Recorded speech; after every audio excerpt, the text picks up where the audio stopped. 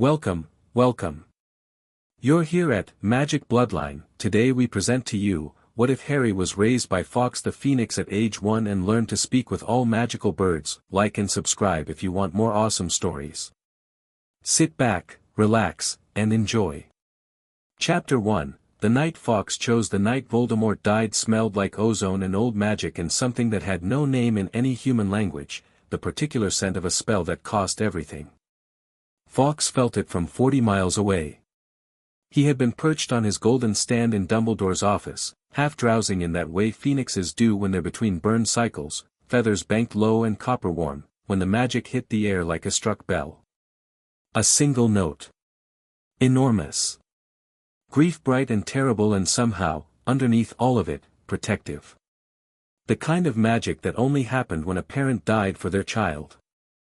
He had felt it twice before in his very long life, and both times it had changed the world. He was off the stand before the echo faded.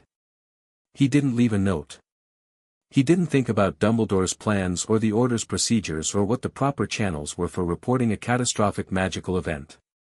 He simply went, the way fire goes toward dry wood, not because it decides to, but because it cannot do otherwise. The journey from Hogwarts to Godric's Hollow should have taken a bird 20 minutes. Fawkes made it in 4, burning through the sky like a thrown coal, trailing sparks that winked out in the cold October dark. Below him, the English countryside was all sleeping villages and dark fields and the occasional headlight threading through country lanes, and none of it mattered, none of it registered, because ahead of him the magic was still ringing, and underneath it he could hear a child crying. Not the frightened, attention-seeking cry of a comfortable baby. The raw, animal sound of a child in pain, in cold, in profound and disorienting loss. The sound of someone whose entire world had just been unmade.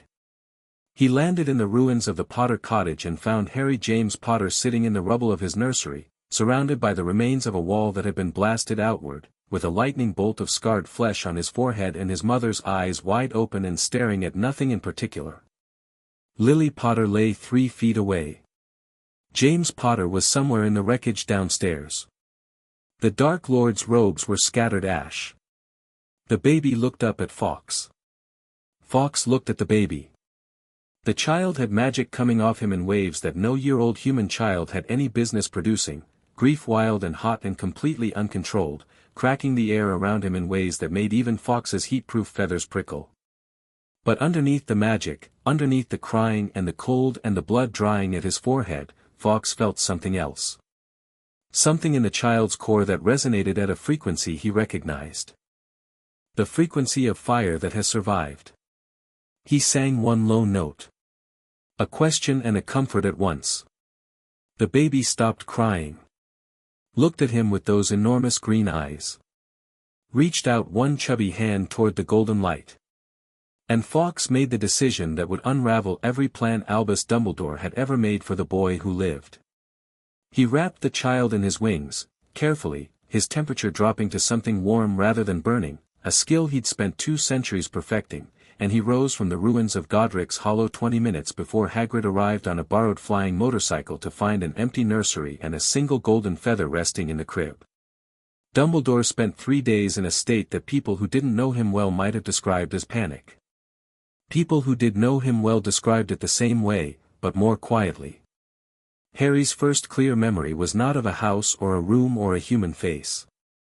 It was of sky, the specific dark blue of pre-dawn at high altitude, cold and enormous and full of stars that seemed close enough to touch, and Fawkes's warmth at his back like a second sun, and below them, far below, the black jagged line of a Scottish mountain range cutting the horizon.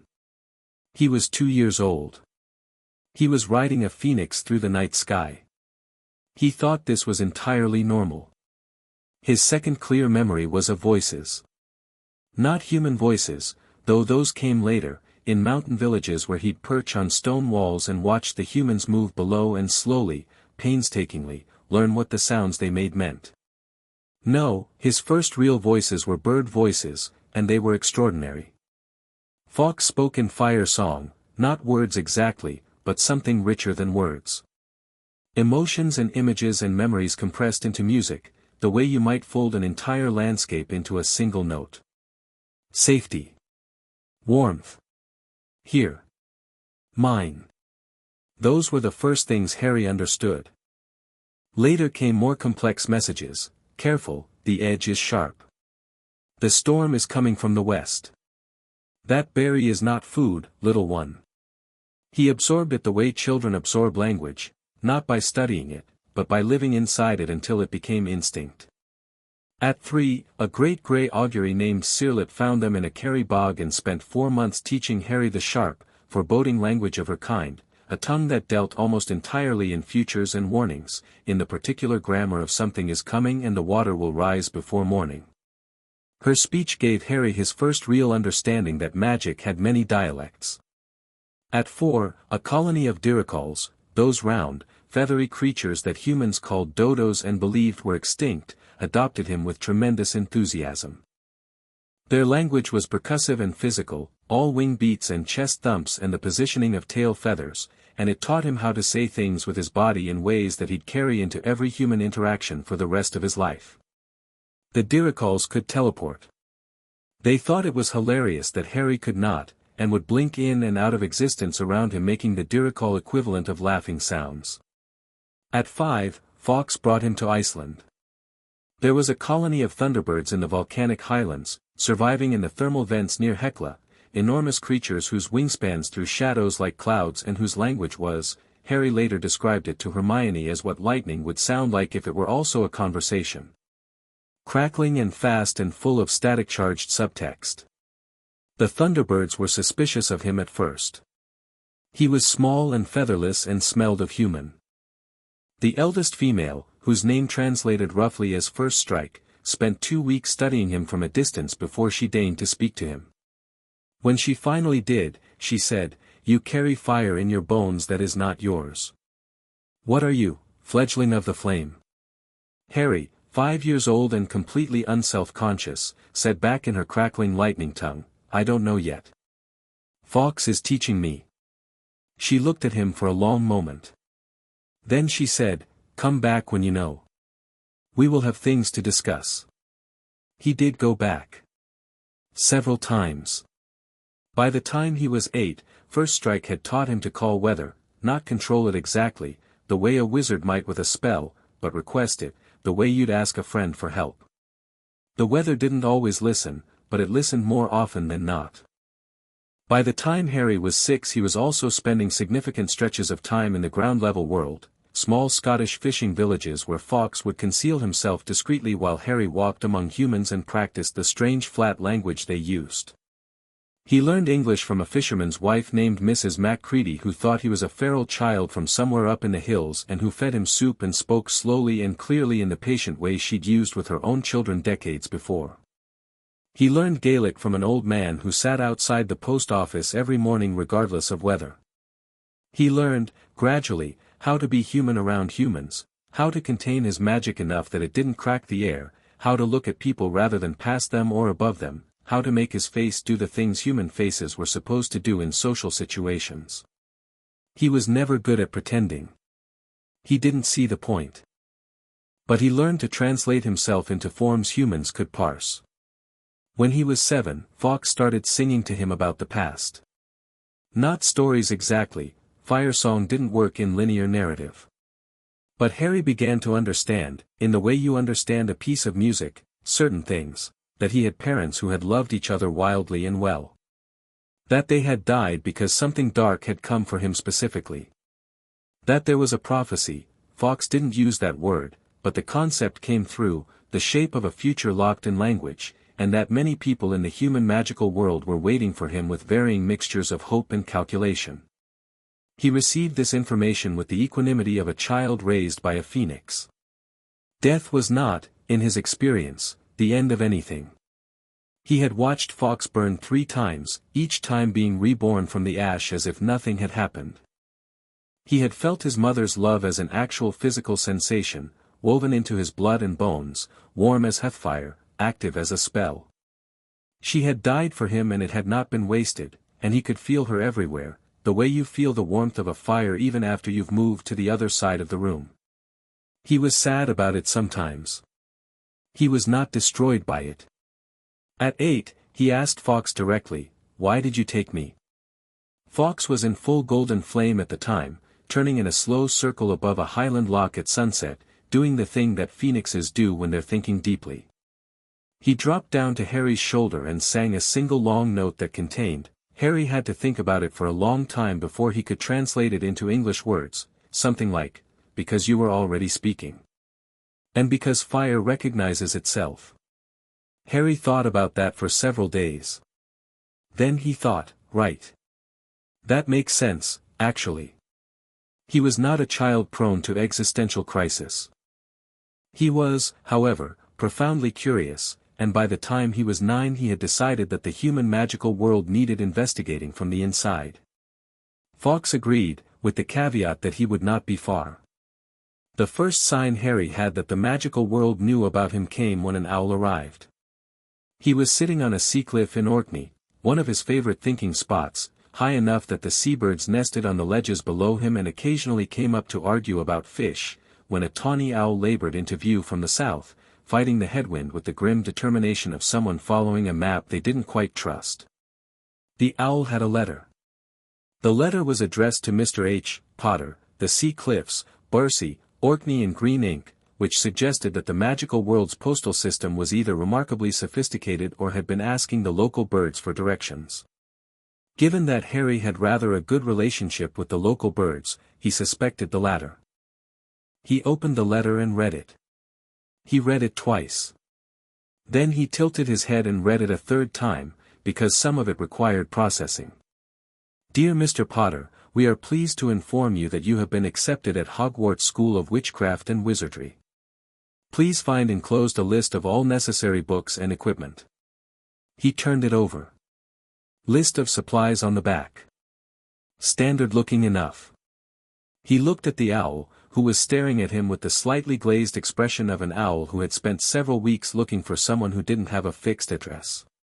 "You've been flying a while," Harry said in owl, which was a dialect of avian common with certain regional variations.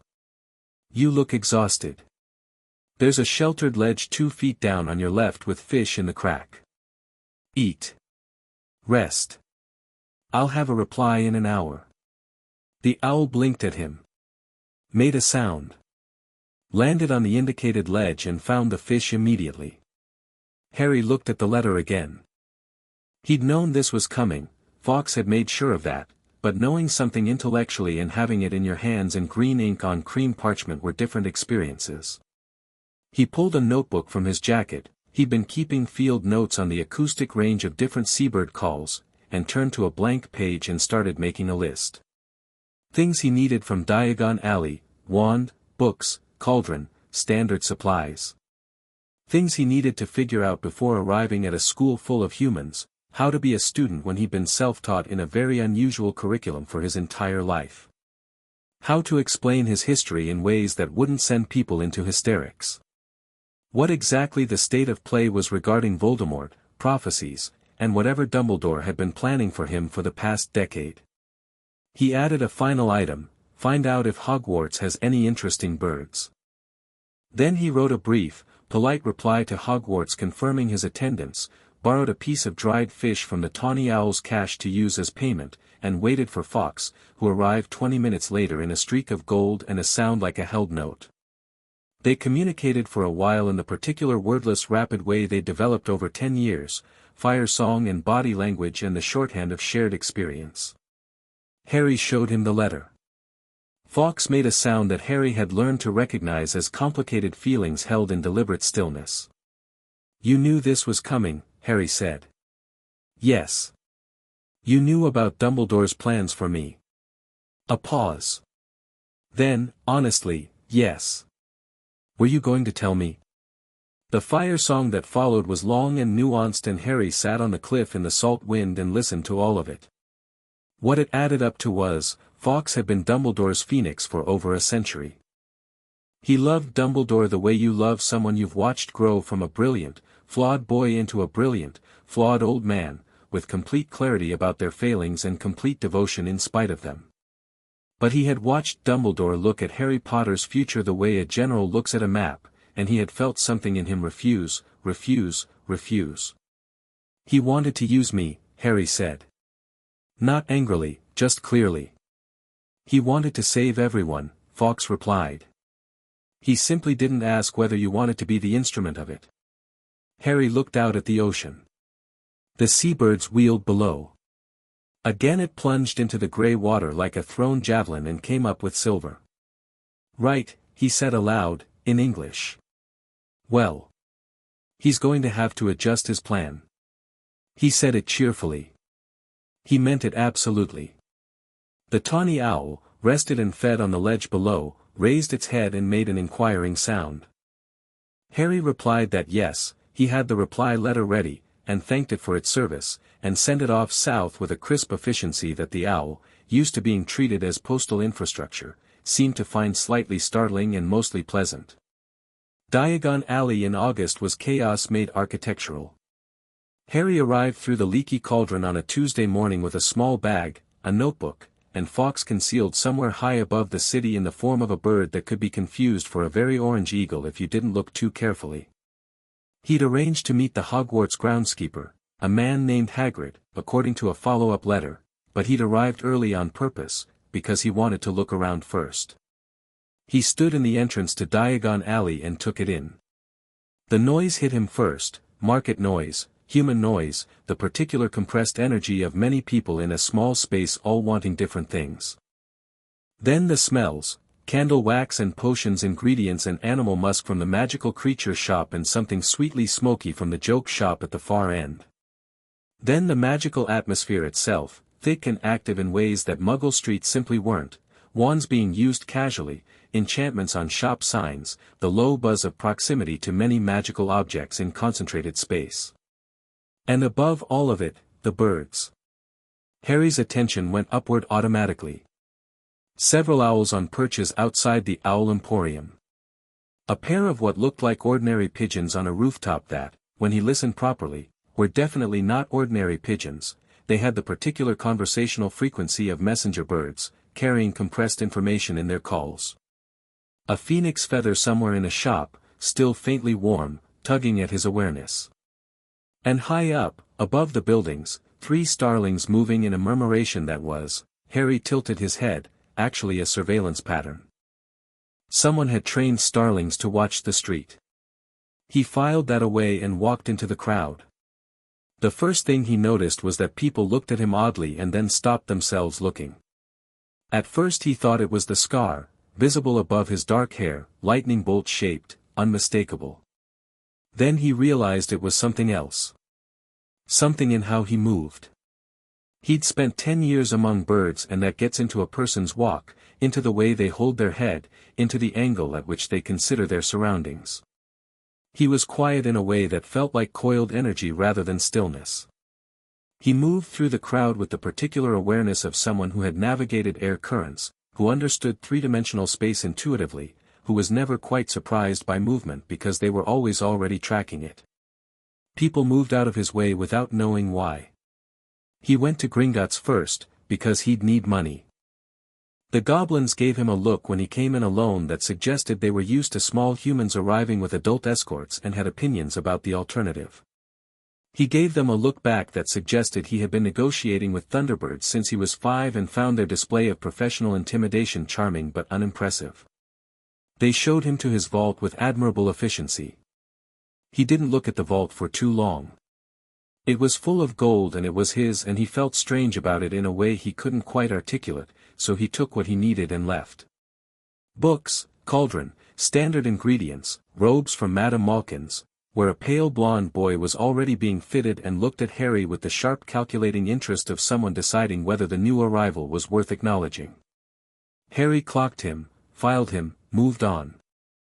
An owl from Elops if he was going to send post the human way, though the owls at Elops all recognized immediately that he wasn't a normal customer and became extremely animated about it, which was somewhat more fuss than he'd anticipated in a public place. He calmed them down in undertones. The witch behind the counter stared at him. "Are you talking to them?" she said. "Yes," Harry said pleasantly. "They're quite interesting, actually. That 1 inch," he indicated a small Scops owl, has a theory about the optimal geometric approach to mouse hunting that I want to get back to, but I'm going to need to buy one of them first. Could I have a minute? The witch stared at him for another moment and then, apparently deciding this was above her pay grade in terms of strangeness, retreated to let him get on with it. He ended up with a snowy owl who had extremely strong opinions and considerable intelligence and who had, she informed him in crisp terms, been waiting for an owner worthy of her capabilities for 8 months. Her name, as far as it translated, meant something like bright ice, which Harry relayed to the wizarding world as Hedwig, picking the name from a book of medieval saints he'd flipped through in the used bookshop next door. She approved of it. Then it was Ollivander's. The wand shop was dim and smelled of cedar and sawdust and old magic, and the moment Harry walked through the door he felt it, the density of stored potential, thousands of wands in their boxes like sleeping things, each one with its own particular resonance. He stood still for a moment and just listened to the room. It was a remarkable place. He could feel them all pressing gently at his awareness like questions waiting to be asked. Ollivander appeared from between the shelves like he'd always been there, which was presumably the intended effect. "Ah," he said, and his pale eyes went immediately to Harry's forehead and then to his hands and then to some middle distance that seemed to contain information no one else could see.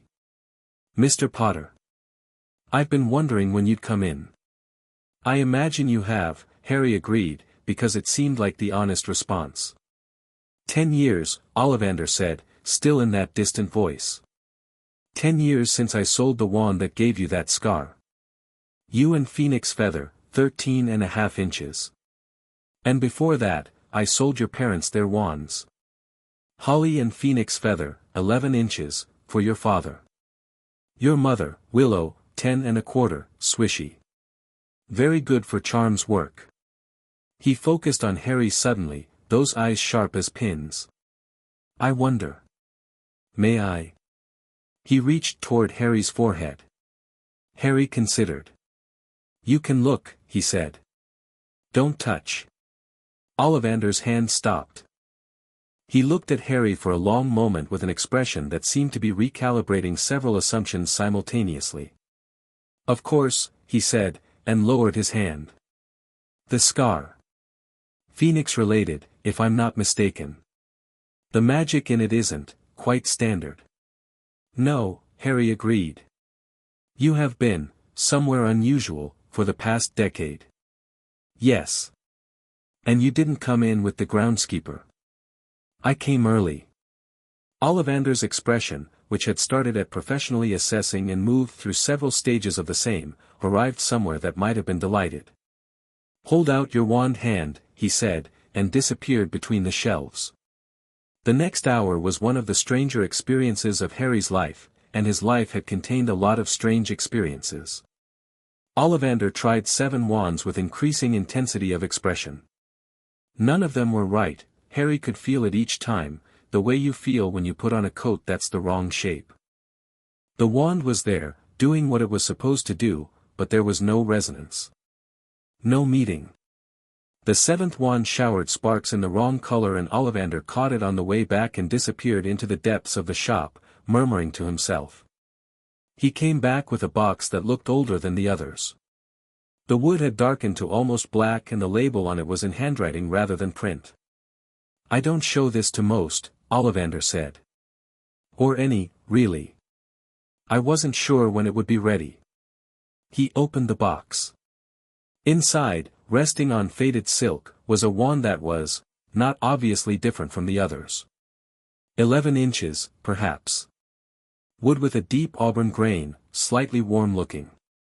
But the moment Harry looked at it the shop seemed to get slightly brighter, and Hedwig, in her cage by the door, made a soft sound. Ashwood, Ollivander said. With a core of phoenix song. Harry looked up sharply. Phoenix song. Not a feather. Not a tail feather or a primary.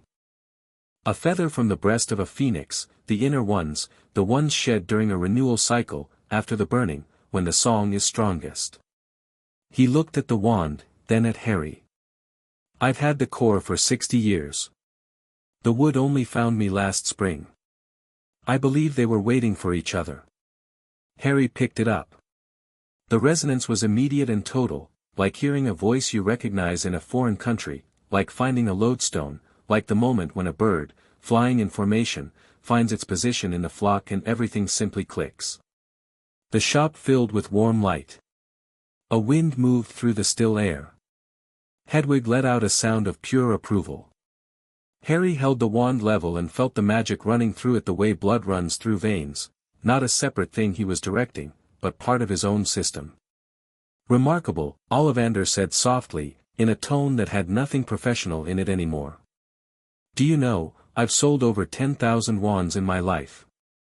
The wand chooses the wizard, that's always true. But very occasionally, he paused. Very occasionally, I think the wizard and the wand were made for each other at the same time, and I'm just holding the wand until the wizard arrives. Harry ran his thumb along the ashwood. He could feel, at the core of it, something that was not a sound but was adjacent to a sound, the way a fire song felt just before it became music. How much? He asked. 7 galleons. Standard. Ollivander was watching him with those pin eyes. Mr. Potter. Can I ask, the phoenix? The one whose song is in that wand. Is it? I don't know, Harry said. It wasn't quite true. But it wasn't quite a lie either, because he hadn't asked Fawkes about every feather he'd ever shed, and the matter seemed private. Ollivander nodded slowly. Of course, he said. Of course. He met Hagrid outside the Leaky Cauldron at noon, half an hour before he was scheduled to arrive, sitting on a bollard with Hedwig's cage and his bag and his notebook, in which he was writing up observations about the messenger starlings. Hagrid was enormous in the way that landscape features are enormous, not threatening exactly, but requiring a recalibration of scale. He came down the street with a specific combination of size and warmth that made the crowd part ahead of him without animosity, and he had a pink umbrella tucked under one arm and the expression of a man who was braced for a difficult situation. He stopped when he saw Harry. He stopped for a while. Then he said, in a voice that was approximately the volume of a small thunderstorm, Harry. Harry Potter. I'd know ya anywhere. Ya look just like your father. And his face did something complicated and a little overwhelmed. Harry had been working on his human empathy responses, but some of them were genuinely instinctive at this point. He said, You were there that night, weren't you? At Godric's Hollow. Hagrid's face went through 17 emotions in 2 seconds. I was. I went to bring ya to, I was supposed to bring ya to Professor Dumbledore, and ya were, he stopped. Swallowed. There was a feather. Yes. Fawkes, Hagrid said, very quietly, and he wasn't asking. Yes. Hagrid sat down heavily on the bollard next to him, which groaned under the weight, and they sat for a moment in the august crowd with people flowing around them. Then Hagrid said, with what Harry was starting to recognize as his characteristic blend of emotional openness and complete sincerity, Are ya all right? All of it, the whole, are ya all right? Harry thought about the question properly, because it deserved a proper answer. Yes, he said. I think so. I had a good childhood, I suppose is the word. Unusual, but good. Hagrid looked at him for a long time. Fawkes, he said again, and something in how he said it managed to convey immense love for the Phoenix and complicated feelings about the situation simultaneously. He's somewhere up there, Harry said, tilting his head at the sky. He doesn't come into crowds. He says the density of human magic makes the air taste strange. Hagrid looked up. So did Harry. High above, between the buildings, a speck of gold turned in a slow arc right then, Hagrid said, and his voice was slightly rough. Right. Well. I'm to take ya to get your school things, but it seems like you've done most of it already. I have. But I haven't had lunch. Hagrid's expression settled into relief at the familiar territory of feeding someone. I know a place, he said. And, Harry, Professor Dumbledore's going to want to meet ya. Before school. I know, Harry said. He's Hagrid started, with the manner of someone trying to frame a complex loyalty simply. He's a great man, Dumbledore. He really is. I believe you, Harry said, with complete sincerity. I expect he is. I also expect he's going to be annoyed that his plan for me isn't going to work the way he hoped. Hagrid opened his mouth. Closed it. He had a plan. Hagrid said carefully. He always has a plan, Harry said. Fawkes told me. Not the details, but the general shape of it. He picked up Hedwig's cage and shouldered his bag. Buy me lunch and I'll tell you what I know, and you can tell me what I'm missing. Hagrid stared at him. Harry looked back with the patient openness of someone who has had conversations with Thunderbirds and finds most other conversations comparatively simple. Blimey, Hagrid said, after a moment. You're not what I was expectin', . No one ever is, Harry said, and smiled at him. Where's this lunch place? They ate at a small pub at the back of Diagon Alley that served enormous portions, and Harry ate with the frank enthusiasm of someone raised on a diet that included whatever you caught and whatever the local humans were growing, and Hagrid told him carefully edited versions of various things, and Harry told him carefully complete versions of other things, and by the end of it Hagrid looked like a man who had been handed several additional things to feel complicated about and had accepted them with grace. As they were leaving, Hagrid stopped and said, Harry. When Dumbledore wants to meet ya, what are ya going to say? Harry thought about it. Up above the alley, the gold speck was still circling. Patient and warm and always there. I'm going to say hello, Harry said. And then I'm going to listen. And then I'm going to tell him the truth. He looked at Hagrid. Which is that I'm not a piece on his board. I'm happy to help. Genuinely, I want to help. This world is my world and I don't want Voldemort in it any more than anyone else does. But I'm going to do it my way. Don't say the name, Hagrid said automatically, then stopped himself. Voldemort, Harry said again, gently. He's not invincible, Hagrid. He's not a god. He's a very powerful dark wizard with a particular problem about death. He smiled slightly. I've spent 10 years with phoenixes. I have some perspective on death. Hagrid stared at him for a moment. Then, you're goin' ter be somethin' at that school, he said, and it came out part fondness, part awe, and part the slightly stunned quality of a man watching an avalanche begin. I don't know what exactly, but something. The meeting with Dumbledore happened 2 days later, in a small sitting room in the Leaky Cauldron.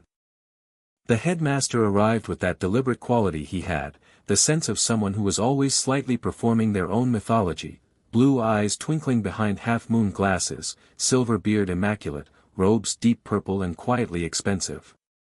He sat down across the table from Harry and looked at him for a long, quiet moment. Harry looked back. He was 11 years old and he had a phoenix ashwood wand in his pocket and 10 years of sky in his bones, and he was not, in any way, intimidated. Harry, Dumbledore said finally, and his voice was warm and careful. I am so glad you're safe. You're angry, Harry said. Underneath the glad. That's all right. Fawkes was yours for a long time. Dumbledore's expression did something subtle and controlled. Fawkes is his own creature, he said. Phoenixes cannot be owned. No, Harry agreed. But they can be bonded. He broke that, a bit, when he chose me. I know you feel that. You're very direct, Dumbledore observed. I grew up talking to Thunderbirds. They don't do subtext. A pause. Something moved behind those blue eyes, some recalculation happening very quickly. Harry watched it happen with interest. I had plans, Dumbledore said, and the admission cost him something, Harry could see it. For your upbringing. For your preparation. Things I believed were necessary. Placing me with my aunt and uncle. Yes. Tell me about the blood magic. Dumbledore looked at him sharply. Fawkes understood the principle, Harry said. My mother's sacrifice. The protection that activates when I'm near her blood. You wanted me in Petunia Dursley's house specifically because it would anchor that protection. He tilted his head. Is the protection still active? I believe so, Dumbledore said slowly. The magic is in your blood, not in the location per se, the location simply strengthens it while you're young. Since you've clearly survived to 11, I suspect, he stopped. That Fawkes's fire added its own protection, Harry finished. Yes. I've thought about that. The scar is interesting, by the way. I've been trying to understand it for a few years now. There's something inside it that isn't exactly mine. Dumbledore went very still. Something that resonates in a way that feels like a memory, Harry continued. Not a phoenix memory. Something darker. Fawkes's fire has been burning at it, slowly, for 10 years. I think it's smaller than it was. He looked at Dumbledore levelly. I think you know what it is. Harry, Dumbledore said. Then he stopped. He looked, for the first time in what Harry suspected was a very long time, at a genuine loss for how to proceed. You don't have to tell me now, Harry said. I'll find out eventually. I'm at your school for 7 years and I'm not patient in the way that doesn't ask questions. He leaned forward slightly. But I want you to know, whatever the plan is, whatever the role you had in mind for me, I'm going to be at Hogwarts because I want to be. Because I want to learn human magic alongside the rest of it. Because this is my world and I want to understand it. He paused. Not because I'm a piece in anyone's game. Dumbledore looked at him for a very long time. His expression had moved through several phases and arrived somewhere that Harry thought might be genuine, unperformed respect. You are, he said finally, quietly, remarkably like your mother. She was also completely impervious to being managed. Harry felt something warm move through his chest at that. Not grief exactly. Warmth. That's the best thing you could have told me, he said. Dumbledore picked up his tea and held it in both hands like someone seeking warmth. He looked older, suddenly. Not diminished, just honest. I should tell you, he said. About the Horcruxes. About the prophecy. About all of it. He looked at Harry over his spectacles. I'd planned to dole it out over years. I can see now that approach will not work, Harry said. No. But tell me now, and I'll listen to all of it, and we can have an actual conversation. Possibly the first real conversation you've had about this with someone who isn't working from your script. Dumbledore made a sound. It took Harry a moment to identify it. The headmaster was laughing. It was a real laugh, not the performative twinkle. It came from somewhere lower and more genuine, and it made him look temporarily like the young man he'd once been rather than the monument he'd become. All right, he said. All right, Harry. Let me tell you everything. And you, he looked at Harry with something like wonder, you tell me about the birds. They talked for 3 hours. When it was over, Harry knew about Horcruxes and the prophecy and Voldemort's history and the plan that Dumbledore had assembled over 17 years like a chess game. And Dumbledore knew about Thunderbirds and Fire Song and the particular quality of magic that happens when a phoenix chooses something, and about the scar burning slowly smaller under 10 years of contact with phoenix fire, and about a boy who had been raised by the sky and was now, entirely on his own terms, choosing to enter the world. When Harry left, Fawkes was waiting on the windowsill outside. He sang one low note. Well? Harry scratched the phoenix's head in the spot he'd known since he was 2 years old. He's good, he said. He's genuinely good. He's also used to being the smartest person in every room, and he's been alone with this for a very long time, and that makes people, he searched for the word. Rigid. We're going to be fine. Fawkes leaned into the scratch with the dignified appreciation of a creature who has feelings but maintains standards about them. School, the Fire Song said.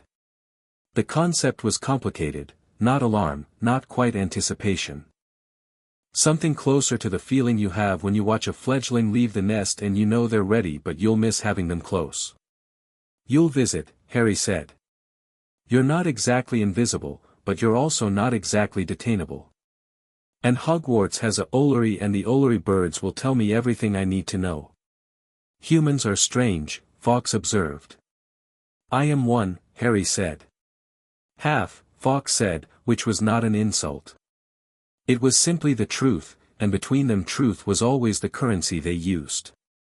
Harry looked out at London, the Muggle part, the ordinary grey and bustling part, full of people who had no idea any of this was happening. He thought about a year-old child in a ruined nursery and a phoenix making a choice. He thought about 10 years of sky. Let's go home, he said, and opened his arms, and Fawkes dropped from the windowsill and wrapped him in wings the color of sunset, and for a few perfect seconds they were both made of fire. September 1st came the way it always does, sudden and inevitable, the way every end of summer feels. Harry stood on platform 9 3/4 with his trunk, his owl, his wand, and the absolute certainty that whatever came next was going to be interesting. The Hogwarts Express sat on the platform wreathed in steam, scarlet and certain. Around him the crowd of families and students and nervous first years moved in its familiar patterns. He watched it with the peripheral attention of someone who'd spent years tracking flock behavior. He noticed the red-haired family immediately, hard not to, 6 children at minimum and the energy of a family that had made noise into an art form. He noticed the blonde boy from Madame Malkin's moving through the crowd with a deliberate self-importance. He noticed a girl with enormous bushy hair and the expression of someone who has read all the books and is deeply concerned that no one else has. He noticed, high above the glass roof, through the gaps, a single circling spot of gold. Go on, it said, in fire song too quiet for anyone else to hear. I'll find you at the castle. Harry picked up his trunk, said something encouraging to Hedwig in owl tongue, and walked toward the train. The year was beginning.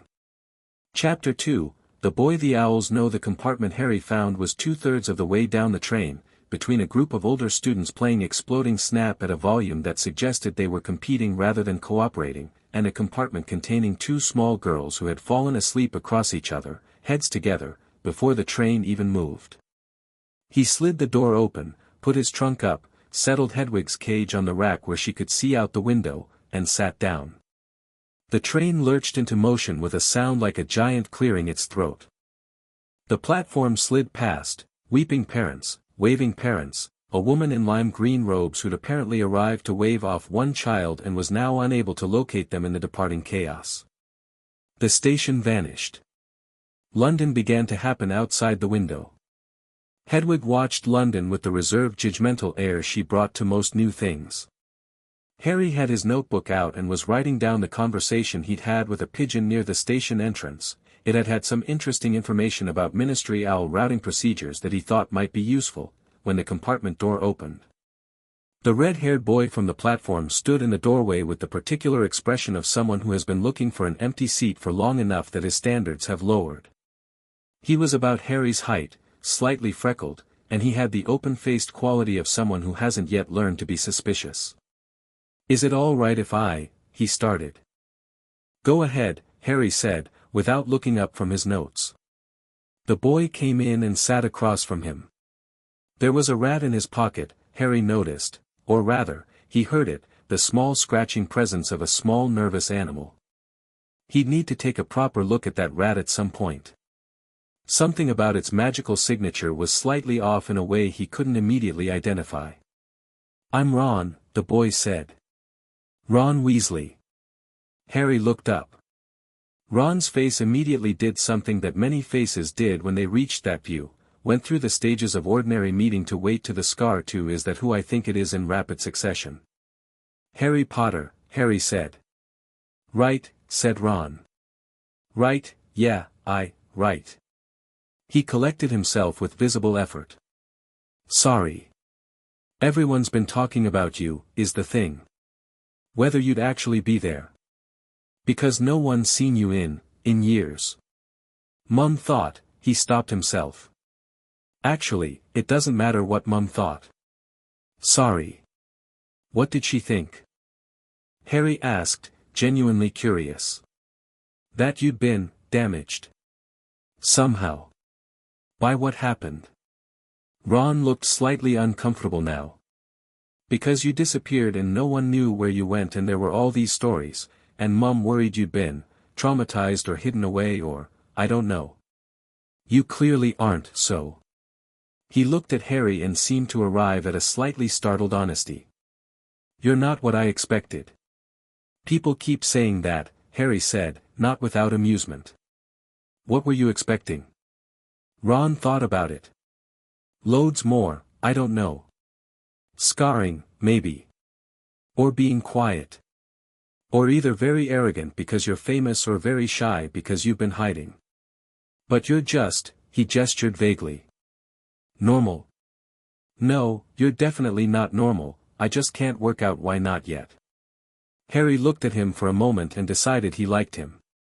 There was a kind of blunt perceptive honesty in that statement that he found refreshing. The boy had a good instinct that his mouth was slightly ahead of his social caution and he'd accepted that about himself. I was raised by a phoenix, Harry said. Ron stared at him. Literally, Harry said. Fawkes took me from Godric's Hollow the night Voldemort, don't say the, Voldemort, Harry said again, without particular emphasis.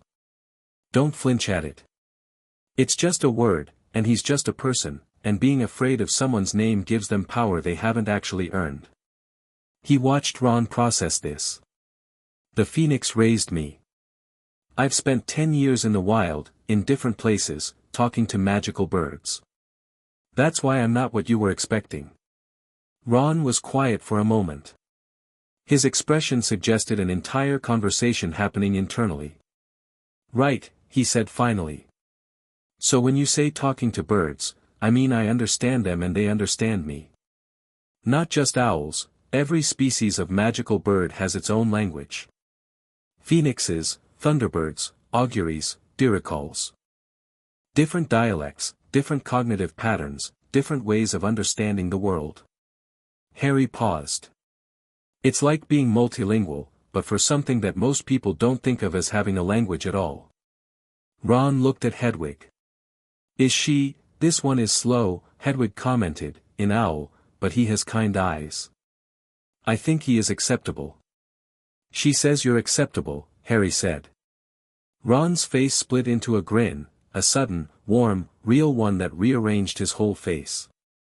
I like her, he said. What else can you do?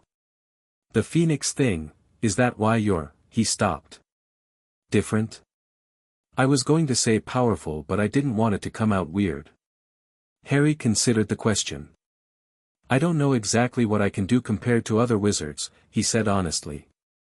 I've never been in a classroom. My magic developed alongside the birds, so it's more intuitive than technical, I think. I'll probably be rubbish at potions. Everyone's rubbish at potions, Ron said immediately. Snape makes sure of it. Then his expression suggested he'd said something he shouldn't have. He's a teacher. Professor Snape. He's, just, don't let him get to you. He hates everyone who isn't in Slytherin. He hated my father, Harry said. Ron blinked. You know about that? Dumbledore told me a lot.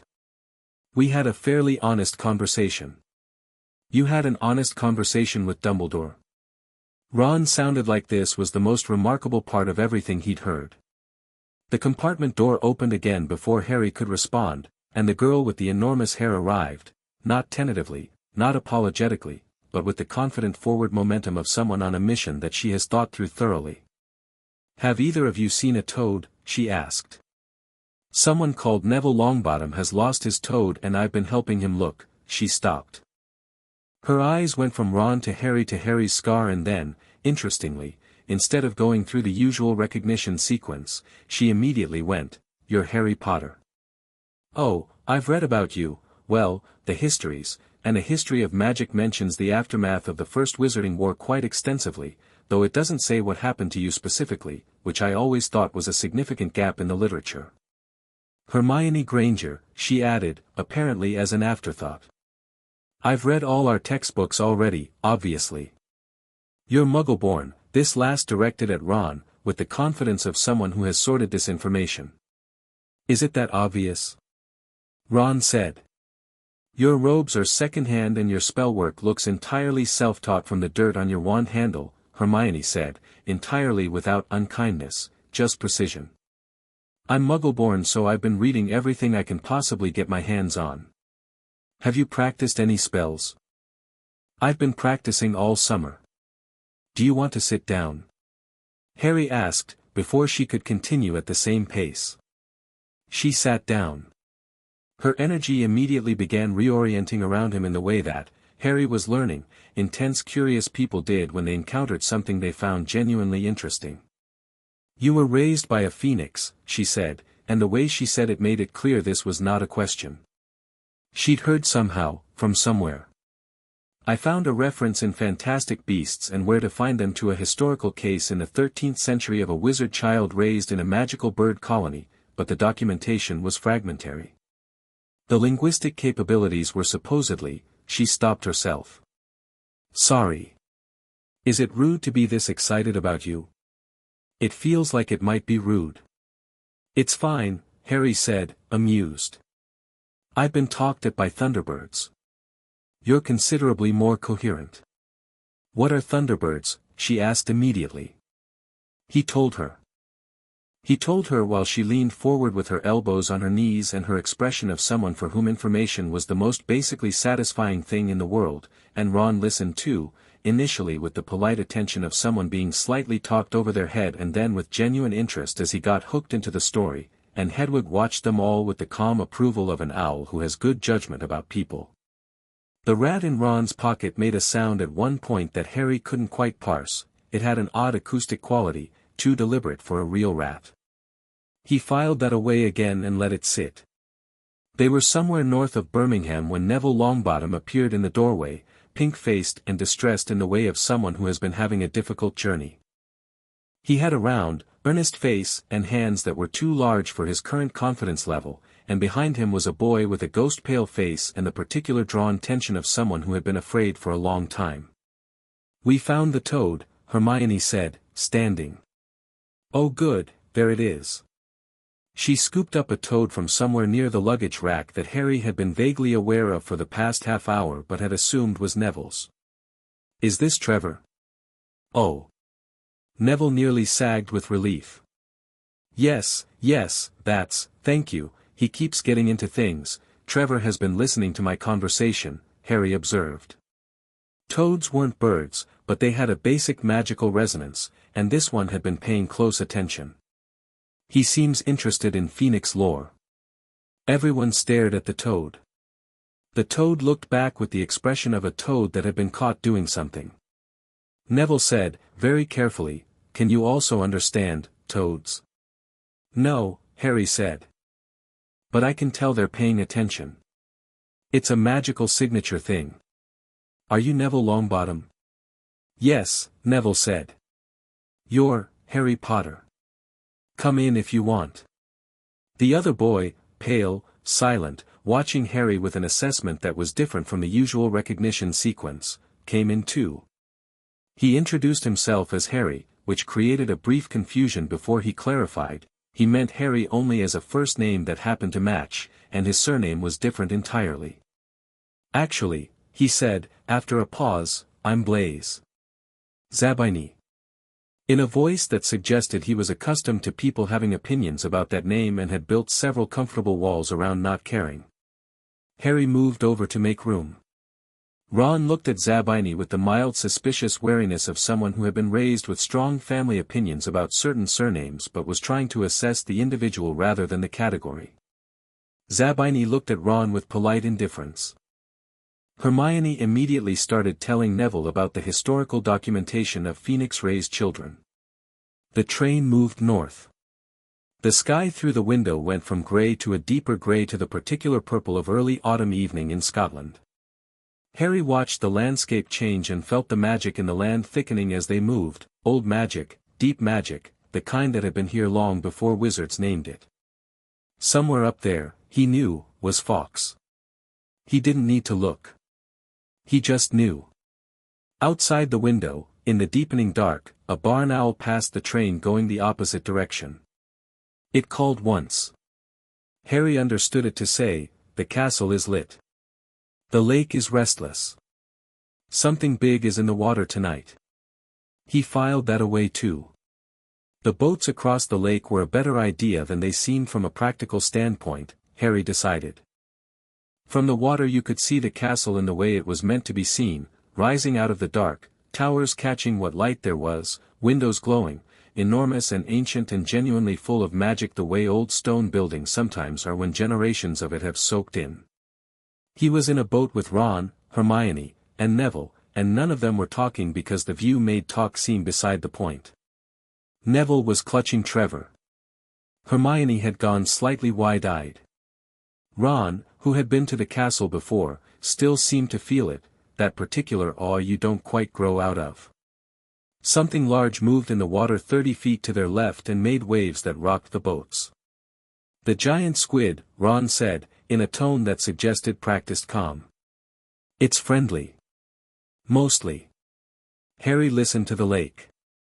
Not in the way he listened to birds, the lake's inhabitants weren't in his linguistic range, but in the general way he listened to everything, the awareness of large creatures and their movement patterns. The thing in the water was big and curious and not particularly concerned with them, which was probably the relevant information. Hagrid, at the prow of the leading boat, called out landmarks in his enormous voice. Harry watched the castle come closer. At the very top of the highest tower, he caught the briefest impression of a golden light, not a window, not a torch. Moving. Circling. He let out a breath he hadn't been aware of holding. The entrance hall was firelit and enormous, with the ghost of every human emotion that had passed through it for 1,000 years still faintly in the stone. A severe-looking woman with a tight bun and a look of the kind of competence that has survived extensive provocation met them, Professor McGonagall, who Harry had read about in the brief background materials Dumbledore had provided. She looked at the first years with the assessing eye of someone who had been doing this for 40 years and had developed efficient categorization systems. When her gaze reached Harry it paused, recalibrated briefly, and continued with impressive professional control.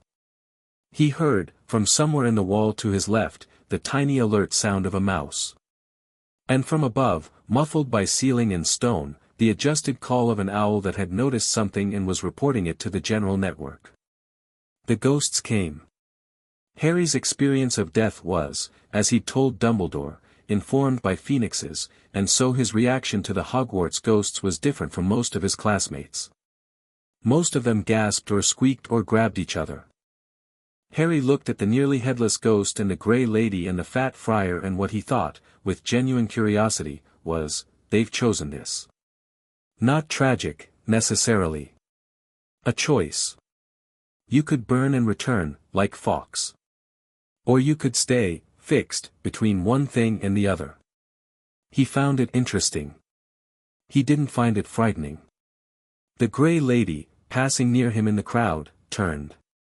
She looked at Harry. Harry looked at her. She had cold silver eyes and an expression of someone who had been disappointed by humans for several hundred years. "You smell of phoenix," she said, quietly enough that only he heard it. "And of fire. And of something else, something I haven't smelled in this castle in a very long time." "What's that?" Harry asked. "Freedom," she said, and moved away. The sorting was, Harry had decided in advance, going to be whatever it was going to be. He wasn't concerned about it. He'd read about the 4 houses, and he'd thought about where his instincts might land, and he'd decided that if the hat had a view, he'd hear it out, and then they'd negotiate. The hat made him revise this plan somewhat, because it turned out the hat was far more interesting than he'd expected. He sat on the stool and it dropped over his head and immediately, from inside the felt, something began speaking, not a human voice exactly, but something that had learned human voice from the outside, like a recording played through old material. "Well," the hat said. "I've seen a lot of first years. I have never seen one who's been raised by a phoenix." Fawkes would call it raised together, Harry thought back. He doesn't like possessive framing. Fawkes would, the hat said, with something that sounded like old affection. I was made by Godric Gryffindor. I knew Fawkes when he was bonded to someone else entirely, long before Dumbledore. You carry a lot of fire for someone who can't technically fly. Yet, Harry thought. Yes. Yet. A pause. The hat seemed to be doing something complicated. You want all of this very openly. Gryffindor courage, not recklessness, which people confuse, but the willingness to move toward the difficult thing and stay there. You have that in quantity. You also have Ravenclaw curiosity so deep it's become a survival skill. And something else. Another pause. The Phoenixes teach loyalty, don't they? Not the kind that's conditional on reward, but the kind that's structural. Part of how you understand the world. Yes, Harry agreed. Helga would have said that was Hufflepuff at its best, the hat said. And Salazar, you know, Salazar would have tried to recruit you. The Parseltongue adjacent quality in you, the ability to communicate outside human language, he'd have recognized it immediately. A thoughtful pause. But you're already decided, aren't you? I think so, Harry said. Say it then. Gryffindor, Harry thought. Because courage is the one I've had to use the most. Gryffindor, the hat announced. The table erupted. Harry took the hat off, set it on the stool with more care than most people did. It was a living magical artifact and he wasn't going to be rude to it, and walked to the Gryffindor table while the noise washed over him. He sat next to an older boy who introduced himself as Percy Weasley with the self-important clarity of a prefect badge well maintained, and across from two identical redheads who looked at Harry with the gleeful assessment of people who had already decided he was going to be interesting. Fred Weasley, said the left one. George Weasley, said the right one. Or the other way around, they said together. You're the one who talks to birds, Fred, or George, said. Ron told us in his letters. He's been corresponding about it all summer, the other continued. Before he'd met you, which we thought was optimistic, but apparently warranted. Yes, Harry said, to all of it. Does that bother you? They looked at each other. Looked back. Grinned in perfect synchrony. No, they said together. It's brilliant.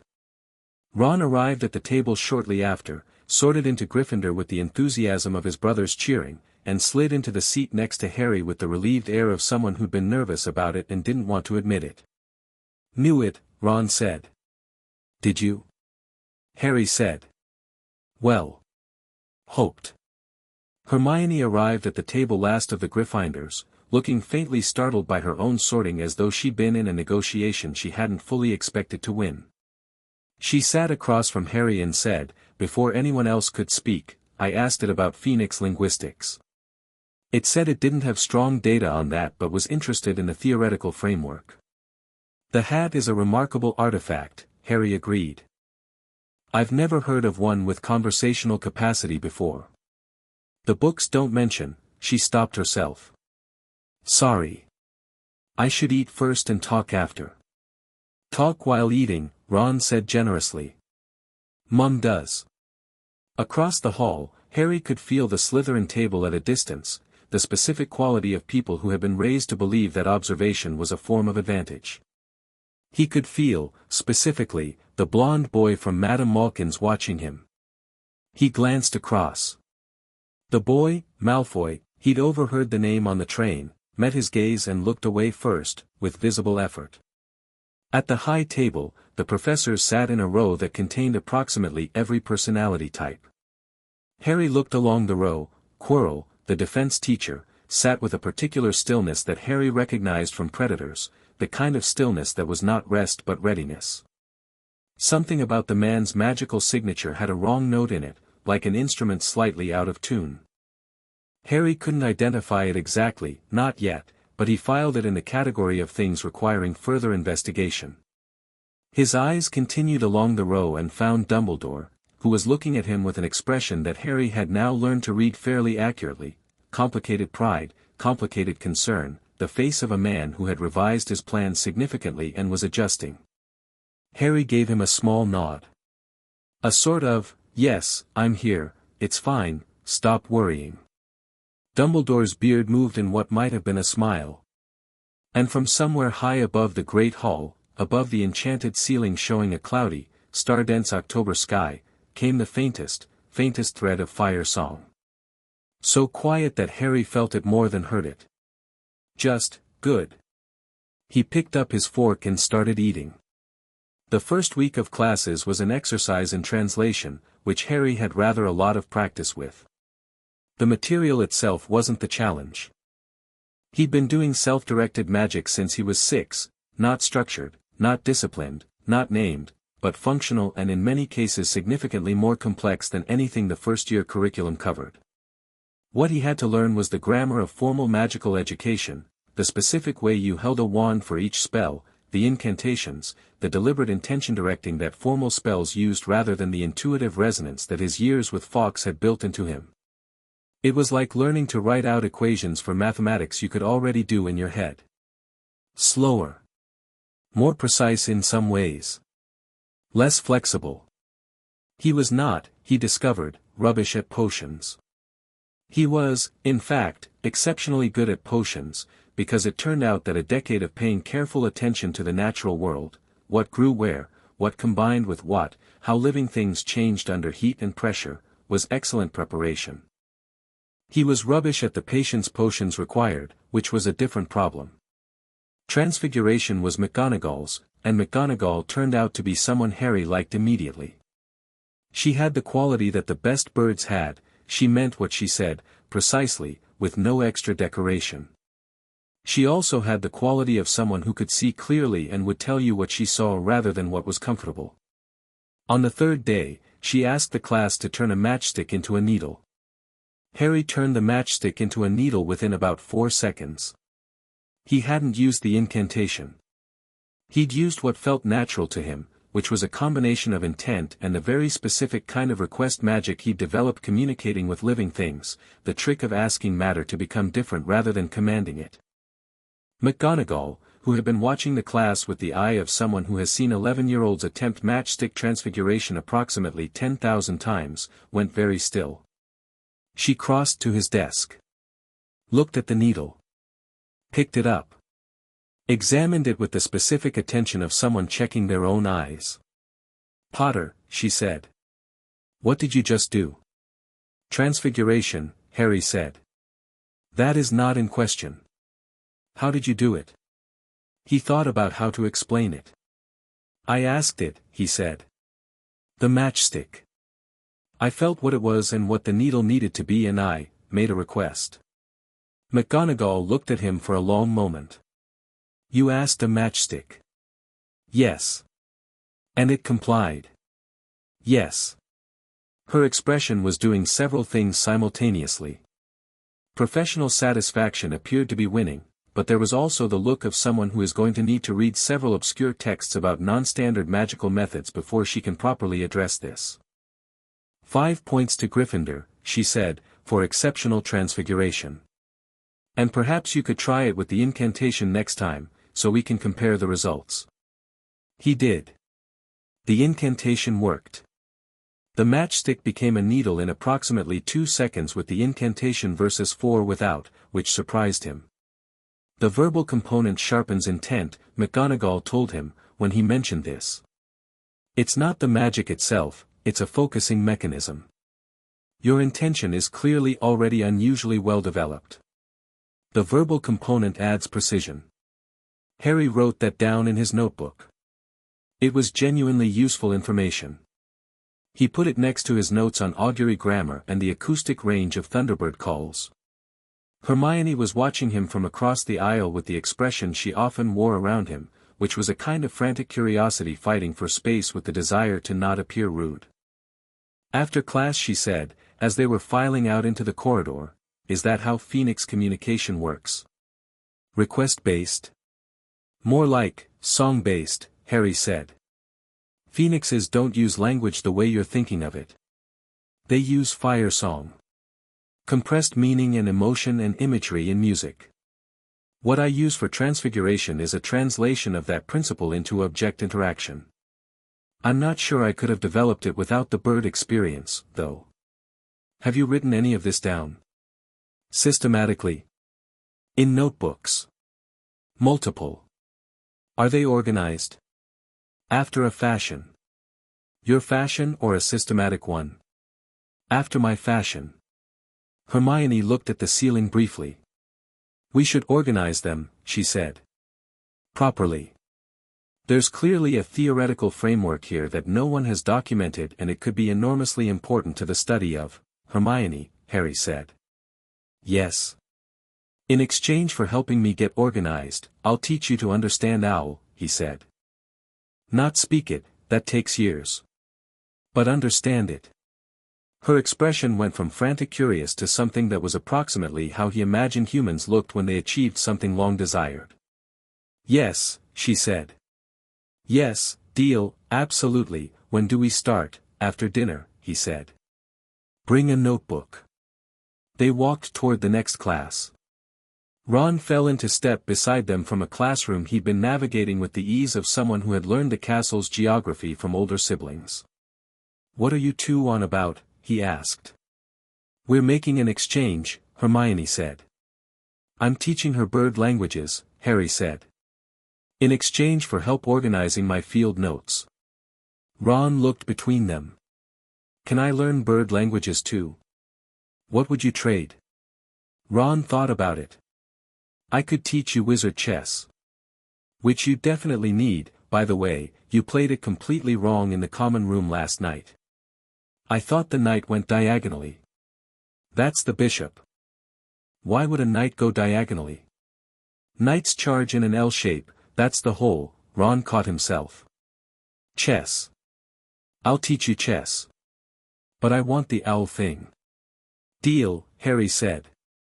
It was, in the end, the kind of deal that assembled a friendship, not a dramatic moment but a practical negotiation that happened to also be the shape of people deciding to trust each other. He noticed that and filed it under things worth keeping. The first time Quidditch came up in practice terms, Madame Hooch's flying lesson on Thursday, Harry had already identified that this was going to be a problem for him, but a different kind of problem than most people would assume. He was not afraid of heights. He was, in fact, very comfortable in the air. The issue was that broomsticks were a somewhat inadequate substitute for Fawkes. The broom came up on command when he called it, faster than most of the class, nearly catching him in the face. He grabbed it and mounted and kicked off, and the broom was fine. It was genuinely fine, it was just that it was a broom. It had none of the responsive living quality of a phoenix in flight, none of the communication, none of the adjustment.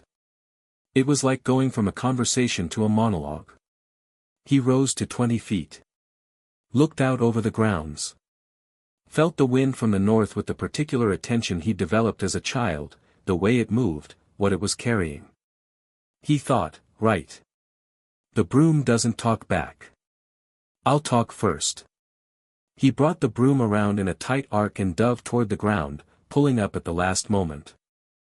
Beside him, Neville Longbottom had gone catastrophically wrong, his broom shaking, him clinging to it while it tried to go in 7 directions simultaneously, and Harry, out of pure instinct, read the trajectory of both broom and boy and reached out and hooked his arm around Neville's as the other boy started to fall and held on until Neville's broom stabilized. Neville ended up dangling from Harry's arm for about 3 seconds, which was 3 seconds too many, and then Harry lowered him to the ground in a controlled descent that Madame Hooch, furiously approaching from the far end of the pitch, watched with an expression of someone watching something that shouldn't be physically possible. That was, Neville started. He was white as chalk and holding Trevor with a death grip. That was, you need to lean into the turn, Harry said. The broom responds to weight shift. Stop fighting it and let it know what you want. I don't know what I want, that's the problem. You wanted to not fall. That came through clearly. We need to work on the more specific communication. Madame Hooch arrived. She looked at Harry. At Neville. At the trajectory his broom had taken. Potter, she said. That was either brilliance or suicidal recklessness. Neither, Harry said. I knew the angles. She stared at him. Harry was used to the stare. It had come frequently in the past week and he'd learned to simply wait it out without attempting explanation. Madame Hooch sent them back to the ground. Draco Malfoy, who had spent the lesson performing aerial smugness, had seen the Neville incident and was watching Harry with the calculating expression of someone updating their assessment of a rival. Impressive, Malfoy said, landing beside him with practiced ease. Natural, or trained? What's the difference? Harry asked. Quite a lot, actually. Natural flyers can be unpredictable. Trained ones are consistent. He looked at Harry with the directness of someone who had decided conversation might yield useful information. You didn't use any of the standard broom handling techniques. I didn't know any of the standard broom handling techniques. Still don't. Malfoy's expression indicated that this was the most interesting thing about Harry Potter that he'd heard yet. He didn't say so, he had clearly been raised with a strong constraint against showing too much interest, but it was there, in the angle of his head and the pause before his next sentence. You should try out for the house team, he said, which was the closest he was apparently capable of getting to a compliment. I'd heard the same, Harry said. Malfoy looked at him for another beat. Then, with the aristocratic fluency of someone who learned conversation as a skill rather than an instinct, you're not what I was led to expect, Potter. People keep telling me that, Harry said. What were you led to expect? My father believed you'd be, a pause. A very small one, controlled. Either a symbol or a target. Not a person. Harry looked at him. Malfoy looked back. There was something in the exchange that was neither friendship nor hostility but a different kind of assessment entirely, the kind that might turn into something more interesting in time, or might not, depending on choices neither of them had made yet. I'm a person, Harry said. What your father expects of that is his problem. Malfoy's expression flickered. Yes, he said, quietly and carefully. I suppose it is. And walked away. Ron, appearing at Harry's shoulder as Malfoy departed, said, What was that? A conversation, Harry said. With Malfoy? He's interesting. He's Ron modulated. He's from a very unpleasant family. Yes, Harry said. He knows it. That's actually more interesting than not knowing it. Ron stared after Malfoy's retreating back with the expression of someone being asked to entertain a perspective they'd never considered and finding it uncomfortable. You're going to give me a headache, he said, not without affection. I'll probably give a lot of people headaches, Harry agreed cheerfully. Come on. I want to stop by the Ollery before dinner. There's a barn owl who's been following a ministry routing path and I want to know what letters they're sending to the school. Can you just do that? Read ministry mail? I won't read it. I'll just find out it exists. There's a difference. He thought about it.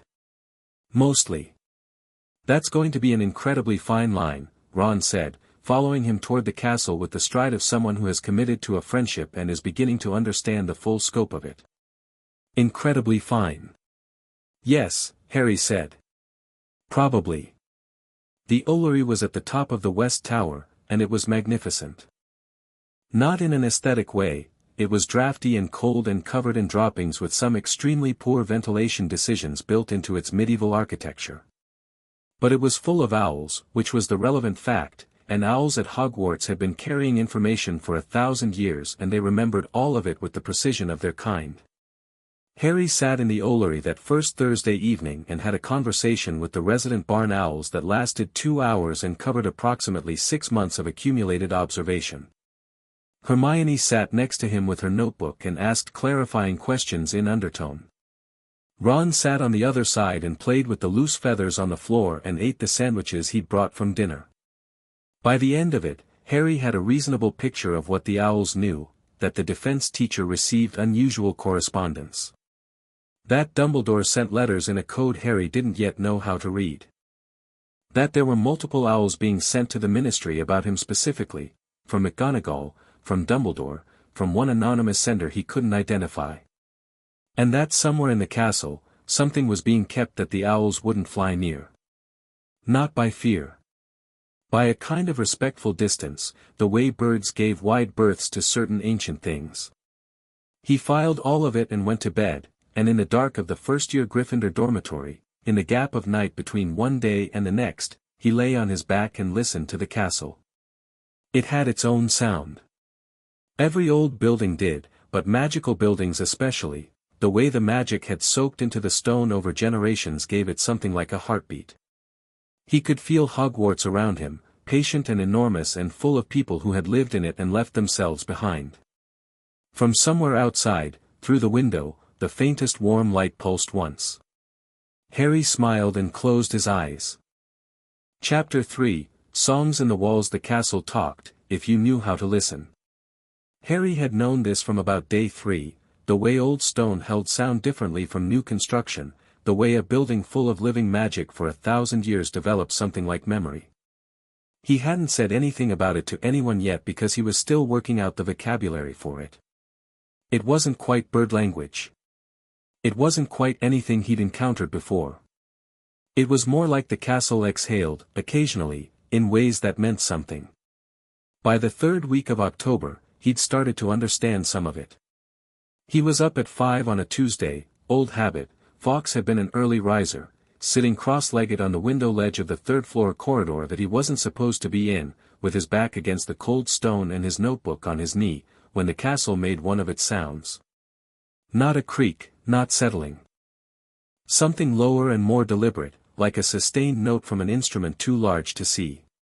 He felt it in his sternum more than heard it with his ears. He went still. Listened.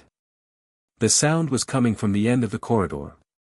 Behind the locked door. He'd known the door was there since his first week. The owls had told him to stay away from that section of the 3rd floor, and not in the careful way they warned about the forbidden forest, which was straightforward danger. In the more considered way they warned about things that were alive and territorial and not interested in casual visitors. Something breathing down there. Something large. The castle's sound wasn't a warning. It was more like an annotation. Here. Something here. He wrote it down, gathered his things, and went back to the Gryffindor Tower for breakfast. He didn't tell Ron and Hermione everything, that morning. He told them some of it, that the 3rd-floor corridor had something significant in it beyond the usual locked door deterrent.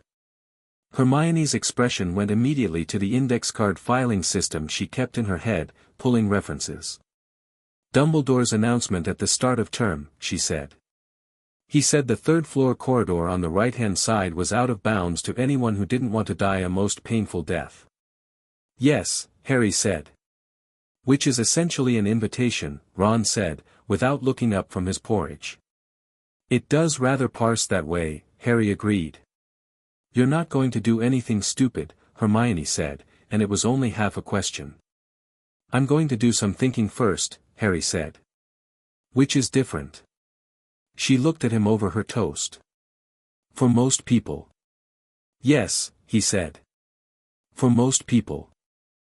The thinking he did on his own, in spare minutes between classes, in the way he'd learned to think, not in linear steps but in the circular pattern the birds had taught him, approaching the problem from multiple directions simultaneously and waiting to see where the angles intersected. What did he know? There was something on the 3rd floor, alive and large, guarding something. Dumbledore had put it there deliberately, which meant it was a deliberate concealment of something. The castle's magic was active around it in a way that suggested the concealed thing had its own power. The owls avoided it with respectful distance. Quirrell was behaving oddly. The scar on his forehead had been doing something specific when he sat near Quirrell at meals, a low, unpleasant heat, not painful, more like a warning note. He added to this list, Gringotts. Hagrid, at their lunch in Diagon Alley, had mentioned going to the bank that day on Dumbledore's errand. Shortly after which, according to a Ron who was better informed by his older brothers than he realized, there had been a break-in at Gringotts. A vault that had been emptied earlier that same day. He put it all together the way you'd work out migration patterns from weather data and wing beat frequency. It wasn't difficult, exactly. It just required actually doing it. He went to Dumbledore's office on a Wednesday afternoon in the 4th week of term. McGonagall, finding him on the stairs going up toward the headmaster's office, stopped with the expression of a woman who was revising a category. "Are you lost, Potter?" "No," Harry said. "I want to speak with Professor Dumbledore." "Is he in?" She looked at him for a moment. "He is." "May I ask what this is regarding?" "I'd rather tell him directly, if that's all right." Another pause. She was working something out behind her eyes, the specific recalibration that most of the staff had been doing around him, the adjustment from standard first year to whatever Harry Potter actually is. "I'll walk with you," she said, which he suspected meant she was curious enough about what he was going to say that she wanted to be present. Dumbledore's office was full of things, magical instruments Harry didn't know the names of, portraits of previous headmasters dozing in their frames, and Fawkes's golden stand, currently empty. A fact that made Dumbledore's expression, when Harry came in, do something quietly complicated before settling back into warmth. "Harry," he said. "What brings you up here?" Harry sat. McGonagall positioned herself by the door in what she probably thought was a casual way. He didn't comment on it. "The Philosopher's Stone," Harry said. Dumbledore's expression went through nothing. It was perfectly still. That, in itself, was informative. Dumbledore's expressiveness was deliberate, he controlled his face the way a musician controls dynamics, choosing when to be loud and when to be quiet. Going perfectly still was his version of saying this is important. "What about it?" Dumbledore said, and his voice was carefully calibrated. "It's in the castle," Harry said. "3rd floor. Behind what I'm fairly confident is a set of layered protections, one of which is a large and presumably dangerous magical creature." He paused. "Someone tried to steal it from Gringotts in July and missed it by hours, because you'd already moved it here. I think the same person is going to try again, here. And I think it's Quirrell." McGonagall made a sound from the doorway. Dumbledore looked at Harry for a long, quiet moment. Behind the half-moon glasses, those blue eyes were doing something complicated that Harry had come to associate with the headmaster encountering a situation his planning hadn't accommodated. "What makes you think it's Quirrell?" he asked, very calmly. "He has 2 magical signatures," Harry said. "Most people have one, the ambient magic around someone is consistent. Quirrell's oscillates. There's his, which is nervous and thin and not particularly strong.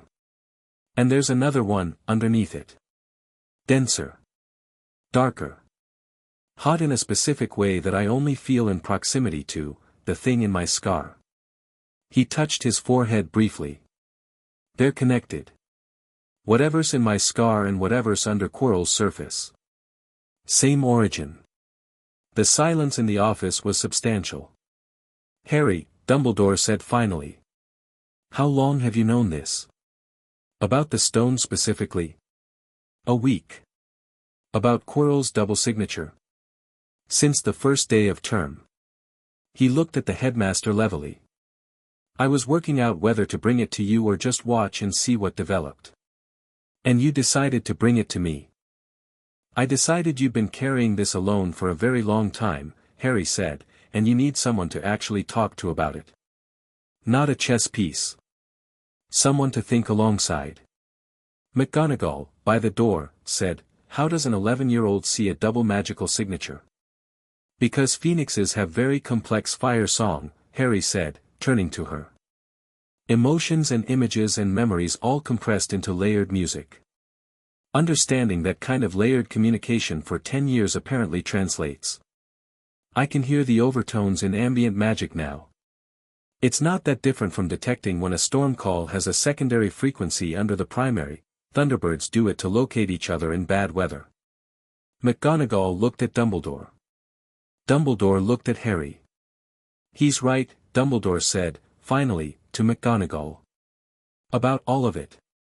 Voldemort has found a host. I have been watching and waiting for his next move." "Then we need to," McGonagall started. "I'm aware," Dumbledore said, with a gentleness that was also a redirection. He turned back to Harry. I need you to do something that will be difficult. Don't do anything, Harry said, before he could continue. Wait. Let it develop. Let him try and catch him in the act. Dumbledore stopped. Yes, he said, quietly. That's the plan, Harry said. I'll leave it with you. But I wanted you to know I'd worked it out, because you need to know that if something happens and you're not here, I'm not going to stand aside and let him walk out with it. Harry, I'm not reckless, Harry said firmly. I'm not looking for a fight. But I'm also not afraid of one, and I want you to factor that in. He stood. Also, the Horcrux in my scar. Fawkes' fire has been burning it for 10 years and I think it's significantly reduced. I'd like to talk about that at some point. When you have time. Dumbledore looked, for a moment, like a man who had lived a very long time and was experiencing something genuinely new. Yes, he said. We should talk about that. Good, Harry said. I'll come back Thursday. He glanced at McGonagall, who was staring at him with an expression he was becoming fond of, the particular look she had when she was professionally delighted and personally overwhelmed simultaneously. Thank you for walking up with me, Professor. Any time, Potter, she said faintly. Any time. The castle's magical birds were numerous and varied and almost entirely unnoticed by the human population. Hogwarts had its Ollery, obviously, but it also had a family of jackdaws nesting in the astronomy tower who had been observing castle politics for 11 generations and had opinions about all of it. A pair of what Harry identified with some excitement as juvenile Welsh harpies, not the Quidditch team, the actual rare magical birds that created localized sonic disturbances, living in a crack behind the fourth-floor tapestry near the Charms corridor. A solitary, ancient raven in the east wall that hadn't spoken to anyone in 40 years out of professional irritation and who, within a week of Harry's arrival, had started talking again. The raven was named something that translated roughly as oldest wall or the one who watched the building go up, and it had information Harry suspected no one alive currently possessed. He found it on a Tuesday morning before classes, following a lead from the jackdaws, who said there was something in the east wall that remembered the founders. He pressed his ear against the cold stone in the fourth-floor eastern corridor and felt the particular acoustic quality he'd started to associate with magical creature presence, not quite a vibration, more like a warmth that had texture, and made the general open frequency call he used when he wasn't sure what species he was addressing. There was a long silence. Then, from inside the wall, "Who are you?" calling with that voice. The language wasn't quite Raven. It was an older dialect, layered under the modern Corvid calls like a root system under grass. Harry sorted through his vocabulary and replied in the closest approximation he could manage. A student. New to the castle. Your relatives in the Ollery told me you were here. Another silence. I don't speak with the Ollery birds. They're too young. How young is too young? If they weren't hatched before the Second War between the builders, they're young.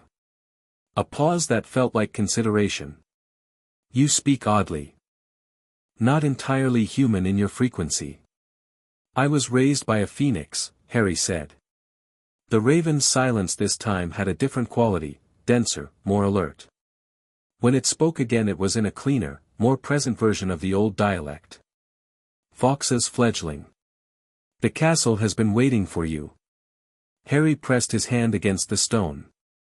Felt the warmth of it under his palm, the particular warmth of old magic, actively alive. The castle has been waiting, he said aloud, because some of what he wanted to say was too complex for the bird dialect. The fire in the foundations was laid by the phoenix touched, the raven said. Helga Hufflepuff. She carried a phoenix companion for 30 years, and when she built these walls, the bird's fire went into the mortar. It's been sleeping. But since you arrived, a pause. It's been warming. Harry stood very still in the fourth-floor corridor and felt what he'd been feeling since the first night with a new kind of clarity. Hogwarts wasn't just a building. It was, not alive, not quite. But fire touched, in a way that responded to fire-touched things. Which meant the castle knew him. Which meant, potentially, a great deal. He spent 3 more conversations with the Raven over the following 2 weeks and came away with things he couldn't have found in any library, the locations of rooms that had been sealed since the Founder's time, the specific nature of certain enchantments in the walls, and one piece of information that changed everything. The castle had a way of knowing what happened within it, a distributed awareness through the fire in its foundations, and Harry was increasingly able to access that awareness the way he'd accessed the distributed information network of a bird colony. He told Hermione this carefully, over a study session in the library, because he needed someone to help him organize the implications. She put down her quill and stared at him. "You're describing a form of extended magical cognition," she said. "Through a pre-existing network of Phoenix-originated fire magic embedded in the building's structure." "In shorter words, yes. What can you sense through it?" "Right now, locations. Living things and their general whereabouts. Strong magical activity. It's not detailed enough to be surveillance, more like." He searched for the comparison. "More like the way birds in a flock know where the flock is without looking." "The Gestalt position." Hermione wrote something down very quickly. "This should be documented," she said. "Properly. This is not, Harry, this is not a thing that any recorded witch or wizard has ever been able to do with Hogwarts." "I know. It's because of Fawkes." "I know. What are you going to do with it?"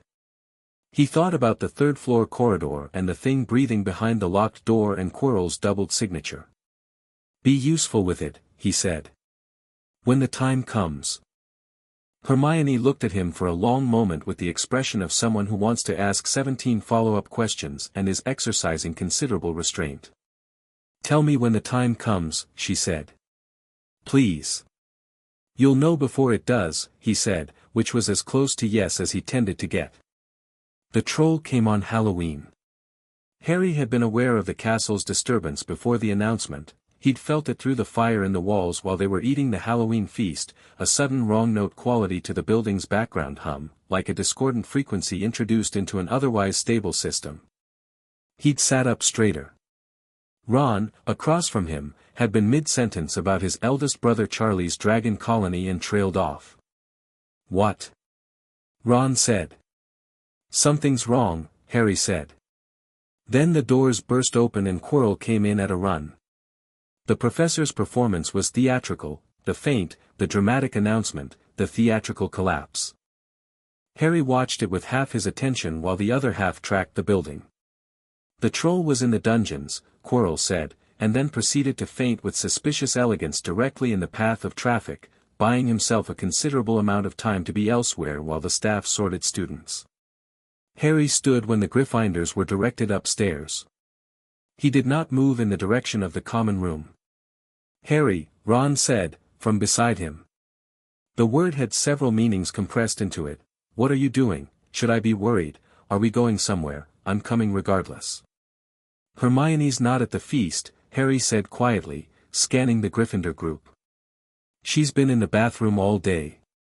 3rd floor girls, near the library. Someone needs to tell her." Ron's face went through the sequence rapidly. The sequence was, "I said something horrible to her this morning. I know I said something horrible to her this morning. She's currently in the building with a troll." "The troll's in the dungeons," Ron said, half-question. Harry was already feeling along the fire network in the walls, reaching for the wrong note source. The troll's magical disruption was heavy and brutish, easy to track. The castle's awareness of it was like a bruise, a concentrated wrongness. He found it.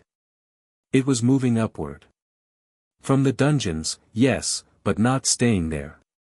Moving up through a corridor sequence that he recognized, tracing the route through the building that someone who knew these halls would know led toward, the 3rd floor girls' bathroom.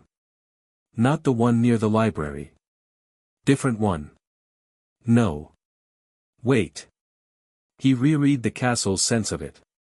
The troll was on the 2nd floor and going up. Toward the library corridor. He was already moving. Stay with the group, he said to Ron. Absolutely not, Ron said, and fell into step beside him without further discussion. They found Hermione in the girls' bathroom on the second floor, which confirmed Harry's reading of the castle's information. She heard them coming, or heard the other thing coming, heavy and dragging and smelling powerfully of something living that had no business being in a bathroom, and she was backed into the corner between two sinks when Harry got the door open, her wand up but her face white as fresh snow, with the expression of someone who knows the theory and is finding the practical considerably more intense. The troll was 8 feet of grey-green mass and deliberate stupidity, and it had a club that had been reduced to a splintered wreck by the time Harry arrived because Hermione had hit it with something from her wand that hadn't hurt the troll but had destroyed its original weapon, which was both very sensible and not quite enough. The troll turned at the sound of the door. It had small red eyes and the particular magical signature of a creature with no complex cognition and very simple motivations. Harry read it in a second. No conversation available, no request-based interaction possible, nothing he could do with bird language or fire talk. This was not a communication problem. It was a physics problem. He didn't pause to make a plan. He crossed the bathroom in 4 steps and put himself between Hermione and the troll and said, clearly and without any particular urgency, "Up." The troll looked at him. He looked at the troll. He'd spent years around things bigger than he was. Thunderbirds had wingspans wider than most houses. Size was a variable, not a conclusion. Wingardium Leviosa, Harry said, with his wand pointed not at the troll but at the troll's foot. The foot, all 300 pounds of it, went up. The troll went sideways. It hit the floor with an impact that shook the building, sending a long complaint through the fire network in the walls, and Harry walked to where it lay flailing and used a simple binding charm on its ankles that he'd been practicing since the second week of term. It took 3 attempts because the troll kept moving but the third one held. Then he added a sleep charm, which settled it. Then he stood up and looked at Hermione. She was staring at him. There was sink water on her robes and she was shaking slightly, which was fair. Adrenaline was a reasonable chemical response to the previous 2 minutes. Her wand was still up. "You can put that down," Harry said. She lowered her wand. Looked at the troll. Looked at Harry. She started. "He's going to sleep for about 2 hours, Harry said. "Are you hurt?" "No. No, she took a breath, the deliberate kind that meant she was gathering herself. "Its club broke on the first hit, so I was lucky with that." "You bound it with, was that a standard in Carcerus?" "Because your casting time was significantly, Hermione," Ron said from behind Harry. "Maybe not the technical debrief right this second." "I'm processing," she said, slightly defensively. "Processing by talking." "I always do."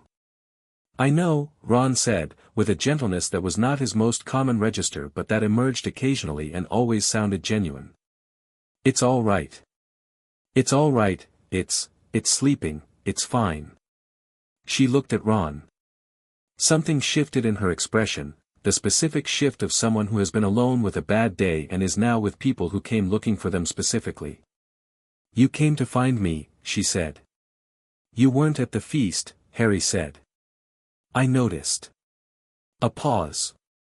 Her chin did something complicated. She looked at the floor and then at the troll and then at both of them with an expression he was learning to read as Hermione at maximum emotional honesty. "I was in here because earlier, in the corridor," she stopped. Looked at Ron. Ron looked at the troll. Then at Hermione. "I said something stupid," he said. "About you not having friends. It was stupid. I'm sorry." The honesty of it, its complete lack of ornamentation, landed clearly. Hermione nodded once. "Thank you," she said. "I am going to tell you when you're being stupid in future, you realize. You should be prepared for that." "I'd be amazed if you didn't," Ron said. The bathroom door opened and McGonagall came in, with Snape and Quirrell behind her. McGonagall took in the scene, the unconscious troll, Hermione, Harry, Ron, the general state of the bathroom, with the rapid professional assessment of someone for whom unexpected situations were a career requirement. Quirrell took in Harry and something in his doubled signature spiked. Harry felt it the way you feel a sudden change in air pressure, the dark undertone under the nervous surface lurching upward momentarily before being controlled. He met Quirrell's eyes. Just for a second. He didn't say anything. He just let the professor know that he'd felt it. Quirrell looked away first. "Explain," McGonagall said, in a voice of considerable restraint. "The troll was heading toward this bathroom," Harry said. "Hermione didn't know about it. We came to get her. The troll attacked and we dealt with it." "You dealt with it," McGonagall repeated. "I bound it and cast a sleep charm. It's stable. I expect it'll want to be moved before it wakes up, though." Snape was examining the troll with the focused attention of someone cataloging the methodology. He looked up at Harry with the particular expression that Harry had already identified as Snape's version of reluctant interest fighting active dislike. "Incarcerus insomnium on a mountain troll," Snape said. "First year. The levitation charm to put it off balance first," Harry said. "That was the key. It can't fight gravity." "No," Snape said, his voice flat and stripped of inflection. "It cannot." He looked at Harry for another moment, then back at the troll, and said nothing more. McGonagall was looking at Harry with that expression she had, the one that was trying very hard to be professionally stern and kept being ambushed by something else. 5 points each to Gryffindor, she said, for sheer presence of mind. And Miss Granger, 10 points, for immobilizing the troll's weapon, which was tactically very sensible. She looked at Hermione with a warmth that was not the usual teacher warmth. "Well done." Hermione looked startled. Like she'd expected something different. Quirrell slipped out of the bathroom while McGonagall was finishing. Harry tracked the movement with the fire network, felt the dark undertone moving up through the castle, up, toward the 3rd floor. He stayed where he was. It wasn't time yet. But he noted the direction. The ghosts had complicated feelings about Harry Potter. He'd worked this out in stages. The Gryffindor ghost, Sir Nicholas de Mimsy Porpington, whose decapitation story Harry had listened to with genuine engaged sympathy that had clearly startled the ghost considerably, had decided early on that Harry was all right. He'd told him so in the direct way of someone who'd been practicing bluntness since the 1500s and had got very good at it. The fat friar came and went around Harry with the serene equanimity of a ghost who had spent 5 centuries developing a consistent spiritual disposition. Professor Binns, who taught history of magic while having been dead for 40 years, didn't notice Harry specifically because Binns didn't really notice anything specific, having achieved a transcendent level of self-absorption. The Grey Lady noticed Harry. She'd noticed him from the start, at the sorting, and since then had developed the habit of appearing in corridors he was walking through and observing him with the careful attention of someone working something out. He let her work it out. He didn't push. He knew, from the raven in the east wall and from the castle's fire memory, that her story was complicated, and complicated things needed space. She came to him properly in early November, in the 4th floor corridor near the charms classroom, at 6:30 in the morning when the castle was mostly asleep. Ravenclaw's daughter, Harry said, because he'd put it together and it seemed unkind to pretend otherwise. Helena. She looked at him. Silver and still and cold the way clear air at altitude was cold. "The castle told you," she said. "The raven did," he said. "The old one in the east wall. It was here when you were." Something moved in her expression, very deep down, like light in still water. "I've avoided that part of the corridor," she said. "I didn't know it was still, it's been quiet for 40 years, Harry said. It started talking again when I arrived." He paused. "I think the fire in the walls recognizes fire-touched things. Even the memory of fire-touched things." She was quiet for a while. The corridor around them was cold stone and morning dark and the very early blue light coming through a narrow window at the far end. "You're not afraid of us," she said finally. The other first years, most of them, they flinch. Or perform delight to compensate for the flinching. But you, I grew up with Fawkes, Harry said. Phoenixes burn and come back. They go through death the way birds go through weather.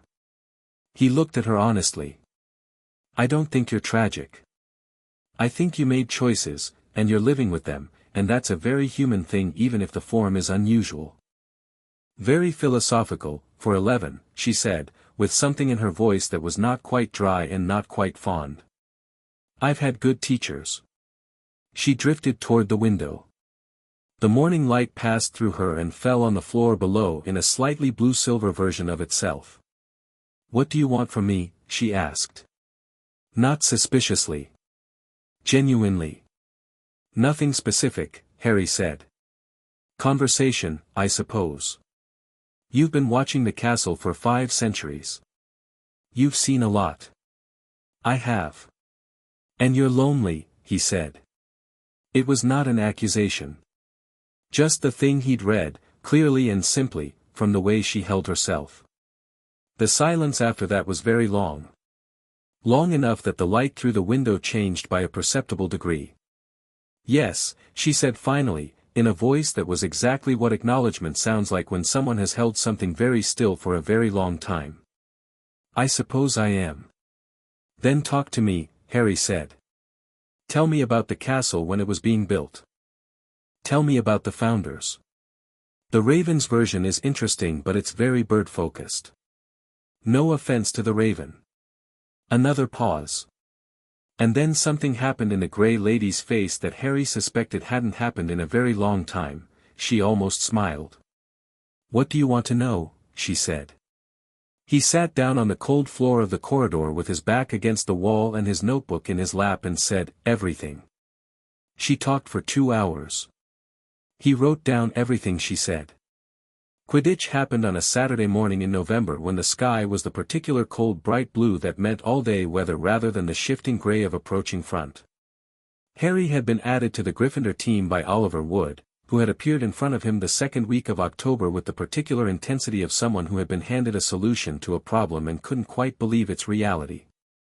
Wood was a keeper, Quidditch was his religion, and the specific religion that he practiced apparently required a seeker who could do what Harry had done in Hooch's flying lesson, which Wood had heard about through the athletic information network that seemed to operate entirely below the radar of official school communication.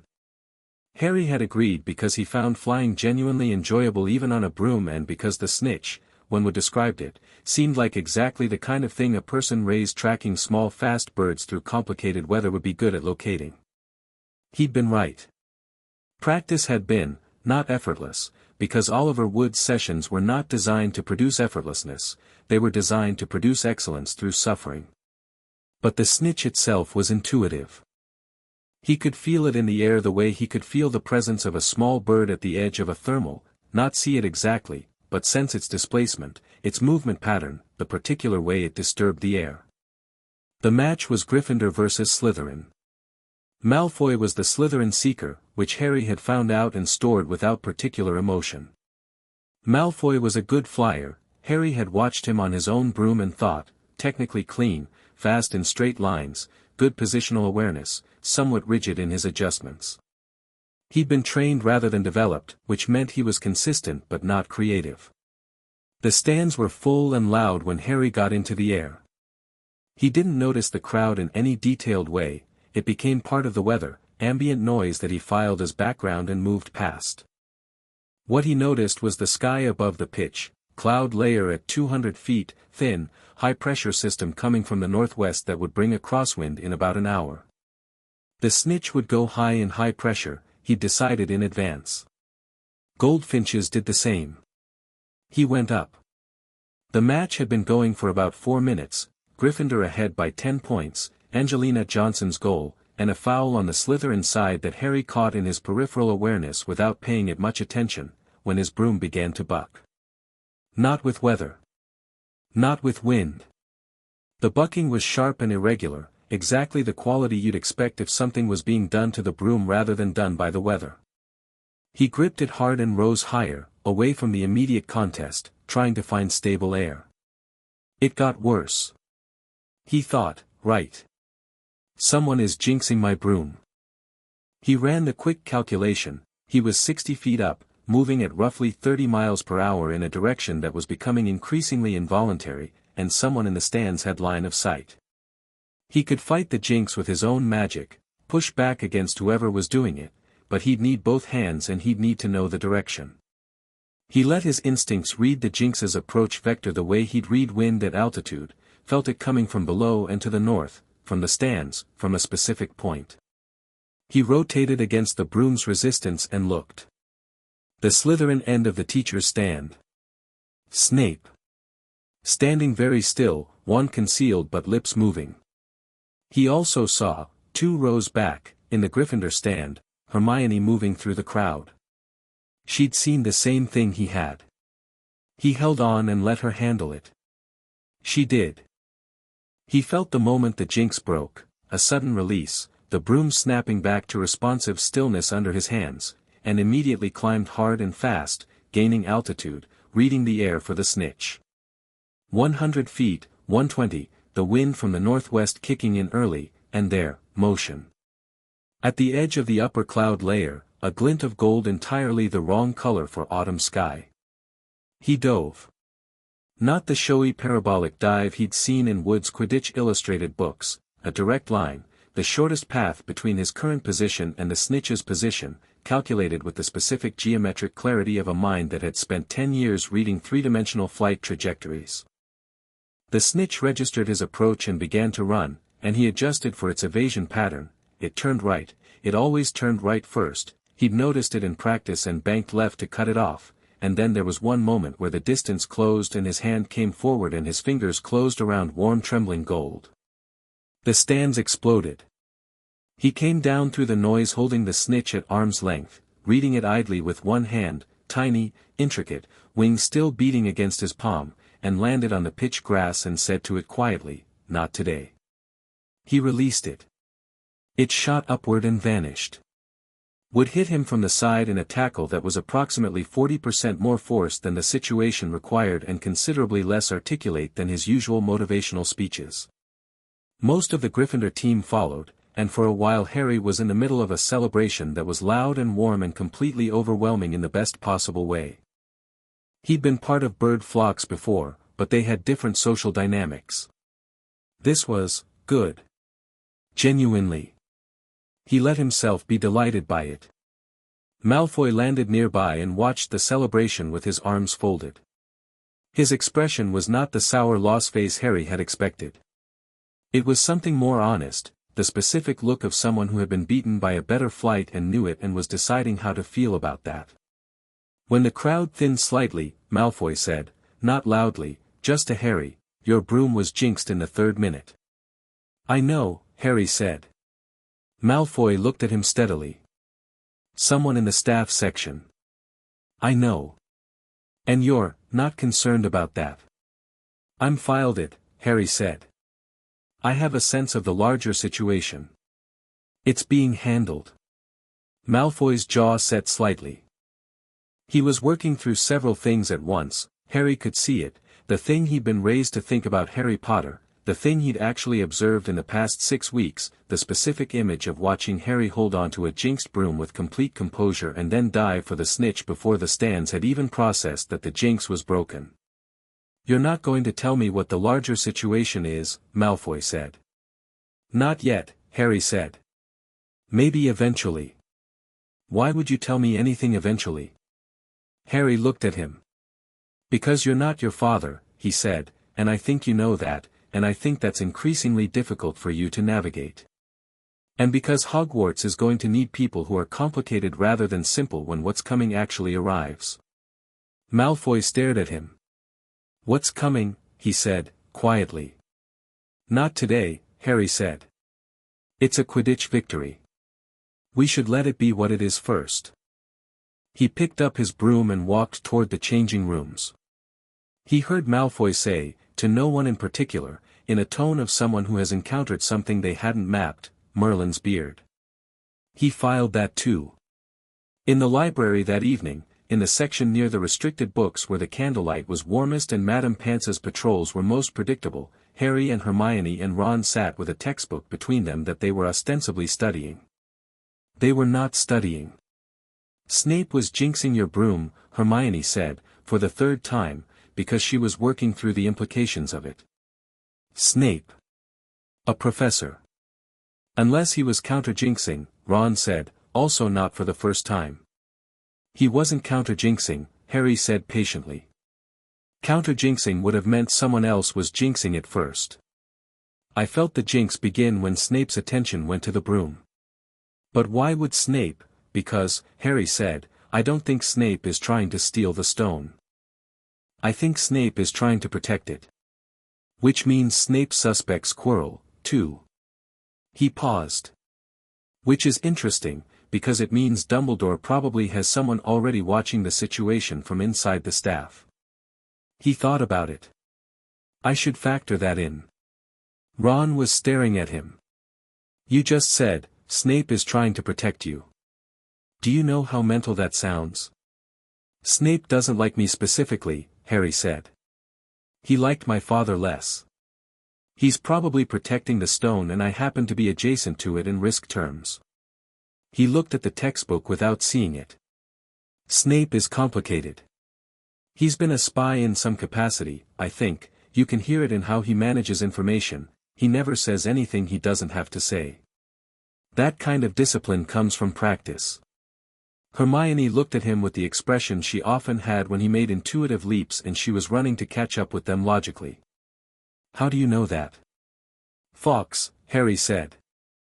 Fawkes is very old and he's known many people, and one of the things you learn from Fire Song is that the shape of how someone communicates tells you as much as what they communicate. The rhythm, the pauses, the things they move around.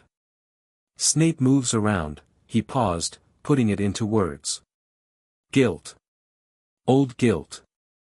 And loyalty that's been tested and held. The library was quiet around them.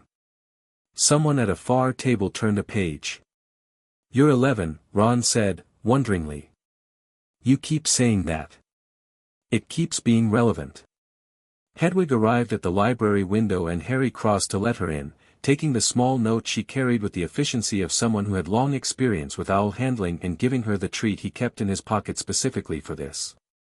She ruffled her feathers with the moderate satisfaction of a job competently completed and told him, in Owl, that she'd had an interesting flight and the trees north of the castle had heard something moving in the Forbidden Forest that didn't sound like any of the usual inhabitants. He stroked her head and thanked her and made a mental note about the Forbidden Forest thing and went back to the table. What did she say? Hermione asked, with the attentive interest she brought to all bird language exchanges. She heard something unusual in the forest. I'll follow up with the Ollery birds later. He sat down. Also, she's pleased with herself about the flight. She likes flying at night.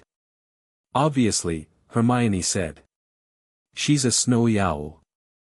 They're crepuscular to nocturnal. I know, Harry said. I told her so.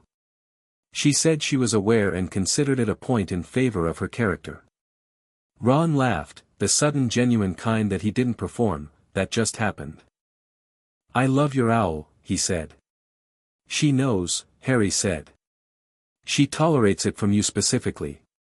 Outside the library windows, the castle dark was beginning, and within the walls Harry felt the castle's quiet awareness, the distributed sense of a very old building settling into night, its fire foundations warm, its long memory active. He felt the third-floor corridor at the edge of his awareness, behind it the still-breathing darkness of what lived there. Waiting. Everything, recently, seemed to be waiting. He didn't mind.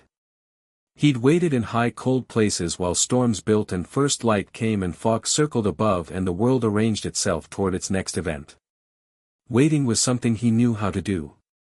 He opened his textbook and actually started reading it, because Transfiguration homework was due Thursday and he had opinions about the targeted transmutation of non-ferrous metals that McGonagall's syllabus had not yet addressed, and he wanted to be ready. Above the castle, somewhere in the November dark, a phoenix turned in its long patient circle and sang one quiet note to the warm wall below. The wall answered. Chapter 4, Fire Answers Fire. December came to Hogwarts the way it always did, suddenly, as if the castle itself had decided overnight that it was done with autumn and wanted something more dramatic. Snow on the towers, ice on the lake, the grounds gone white and clean and quiet in a way that made the castle look like something from a story about itself. Harry liked it.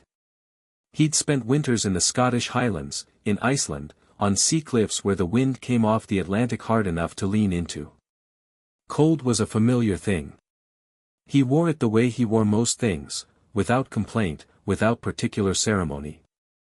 The common room was warm in the evenings and the Gryffindors had settled into their winter rhythms, Wood driving the Quidditch team through cold practice sessions with religious conviction, Hermione maintaining a study schedule that she updated weekly and color-coded by subject, the Weasley twins conducting what appeared to be ongoing low-level experimental chaos that the prefects pretended not to notice.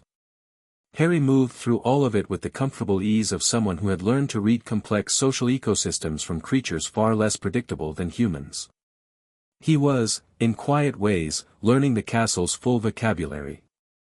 The fire in the walls had been talking to him more clearly as the weeks passed, not in words, nothing so specific, but in the way a song communicates structure and feeling without a single syllable.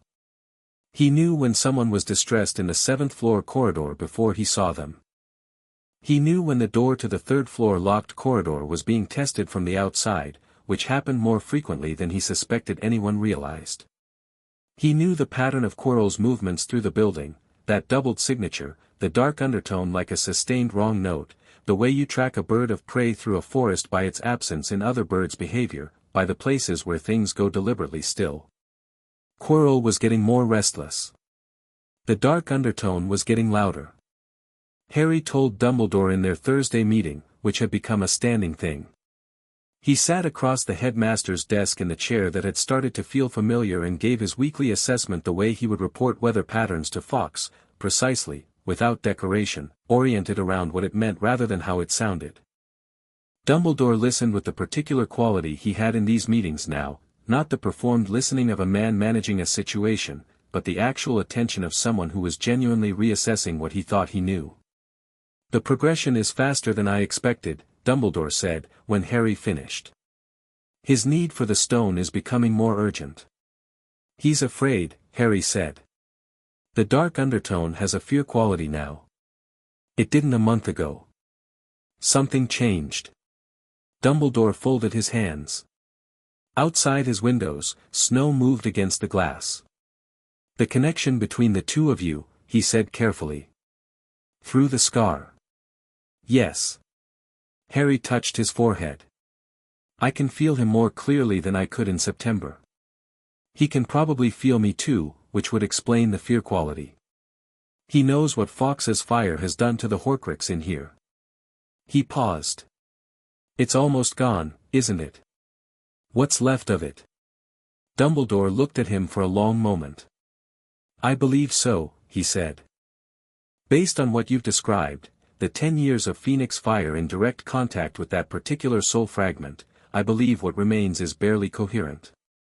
It can't transfer intent clearly anymore. It's more like noise." "It still burns when Quirrell is close," Harry said. "Because of proximity to its source. Even a fragment recognizes its origin." Dumbledore rose from his chair and went to the window and looked out at the snow. His back to Harry, he said, "I should be there. When it happens. If it happens. Where are you going to be?" A pause. A real pause, not a strategic one. "London. A ministry matter. I've been given certain assurances that the stone is safe enough for one day. Those assurances are," he stopped. "Wrong," Harry said. "Possibly. Not possibly. He's going to move on the stone while you're gone. He's been waiting for it." Harry thought about the pattern of Quirrell's movements, the way the dark undertone had been testing and measuring and cataloging for weeks. "It'll be soon. This week or next." Dumbledore turned from the window. He looked, in the snowlight, very old and very tired and for a moment without the deliberate warmth that he generally wore like a garment. Just a man who'd been carrying something very heavy for a very long time. "If I asked you to stay away from it," he said. To let the protections do their work, you'd be wasting both our time, Harry said, not unkindly. Yes, Dumbledore said. I suspected so. He crossed back to his desk and sat down and looked at Harry with something that had moved past reassessment and arrived at something closer to partnership. What do you need? Tell me about the protections. All of them, in sequence. If I know what I'm going into, I can plan around it rather than through it. Dumbledore told him. Harry listened carefully, asked 3 specific questions, and left the office 15 minutes later with a clear picture of what stood between the 3rd-floor corridor and the Mirror of Erist. He didn't go to the 3rd floor after that meeting. He went to the Ollery. It was cold up there, properly cold, the kind that went through robes without apology, and the owls were in their huddles of preserved warmth that owls favored in winter, not quite sleeping, the perpetually alert doze of predatory birds. He sat in the corner where the draft was least severe and opened his notebook and thought. He thought for a long time. Long enough that Hedwig came to sit on his knee, which she did occasionally when she felt he needed company and she was in the mood to provide it. You're thinking something large, she said, in owl. Yes, he said back. Is it about the thing in the locked corridor? He looked at her. She looked back with the level amber gaze of a snowy owl who had been paying close attention to a castle full of interesting information for 3 months. You know about it? All the owls know about it, she said, with a degree of dry you'd have to be fluent in owl to appreciate. We've known since the groundskeeper brought it in last July. A dog with 3 heads. Very loud. We give it considerable distance. A pause. What's below the dog is older. The owls who nest in the castle foundations can feel it. They don't like it. Why? Because it feels like something that wants too much, Hedwig said. The older owls say that things that want too much always go wrong eventually. He thought about that for a while. Then, I'm going to have to go down there. Not yet. When the time comes. Yes, Hedwig said, with the equanimity of an owl who had accepted this about him. I'll be nearby. You can't come into the, I'll be nearby, she repeated, in the tone that ended discussions. He scratched the back of her head in the spot that she pretended not to like and actually did like and went back to the common room.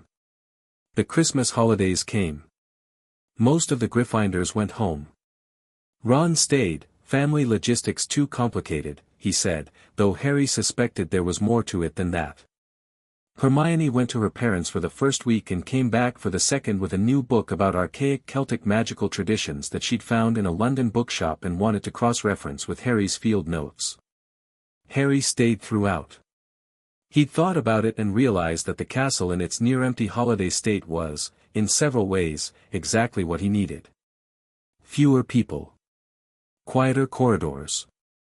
More opportunity to sit with the fire network and listen. What he heard, in the first 2 days of the holiday, was, Quirrell, alone in his office, speaking in 2 voices.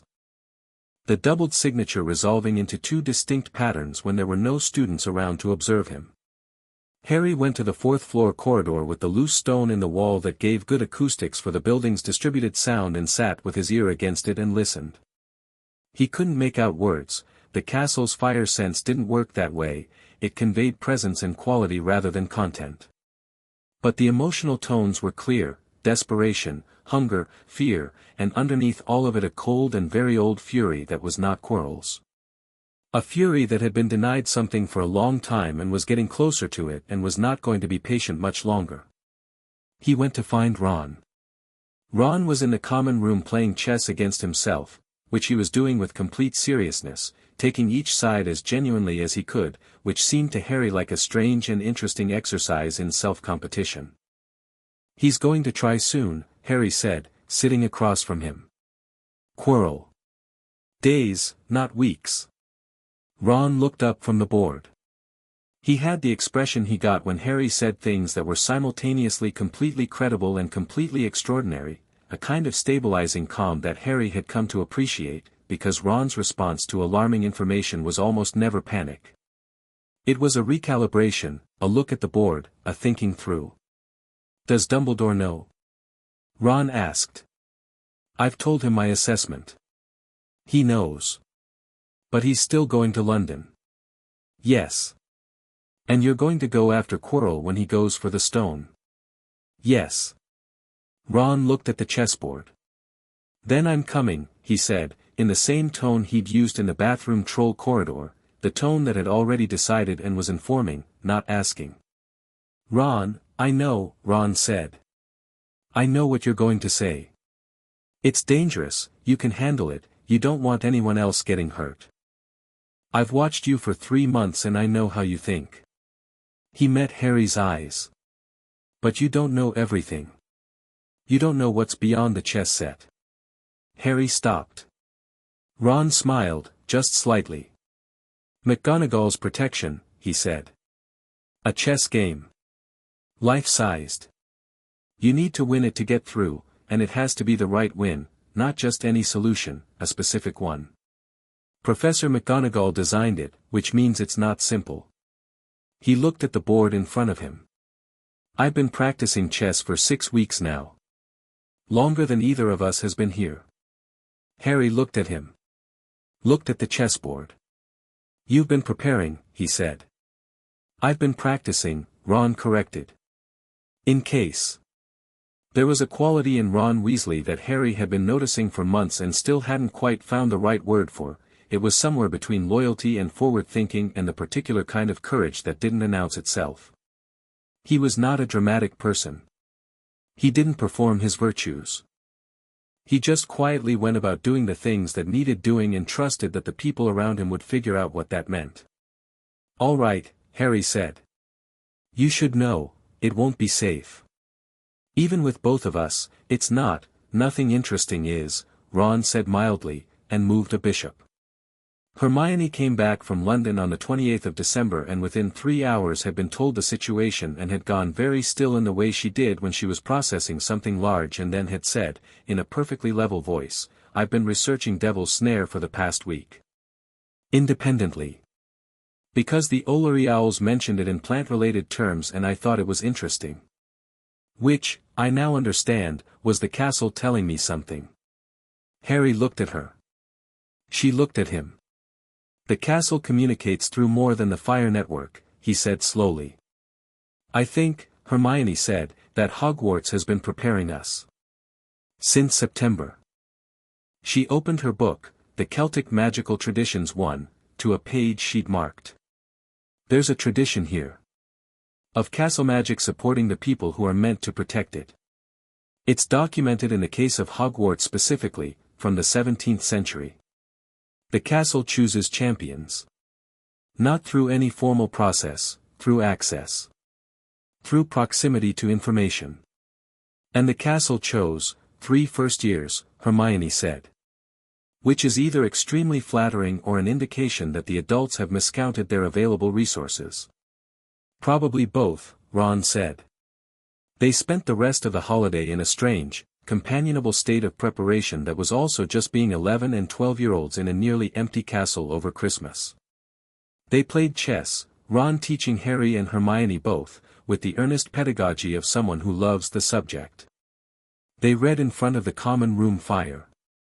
They explored corridors that were empty enough of students to be properly investigable. Harry taught them to understand the basic conversational frequency of barn owls, which Hermione absorbed at a rate that suggested she might, in time, actually achieve something close to fluency. On Christmas Day, Harry received presents. He'd known the concept. He'd never experienced it in this form, actual wrapped packages, left at the foot of the bed overnight by some mechanism he hadn't bothered investigating yet.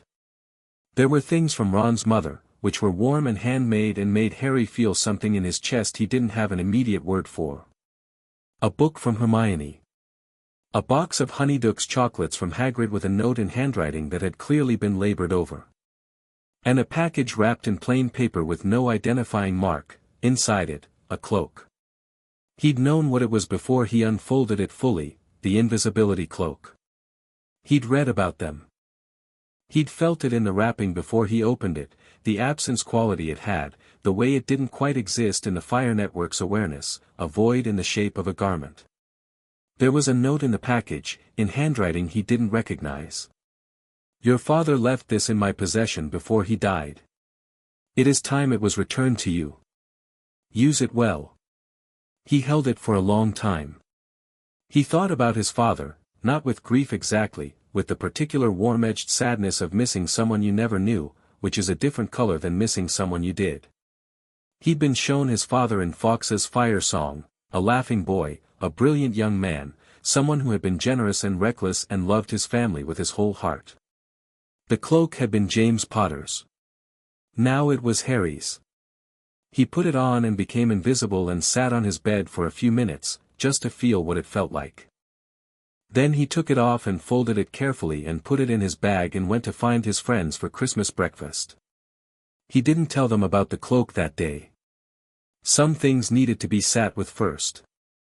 The new term brought snow that lasted and the return of students and noise and the ordinary weight of schoolwork layered over the particular ambient tension that Harry now felt everywhere in the castle, tighter, higher, the way air pressure builds before a significant weather event. Quirrell was barely holding it together.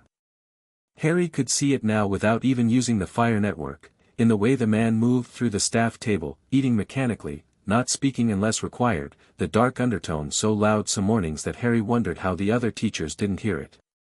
Professor Snape clearly noticed something. His attention to Quirrell at mealtimes had developed the quality of deliberate negligence, the intensely deliberate not looking that meant acute awareness. Harry watched Snape watching Quirrell with the fascinated interest of someone observing two predators in proximity, and revised his understanding of the potion's professor slightly upward again. The scar on his forehead burned with low persistent heat whenever Quirrell was in the room. Not painful, more like a pilot light, kept alive by proximity to its fuel. He'd been managing it for months without comment or change of expression, which he suspected Quirrell either didn't know or chose not to test. January's potions class gave him an opportunity he hadn't planned for. It was a Wednesday, deep cold outside, the dungeon classroom even colder, and they were making a boil-cure potion in pairs, straightforward enough that even Neville Longbottom, who had a complicated relationship with his cauldron that appeared to be mostly the cauldron's fault, had produced something in the general correct color. Harry was working with Hermione, which was against Wood's theory that you only pair strong students together in Quidditch formations and did not account for how much more Harry got done when Hermione was reminding him to measure things, and they'd produced a correct result in half the time allotted, which left a quiet stretch in which Snape moved through the room making corrections with his characteristic quality of finding fault the way other people find coins, constantly, effortlessly, as though the world simply produced them at his feet. He stopped at their station. Looked at the potion. Said nothing, which was Snape's version of approval. Then, without looking at Harry, your scar has been consistently active in this morning's sessions. Harry kept his face neutral. Yes, he said. The proximity effect. Also not a question. Yes. Snape said nothing for a moment. He was looking at the potion, not at Harry, and the careful not looking had the quality of someone saying things between words. I would be interested to know, he said, very quietly, in a voice the dungeon's cold stone would absorb before it reached the next station, whether you have shared your observations in this area with the headmaster. We have a standing meeting, Harry said. A pause. Good, Snape said, in a tone that contained approximately zero information to anyone who hadn't learned to read pauses as primary data. He moved on. Harry looked at Hermione. She was measuring lacewing flies with extraordinary attention, not looking up. He's watching Quirrell too, Harry said, equally quiet. I heard, she said. He's been watching Quirrell since October at least. Possibly before. She noted something in her potion log. Snape doesn't trust easy, but he trusts Dumbledore. He's checking that you do too. Why does that matter to him? Because if you're going to act independently, which he clearly suspects you're going to, he wants to know whether Dumbledore is factored into that or not. She finally looked up, precise and clear. He's not your enemy, Harry. I know, Harry said. You knew before I said it. I suspected. You confirmed. She made a sound that contained moderate exasperation. "I'm glad to be useful," she said. Neville, at the next station, turned to look at them. His potion had produced a faint green steam that was not in the recipe but was also not causing immediate harm.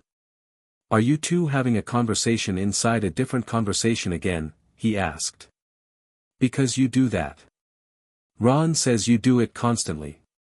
"We're discussing potion technique," Hermione said primly. "You've been done for 20 minutes, Neville pointed out.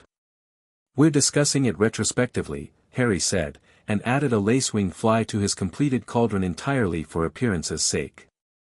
The thing nobody told you about being at the center of a slowly developing crisis, Harry was finding, was the waiting. He'd been patient before, patient in the cold Highland Mountain at 3 a.m. way, the watching a weather system build way, the kind of patience that wasn't passive but was intensely active and just quiet about it. This was similar but with the added dimension of having to also do homework, eat meals, attend class, and maintain the appearance of an 11-year-old with no particular foreknowledge of events. He managed. He managed because the work was actually interesting. Charms was starting to get into protean class enchantments that touched on the kind of intent-based magic Harry had been doing intuitively since childhood, and understanding the theoretical framework for it was genuinely illuminating. And because McGonagall had started setting him additional work after noticing that he finished the standard assignments in half the time and spent the rest of the class period in his notebook making connections that, when she looked at them, went considerably beyond first-year syllabus.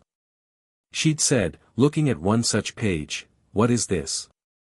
"I'm trying to work out the relationship between fire-based magical transmission and structural enchantments in very old buildings," Harry said.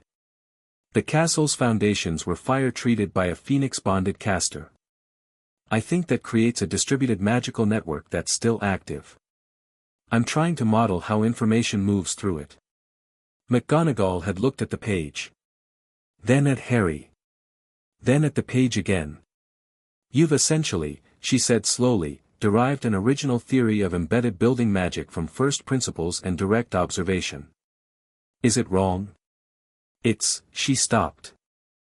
"I need to cross-reference this with a 1743 paper by Bathilda Bagshot on sentient architectural enchantments. Come to my office Thursday after dinner." He'd been doing extra sessions with McGonagall on Thursday evenings ever since, which Hermione had received as information with a complex mixture of academic envy and vicarious pride that was very Hermione. The Thursday before everything happened, McGonagall had looked at him across her desk and said, not in her teaching voice but in the direct one she saved for things that mattered, "You know it's coming. Don't you?" "Soon," Harry said. "Yes. And you're going to do something about it." "I'm going to be there when it happens." She was quiet for a moment. Her expression had the specific quality of someone who is about to do something that conflicts with their professional obligations and has decided that their conscience outranks their job description. "The Philosopher's Stone," she said carefully, "is protected by several layers.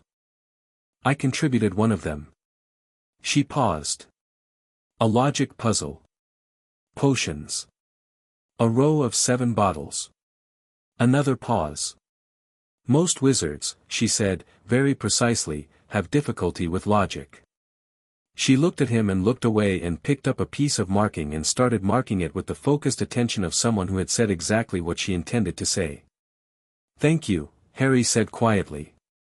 "For what?" said McGonagall, marking. "I haven't said anything." He told Hermione that evening. Her expression went from alert to fiercely concentrating in approximately 1 second. 7 bottles, she said. "A logic puzzle. That's the one after the chess set." She grabbed her notebook. "The classic Aristotelian formulation of the poison and wine puzzle, adapted to potions, is a finite solution problem if you apply elimination correctly. The trick is that most of the bottles will be decoys and the solution set will be minimal." She was already writing. "I've been thinking about this. In case." "In case," Harry said. "I've been thinking about most of it," Hermione said, without apology. "In case. I couldn't be sure which direction the threat would come from, so I've been working through all the protections I knew about and modeling solutions. She showed him the notebook. Several pages of dense, organized notes. The fluffy three-headed dog I couldn't solve because I didn't know what gets it to sleep until I asked the castle's paintings. Did you know some of the paintings have been watching the corridor since September? One of the friar's historical portraits told me, music, Harry said. You play music. It sleeps. Music, yes, exactly, and I've been learning a charmed harmonic spell in charms that produces exactly the right, Hermione, Harry said, stopping her. She stopped. You're extraordinary, he said. Not as flattery. As a fact, delivered with the directness of someone who only said things he meant. You've been preparing all semester. For something you weren't sure was coming and didn't know the details of, out of pure, forward-thinking care. She looked slightly thrown by the directness of it. Well, she said. Then, someone has to think ahead clearly. You're coming with us, he said. Obviously. Obviously, she agreed, and went back to her notebook, but her ears had gone pink in the particular way that meant she was pleased about something and choosing not to perform it. The last evening of January was when the castle's fire network spiked. Harry felt it at 11 at night, a sharp wrongness, the building's distributed awareness lurching against something that was moving through it with intent. He was already awake, sitting on his bed with the notebook, because the scar had been burning for the past 2 hours with a steady heat that meant Quirrell was moving, close, active. He reached along the fire network. Found the signature. 3rd floor corridor. The door was open. He was out of bed and dressed in under a minute. Ron's curtain opened when Harry passed his bed. Ron was also already dressed. He'd slept in his clothes, Harry realized. Had probably been doing it for a week. Now. Ron said quietly. Now, Harry said. Hermione was in the doorway of the girls' staircase, also dressed, with her bag. She looked at them both with the alert calm of someone who has prepared for this and is glad the waiting is done. They went. Harry had the invisibility cloak in his bag. He thought about using it and decided against it. The cloak worked for concealment but not for speed, and they needed to be fast, and the castle at midnight was empty enough that concealment was less critical than pace. They moved through the dark corridors with the practiced quiet of 3 people who had been exploring after hours for months. The 3rd floor corridor was open. The door at the end stood wide, not from a failed lock but from one professionally removed. Harry pressed his hand against the doorframe, felt in the fire network the quality of the magic used. Dark. Practiced. Disguised with surface enchantments that looked like routine ward testing but were actually systematic dismantling. He'd known. He'd known this person knew the castle well. The staircase down was cold and narrow and smelled of old stone and something animal, the Cerberus. They heard it before they saw it, 3 sets of breathing, sonorous and deep, the particular rhythm of something very large in the state between sleep and waking. Harry went first. He held out his wand and used the harmonic charm Hermione had described, not quite as she'd taught it, but in a fire variant he'd developed that was warmer and deeper and carried more of the tonal qualities that large magical creatures found soothing. He'd worked it out from first principles. The Cerberus was a magical creature, not a monster. It had instincts and responses. What calmed a very large nervous dog was low, warm, resonant sound. He'd essentially adapted a bird colony reassurance call into a frequency a dog could register. All 3 heads lowered within 20 seconds. That, Hermione breathed, behind him, was not the charm I taught you. Adjacent to it, Harry said quietly. Ready? The trapdoor opened.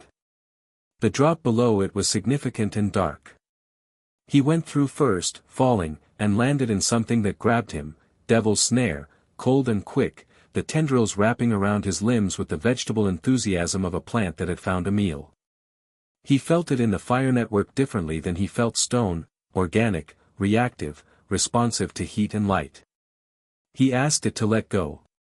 Not in bird language, plants had no language. He asked the way he'd learned to ask matter during transfiguration, the intent-based request, but with warmth rather than force. I'm not prey. Let go. And pushed a gentle heat through his skin, not burning, just warm, the warmth of something that the plant's instincts told it was not worth fighting. The devil's snare recoiled. He landed properly. Ron dropped through next and struggled, the plant grabbing instantly, Ron's reaction the instinctive wrong one of fighting it. Don't pull, Harry started, and then Hermione was through with a small light charm that produced sharp bright ultraviolet, and the devil's snare flung all three of them away simultaneously and withdrew in sulky luminescent retreat. Relaxing in a deadly plant emergency, Ron said, getting up. Noted. Working on it. The next chamber had the keys. Hundreds of them, winged, darting in the darkness of a room with no windows, and Harry walked into the middle of them and stood still and listened. Keys spoke a kind of language. Not exactly bird, closer to insect, rapid and frequency-based. He turned his attention to the highest pitched of the winged keys and listened to the pattern. One frequency was off. One set of wings beat wrong, damaged, slightly, from a previous attempt. He pointed. That one, he said. With the bent left wing. Someone's already found it once. He called it the way you called a bird to hand, open palm, low patient sound, the quality of invitation rather than command. The key came to his palm in under a minute, confused and fluttering, and he caught it gently and kept the warmth in his hand and walked it to the door. How? Hermione started. Don't ask right now, Ron said. We're in a sequence. Let's complete the sequence. The chess set room made Ron go very quiet. Harry understood why immediately. It was enormous, and the pieces were enormous, and the board was perfectly laid out and waiting, and it had the quality of something that had been designed by someone who understood chess deeply enough to make a game that couldn't be cheated by firepower. Ron walked to the black side of the board. Looked at it for a long time. His expression had the particular look he got when he was solving something, not tense, more focused than tense, the look of someone finding the structure of a problem. Right, he said quietly. Right. I see it. He looked at Harry and Hermione. You'll be pieces. Bishop and rook, there and there. I'm the knight. We need to sacrifice a piece to win. What kind of sacrifice? Hermione asked. Ron looked at her steadily. Me, he said. The knight. I take myself to expose the king and it puts me in range of the queen. She'll take me out. Ron, I'll be fine, he said. The chess magic, it won't kill me. It'll knock me out. That's how it's designed. He said it with a certainty that was not bravado, the calm of someone who has thought this through carefully and knows what they're offering. You need to go forward. Both of you. That means I need to go down. Harry looked at him. This was Ron Weasley at his most himself, not performing sacrifice, not making it dramatic, just looking at a board clearly and seeing the right move and making it without ornamentation. You're sure, Harry said. I'm sure, Ron said. Harry, when you get there. You know what you're doing. Yes, Harry said. Then let's play, Ron said, and mounted the knight. The game lasted 11 minutes. It was the best chess Harry had ever seen, probably the best chess this particular enchanted set had ever seen, because it had been designed to defeat impulsive attackers and Ron was anything but impulsive. He moved with the specific geometry of someone who saw 10 moves ahead and had already decided which of them cost the least. He sacrificed 2 pawns and a bishop and then himself, the white queen's blow sweeping him from the board with an impact that cracked the stone floor and left him still. Harry was at the board's edge. He made the final move. The pieces cleared. He went back to Ron, who was breathing. Pale, still, but breathing, with the particular solidity of someone in shock rather than serious injury.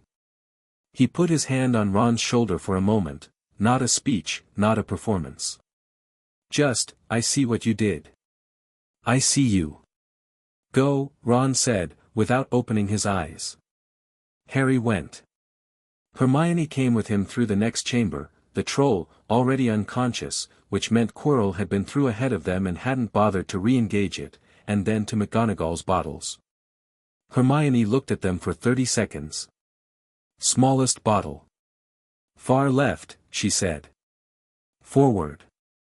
You're certain? The other 6 are either poison or will send you back. The smallest is forward. She looked at him. I've been working this out since McGonagall described it to me. Without words. Just through inference. She picked up a small bottle. I'll go back and wait with Ron. There's enough here for one person to go forward. He looked at her. She looked at him. Don't die, she said. I mean that as a specific instruction.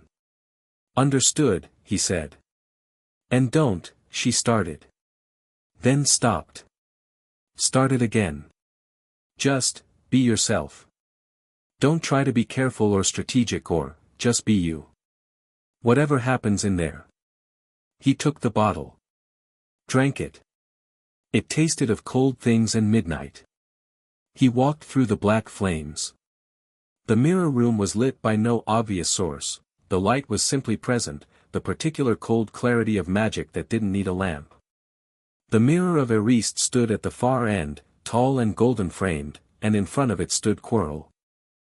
The defense professor was standing with his back to Harry, looking into the mirror, his doubled signature a cacophony now, both patterns at maximum intensity, the dark undertone screaming underneath the human surface. He'd removed his turban. The back of his head was exposed, and from it came the smell of dark magic concentrated, the smell that Harry's scar had been registering all year as a warning note. Harry crossed the room. He didn't hide. He didn't approach carefully or attempt surprise. He walked across the stone floor at normal pace and stopped 10 feet away. I know you're there, Quirrell said, without turning.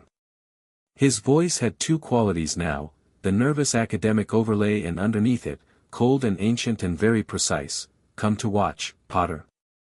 Or to stop me? Neither, Harry said. I came to talk.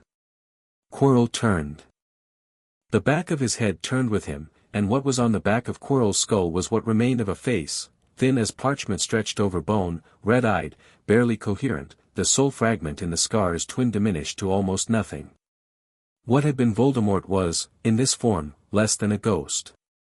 He had no body, no wand, no power source except Quirrell and the increasingly desperate hope of what was in the mirror. Harry looked at him. The face, the remnant, looked back with those red eyes, and Harry felt the scar respond and push back against the response, and the Horcrux fragment in his own forehead flickered. You feel it, the remnant said, through Quirrell's body, in a voice like wine through dead leaves. What remains in your scar? Yes, Harry said. Almost nothing now. My fire, the remnant said, and there was something in the red eyes that was not quite fury, something older and colder and afraid, which it tried to dress as fury. Fawkes's fire burned it. Yes, Harry said. 10 years of it. The Phoenix doesn't distinguish between hosting and destroying where soul fragments are concerned. Give me the stone, the remnant said. Potter. Give me the stone and I will make it, worth something. I will, no, Harry said. Not loudly. Not dramatically. Just, no. You cannot stop me in this form. Quirrell is afraid of me, Harry said. He was watching the defense professor's face while addressing the remnant on the back of his head, and Quirrell's face was doing something terrible, the expression of a man who had made a catastrophic choice and was living inside the consequences of it and knew, with some still clear part of his intelligence, that there was no good ending available. Quirrell. You know this is over. Don't speak to him, the remnant snapped. You don't give me directions, Harry said to the remnant, with the particular quality of someone who has dealt with creatures that try to establish dominance through sound, and has learned that the clearest response is simple refusal to accept the premise. He turned his full attention to Quirrell. You've been used. You know that. Whatever he promised you, Quirrell's face moved. The nervous academic surface cracked, finally, and underneath it was not malice but despair, genuine, bone-deep despair, the face of someone who had stopped believing they had any other option so long ago that the option itself had become unimaginable. He offered immortality, Quirrell said, in his own voice, the real one, thinner than the academic one, the voice of a frightened man. Knowledge. Power. He promised, he always promises, Harry said. And there's always a cost that wasn't in the agreement. He stepped forward. Quirrell. The stone is in the mirror. You've been standing in front of it for 10 minutes and you haven't been able to get it out because you want to use it. You want immortality. The mirror only shows you what you want, it doesn't give it. Then how? Quirrell started. The protection is that you have to want to find it without wanting to use it, Harry said. He looked at the mirror. Someone who wanted to find it only to protect it. Only to keep it away from people who would misuse it. He walked to the mirror. He looked into it. His reflection looked back at him, and then, smoothly, simply, without drama, reached into its pocket and produced the stone and winked. He felt the weight of it appear in his actual pocket. Cold and round and exactly as heavy as you'd expect something that could rewrite the rules of death to feel, which was, very heavy. He put his hand over his pocket and turned back to face Quirrell and the remnant. The red eyes had seen. Give it to me, the remnant said, and the voice was not cold anymore, it was raw, stripped, the sound of something that has wanted one thing for so long that the wanting has consumed everything else. Give it to me. I am so close, Potter, I am this close to having a body, I know what you need, Harry said.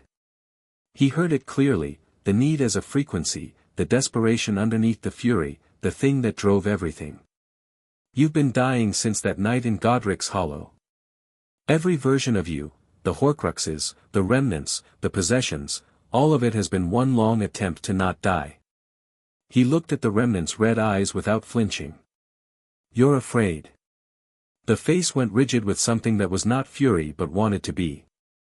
You have been afraid, Harry said, since the day you understood that you were mortal.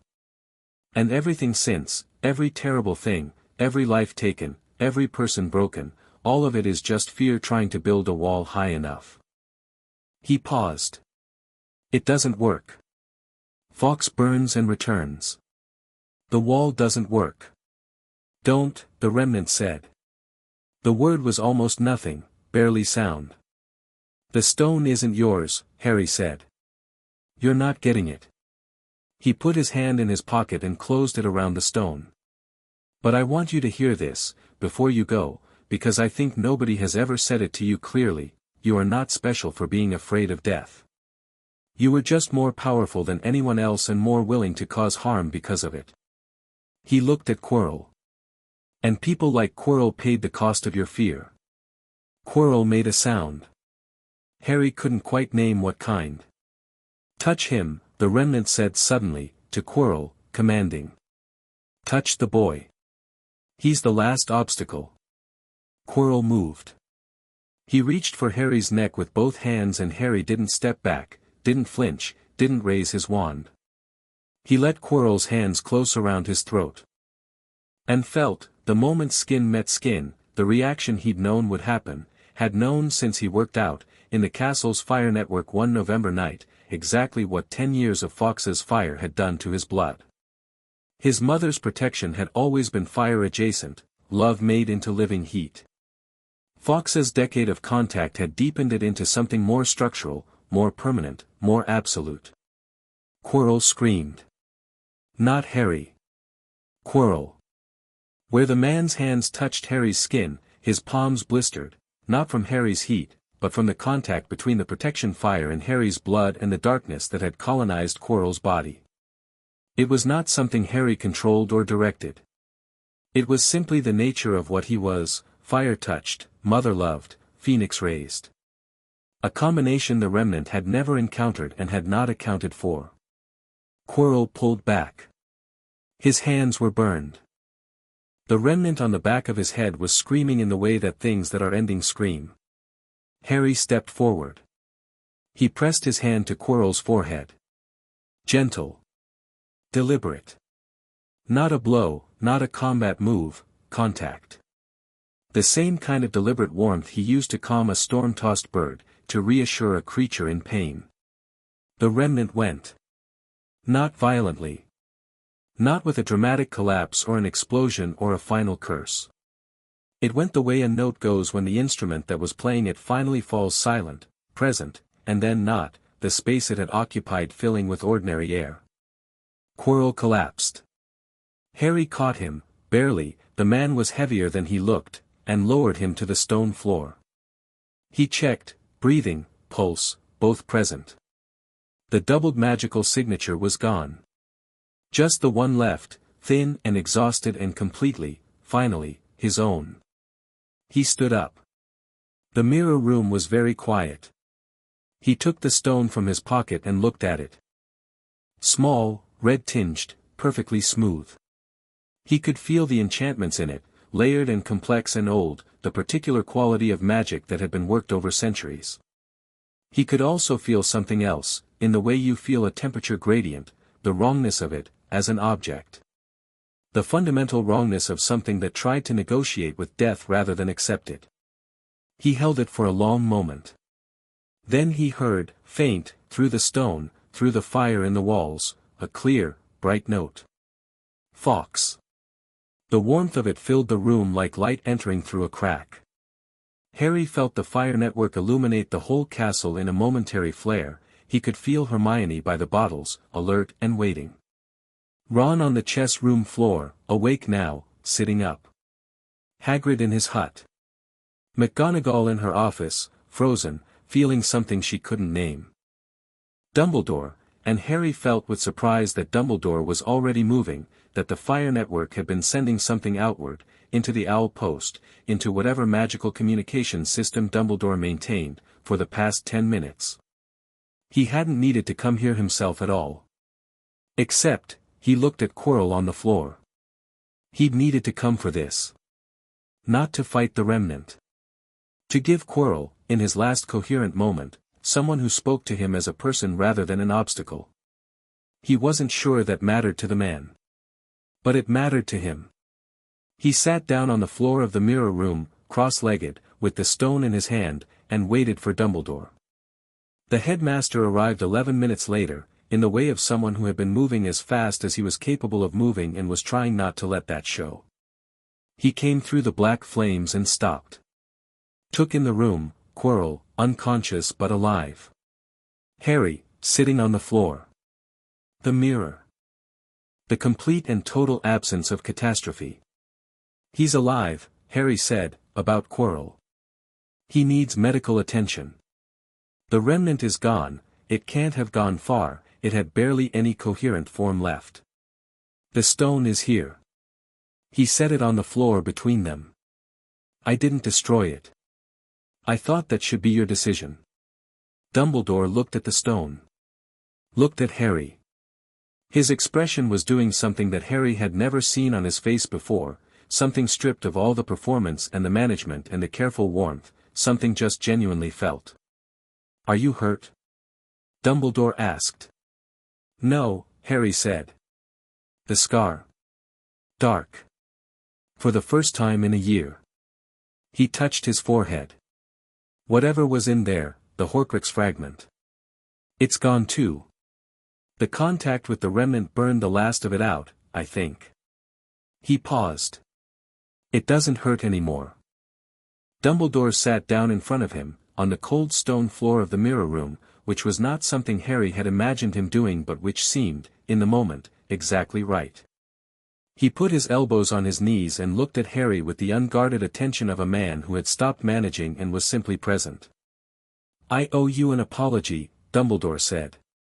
For the years before this. For the plan that treated you as an instrument. You owe me information, Harry said. More than an apology. There are still Horcruxes.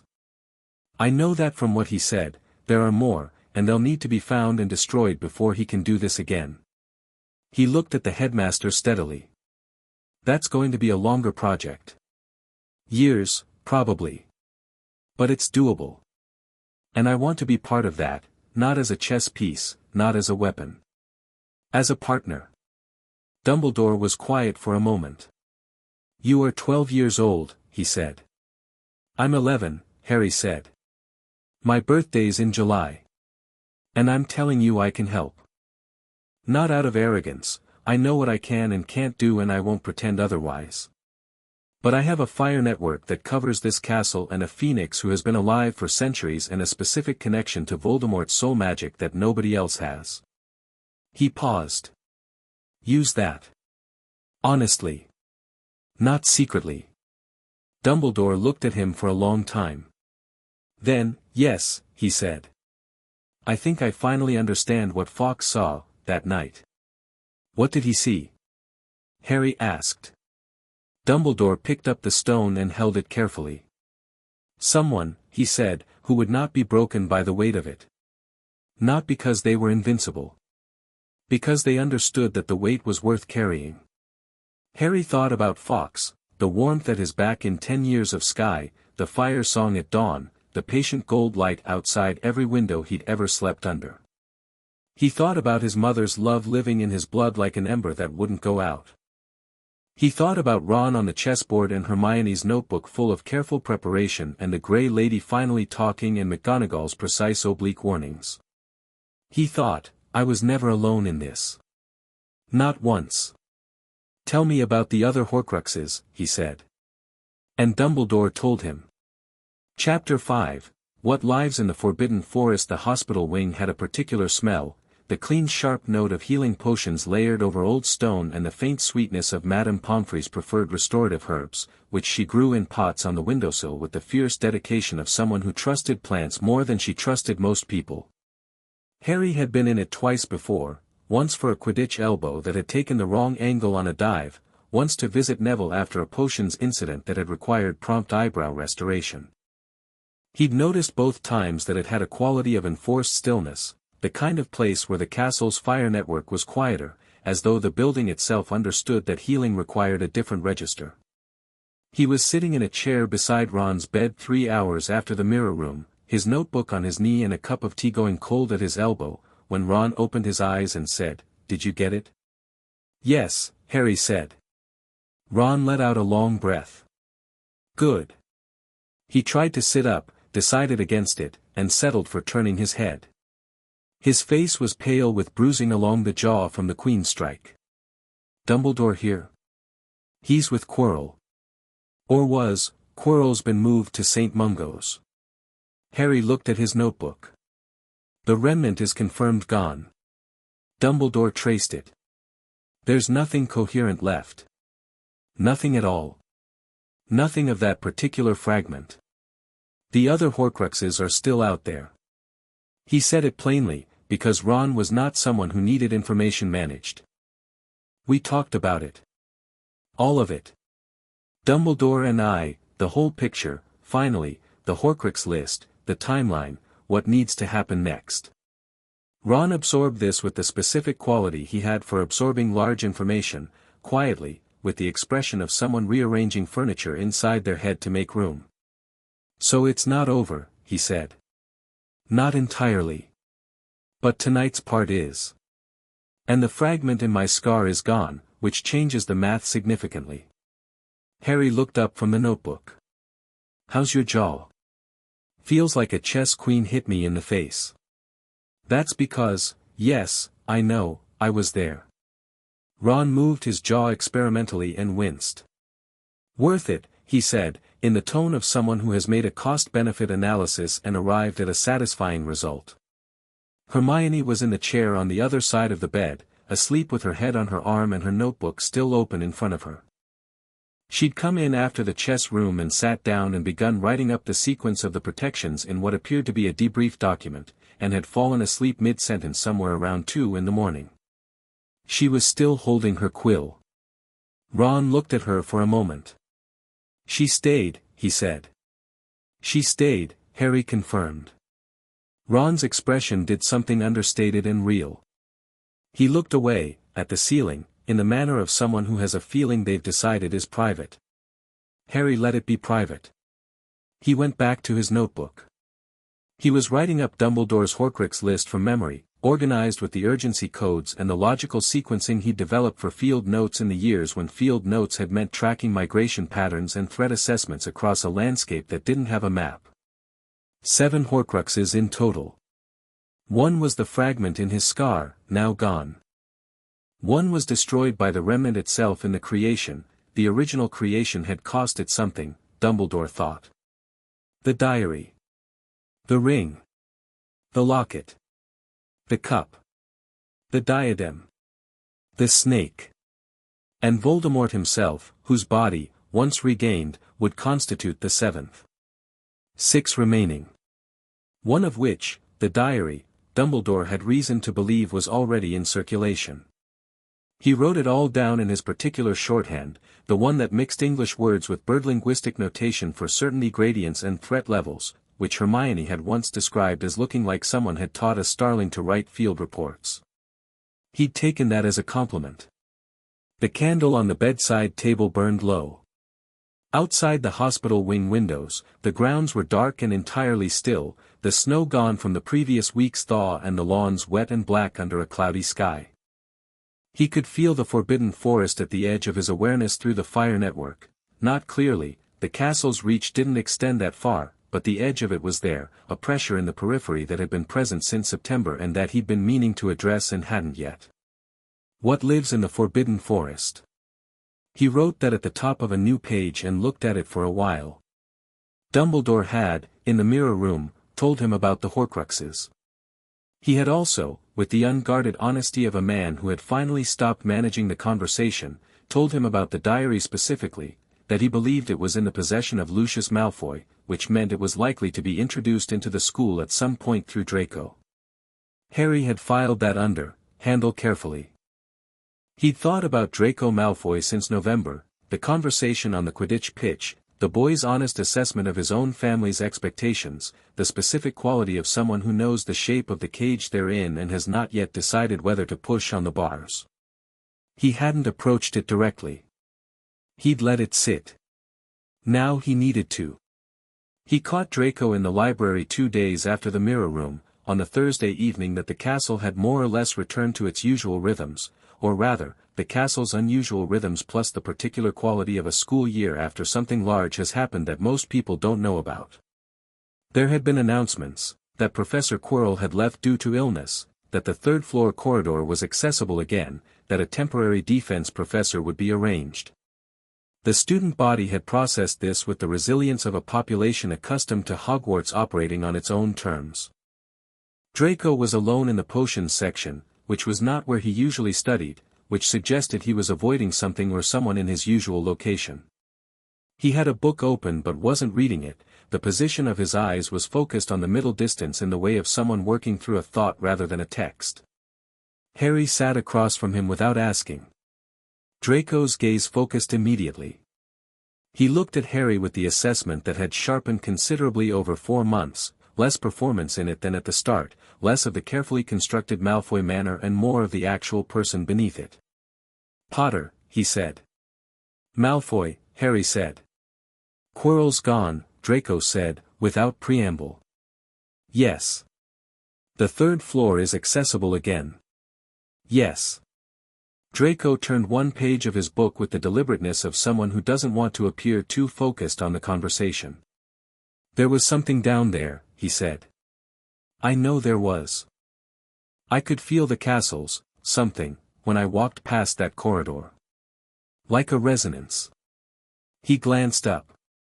Can you feel it too? Through whatever you do with the castle. Yes, Harry said.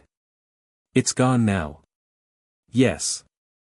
Draco looked at him steadily. The thing that was threatening the school this year, he said, and there was something careful and precise in the way he said it, the way he'd been taught to say things, every word placed, nothing wasted. It's been handled. For now, Harry said. For now. Draco repeated it without inflection. You handled it. Not alone. Draco's jaw shifted slightly. He looked back at the book. My father, he said, and stopped. Started again. My father has been, interested. In events at Hogwarts this year. More than he usually is. He was speaking very quietly, with the specific quietness of someone who has thought carefully about what they can and can't say. He has associations. From before. From when there was a first war. I know, Harry said. He believes things are going to restart. At some point. Draco looked up from the book with an expression Harry hadn't seen on him before, not the usual armored assessment, but something rawer underneath. I have been told, he said very carefully, what will be expected of me when they do. Harry looked at him. He waited. I'm telling you this, Draco said, because you said something to me in November. On the Quidditch pitch. About being complicated rather than simple. His voice was fully controlled, but the control was effortful in a way it hadn't been before. I've thought about it. Constantly. And I don't, he stopped. I am not my father, he said, in exactly the tone of someone who has said that to themselves enough times to have worn a path through the middle of it. No, Harry said. You're not. That's remarkably easy for you to say. It's remarkably easy for me to see, Harry said. I told you, I grew up with things that communicate in layers. The difference between what someone performs and what they actually feel underneath it. You perform your father's worldview very convincingly. What's underneath it is considerably more complicated. Draco stared at him. You can't know that. I'm not certain. I'm giving you my best reading. Harry folded his hands on the table. There's something I need to tell you, and it has to be between us, and I need you to decide whether you're willing to be in a conversation that you can't take back to your father. A long pause. The library moved around them, a distant scrape of chairs, Madame Pance's patrol footsteps in the far stacks. Draco's face was doing several things at once. All right, he said. There's an object, Harry said carefully. A diary. Your father has it. It was created by Voldemort. He watched Draco flinch and didn't stop, during the First War, and it's dangerous in specific ways that I can't explain fully right now. If your father gives it to you or asks you to introduce it into the school at any point, I need you to tell me first. Draco had gone very still. The color had left his face in the particular way that meant real shock rather than performed reaction. The diary, he said. Harry waited. I've seen it, Draco said, very quietly. At home. He keeps it. I've always thought it was, there's something wrong with it. I've always felt that. He looked at Harry. What is it? Something that would hurt people, Harry said. Seriously. I'll tell you more when I can. Draco was quiet for a long time. Long enough that Harry thought he might have pushed too far, revealed too much, miscalculated the reading. Then Draco said, if I tell you, if I help you with this, a pause. He'll know. Eventually. My father always knows. Yes, Harry said. He didn't dress it up. Probably. And I'll have, another pause, this one longer. Chosen, Harry said. Yes. Draco looked down at his book. At the page he hadn't been reading. I've never chosen anything, he said, in the voice of someone discovering a thing about themselves as they say it. I know, Harry said. First times are the hardest. But they're also the ones that matter. The silence stretched out. Then Draco said, if he gives it to me. I'll tell you. He looked up. His face had settled into something that was not the Malfoy mask and not exactly its absence, something new, the specific look of a person who has made their first genuinely independent decision and hasn't quite processed what it means for everything else. Thank you, Harry said. Don't, Draco said, with a flash of something that was almost his usual asperity. Don't thank me. It's completely against my better interests and I'd rather not think about it too hard. Harry stood. It usually is, he said. Complicated things usually are against your better interests in the short term. Does it get easier? Harry thought about Fawkes burning and returning. He thought about Ron on a chessboard. He thought about the mirror room and Quirrell's face. "No," he said honestly. "But you get better at it." He left Draco with his book and his new choice and went to find the forest. He'd been planning the Forbidden Forest trip since December, when Hedwig had mentioned something moving in it that didn't sound like any of the usual inhabitants, and since the raven in the east wall had told him that the forest's deeper reaches contained magical creatures of a kind that hadn't been documented in any book he'd read. He'd been patient about it. The mirror room had needed to come first. But now, in the specific quiet of the post-crisis week, with the castle's fire network running warm and clear and the immediate threat resolved, it was time. He went on a Saturday morning in February, alone, without telling anyone in advance, because he wanted to think clearly without managing the concerns of people who cared about him, and because the forest, he'd known this from the moment he'd seen it across the lake on the first boat crossing, was not somewhere you entered the way you entered anything else. It was its own place. It had its own rules. You came to it honestly or you didn't come. He told Hedwig where he was going. She told him she would be watching from the tree line and that if he was not back by noon she would find Ron and Hermione, and she said this with the absolute authority of a snowy owl who has decided something and considers the decision final. He crossed the grounds in the February cold, his breath white, the grass crunching under his feet with the particular sound of a hard frost that hadn't fully lifted. Hagrid's hut was quiet, the gamekeeper was away on some errand, and the edge of the forest was 50 yards past it, the tree line dark and tall and not exactly waiting but very much aware. He stopped at the edge. He listened. Not with the fire network, the castle's reach ended here, at the boundary of the formal grounds. With the older skill, the one that preceded the fire network, the one he'd had since he was 3 years old in a Kerry bog with an augury teaching him to attend to frequencies below speech.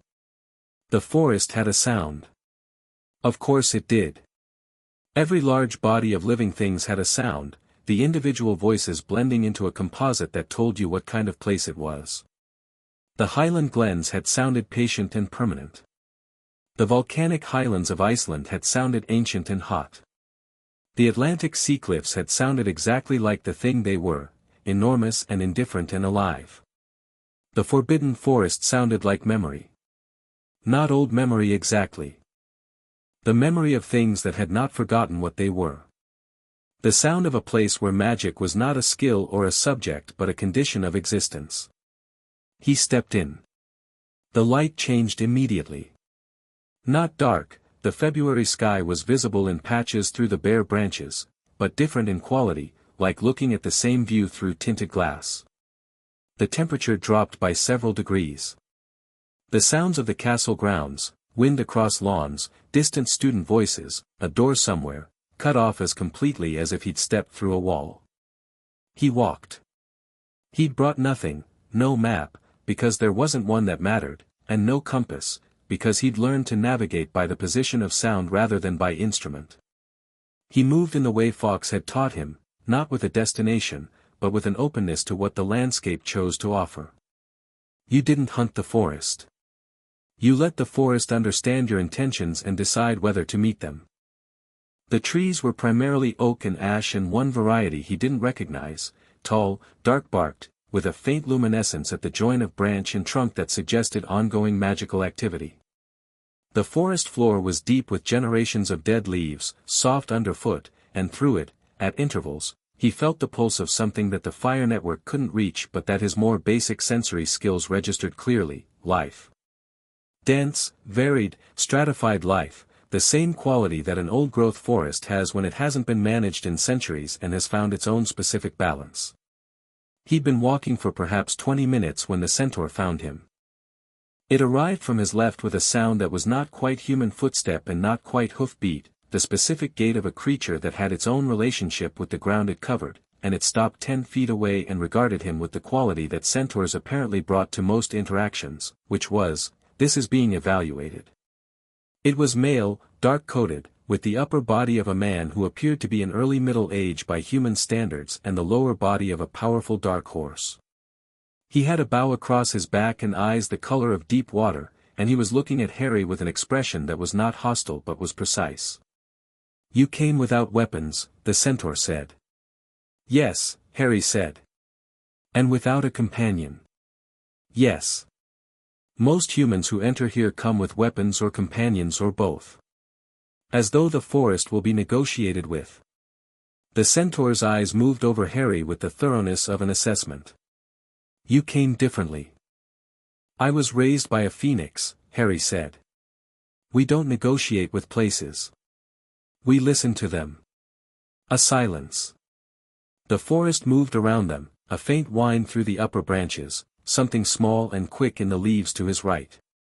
The centaur's expression shifted from assessment to something more considered. "I am Firenze," the centaur said. "I have been watching you since the beginning of the school year.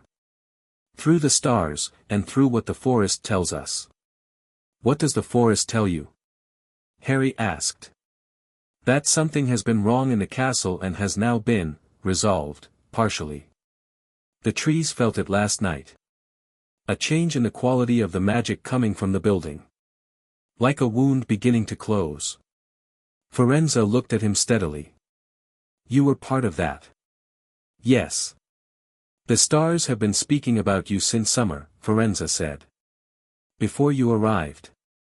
There was a reading. A configuration. Mars had been bright since August. And there was another aspect, less common, in the position that the herd associates with Phoenix fire." He paused. "You have come here for a reason." "I have," Harry said. "Hedwig, my owl, told me there was something in the forest that didn't match the usual inhabitants. Something she'd heard that didn't belong to any species she recognized. I wanted to find it." Firenze looked at him. "Follow me," he said, which was either trust or a test, and Harry suspected it was both. He followed. They walked deeper into the forest. Firenze moved ahead of him with the centaur's particular quality of being entirely at home in three-dimensional wooded space, moving through gaps in the undergrowth that Harry would have needed to look for but that Firenze navigated without apparent attention. Harry tracked his own position from sound, the way the ambient noise of the forest shifted as they went deeper, the frequencies of the bird calls changing as the species composition of the canopy changed, the gradual replacement of common woodland birds with something less immediately recognizable. The birds in this part of the forest. He'd been registering them as background for several minutes before they properly claimed his attention. Common enough at the forest's edge, robins, wrens, various tits, the usual winterwood population. But in here, further in, the calls were different. Not different species, different in kind. The magical resonance in them was higher. The information density in their calls was greater. He listened more carefully and found, not quite bird language as he knew it, but something that had bird language at its root and had developed alongside the forest's magic into something more complex. "Stop," he said. Firenze stopped. Turned. Harry was standing still with his head tilted, attention fully on the upper canopy. "There's a bird up there," he said. 3 birds. Species I don't recognize. The call is, it's a variant of avian common but significantly developed. I need to listen." He listened for a full minute. Firenze waited with the patience of a creature who had learned that most things worth knowing required waiting. The calls resolved. Not into words, it was too different from what he knew for direct translation. But the emotional register came through, and the information structure, and he could work out the shape of it: concern, alertness, something wrong, the lower wood, the place where the roots go deep. And underneath that, the specific note of creatures who recognized another creature that could hear them and were, cautiously, addressing him directly. "Who," they said, in their dense forest variant. "Who walks with Firenze and listens?" He called back in the cleanest version of avian common he could manage, "I'm Harry. I was raised by a phoenix. I've come to listen." A silence. Then a different call, from a second bird, "Phoenix touched." "We have heard about the phoenix touched." "Heard from whom?" "From the ones who burn," the third bird said, "and this one was closer, something moving in the canopy, shifting position with the quick purpose of a bird in decision. The phoenix fire that comes at dawn sometimes. From above the castle. It tells the high branches things. He looked at Firenze. Fawkes has been communicating with the forest birds, he said. Firenze inclined his head. The phoenix has been coming to the forest edge at dawn since the start of term, he said. The herd has observed it. We thought it was scouting. He was building a network, Harry said, and felt something move through him that was warm and amused and not entirely surprised. Of course Fawkes had been building a network. He'd been doing it for 10 years wherever they traveled. The phoenix didn't stop operating just because he wasn't there. He called up to the 3 birds, "Come down if you're willing. I'd like to hear what you've been told." A pause. Then one of them came, dropping through the canopy layers with quick, adjusted flight, landing on a branch 8 feet away and regarding him with eyes that were too large for a normal bird and had a quality to them that made him think of certain old auguries he'd met, the sense of something that looked out of them more complex than simple avian cognition. The bird was about the size of a large starling. Its coloring was unremarkable, dark gray-brown, a faint iridescence in the wing feathers that was only visible from certain angles. But its magical signature was higher than anything in its size class had any right to be. It looked at him for a long moment. "Phoenix touched," it said, in its forest variant. "You can hear us." "Yes," Harry said. "Most humans cannot." "I know. The phoenix told us," the bird said, "that you would come here. That you would listen. And that we should tell you what we know about the dark that has been moving through the forest." Harry went still. "What dark?" he asked, in English first, then translated the question. "Something comes through in the deep winter nights," the bird said. "Not a creature that belongs here. Not a centaur, not a unicorn, not anything with a natural place. Something that was seeking.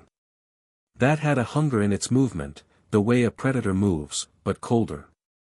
The bird shifted on its branch. "We watched it. It was going to the unicorn grazing ground. The northern clearing." "The unicorns," Harry said to Firenze. The centaur's expression had tightened. "We have found 3 unicorns with injuries," he said. "Since December. Something has been drinking their blood." His voice had a careful flatness that contained significant emotion. "We have been tracking the source." Harry thought about what Dumbledore had told him about the remnant state, that sustaining Quirrell's body had been costly, that it had needed supplemental dark magic to maintain coherence over the school year. Unicorn blood. Monstrous, he remembered from a reading Hermione had pushed at him in November, monstrous because unicorn blood would keep a nearly dead thing alive but at a cost that transformed the drinker. A cursed half-life. But the remnant was gone now. "It stopped after last night?" he asked the bird. A pause. "Yes," the bird said. "The hunger thing has not come since last night. The forest feels it differently today. Not absence exactly, more like, the ending of a sound that had been too long." He asked several more questions. The birds answered with the frank directness of creatures who had decided he was trustworthy and saw no reason to be less than complete. He learned, the forest's deep sections had been disturbed for most of the school year. The centaur herd had been patrolling more heavily. The magical creatures of the deeper forest, things he hadn't read about and that the birds referred to only by descriptors, the silent ones, the weavers, the root singers, had retreated further in, away from the northern perimeter where the dark had been moving. He filed all of it. He thought about what it meant for the broader picture, for the Horcruxes still out there, the diary specifically, Lucius Malfoy with his careful associations and his long memories of the First War. "Firenze," he said. "The stars. What are they saying now? After last night?" Firenze looked upward, through the canopy, though the sky wasn't visible from where they stood. "The configuration has changed," he said slowly. "Mars has dimmed. The aspect associated with the Phoenix fire has strengthened, which is unusual. He looked at Harry with those deep-water eyes. The centaur tradition does not attempt to predict individual futures. The stars deal in forces, not in persons. But the forces, he paused. The forces look like the beginning of something long, and very difficult, with a question in the center of it that has not yet been asked. What question? Whether what was broken, Firenze said, can be made whole. Or whether the breaking was necessary for something new. He tilted his head. The stars are interested in you, Harry Potter. That is not always comfortable. I know, Harry said. Fawkes says the same thing. Firenze looked at him with a surprised quality that centaurs apparently didn't often let through. You speak with the phoenix directly? He raised me. And he speaks with you? As in conversation? Fire song, Harry said. But yes. Essentially. He looked at the centaur. Is that strange from a centaur perspective? It is, unprecedented, Firenze said, carefully. In the centaur tradition, the phoenix is associated with the aspect of rebirth. It appears in the star charts in positions that correspond to transformation, to the destruction of one state and the beginning of another. To speak with that force directly, he considered it. We have a word for it. Someone who carries both the fire and the knowledge of the fire. He said a word in his own language. It means roughly, the one who has been remade. Harry turned that over. The one who has been remade. He thought about Godric's Hollow and the ruins of the nursery and one small child and one large phoenix making a choice in the dark. He thought about 10 years of burning sky. Yes, he said. That's probably accurate. The bird on the branch made a soft sound. There is something else, it said. Something the phoenix told us. For you specifically. He looked at it. He said, the forest remembers what humans forget. Come when you need to remember. He stood in the forest's quiet and felt that settle. The fire in the walls didn't reach here, but the forest had its own kind of memory, stored in root systems and centuries of accumulated weather, in the birds who remembered through generations of song, in the centaur's star charts that tracked forces across human lifetimes. The school was extraordinary and he wanted to be in it, and it was already more than he'd expected. But this was a different kind of resource. Not a weapon. A perspective. Something to balance the human magical world's tendency to look inward with the reminder that the world went considerably further than any school's curriculum covered. Thank you, he said to the bird, in its forest variant, as precisely as he could manage. I'll come back. We know, the bird said, with the specific quality of something that had already been told as much by a phoenix and was simply confirming the report. He walked back to the forest edge with Firenze, who spoke during the walk about the centaur herd's history with the castle, the long, complicated negotiation between the castle's magic and the forest's, the centuries of parallel existence, the specific decisions that had been made about how close each would come to the other.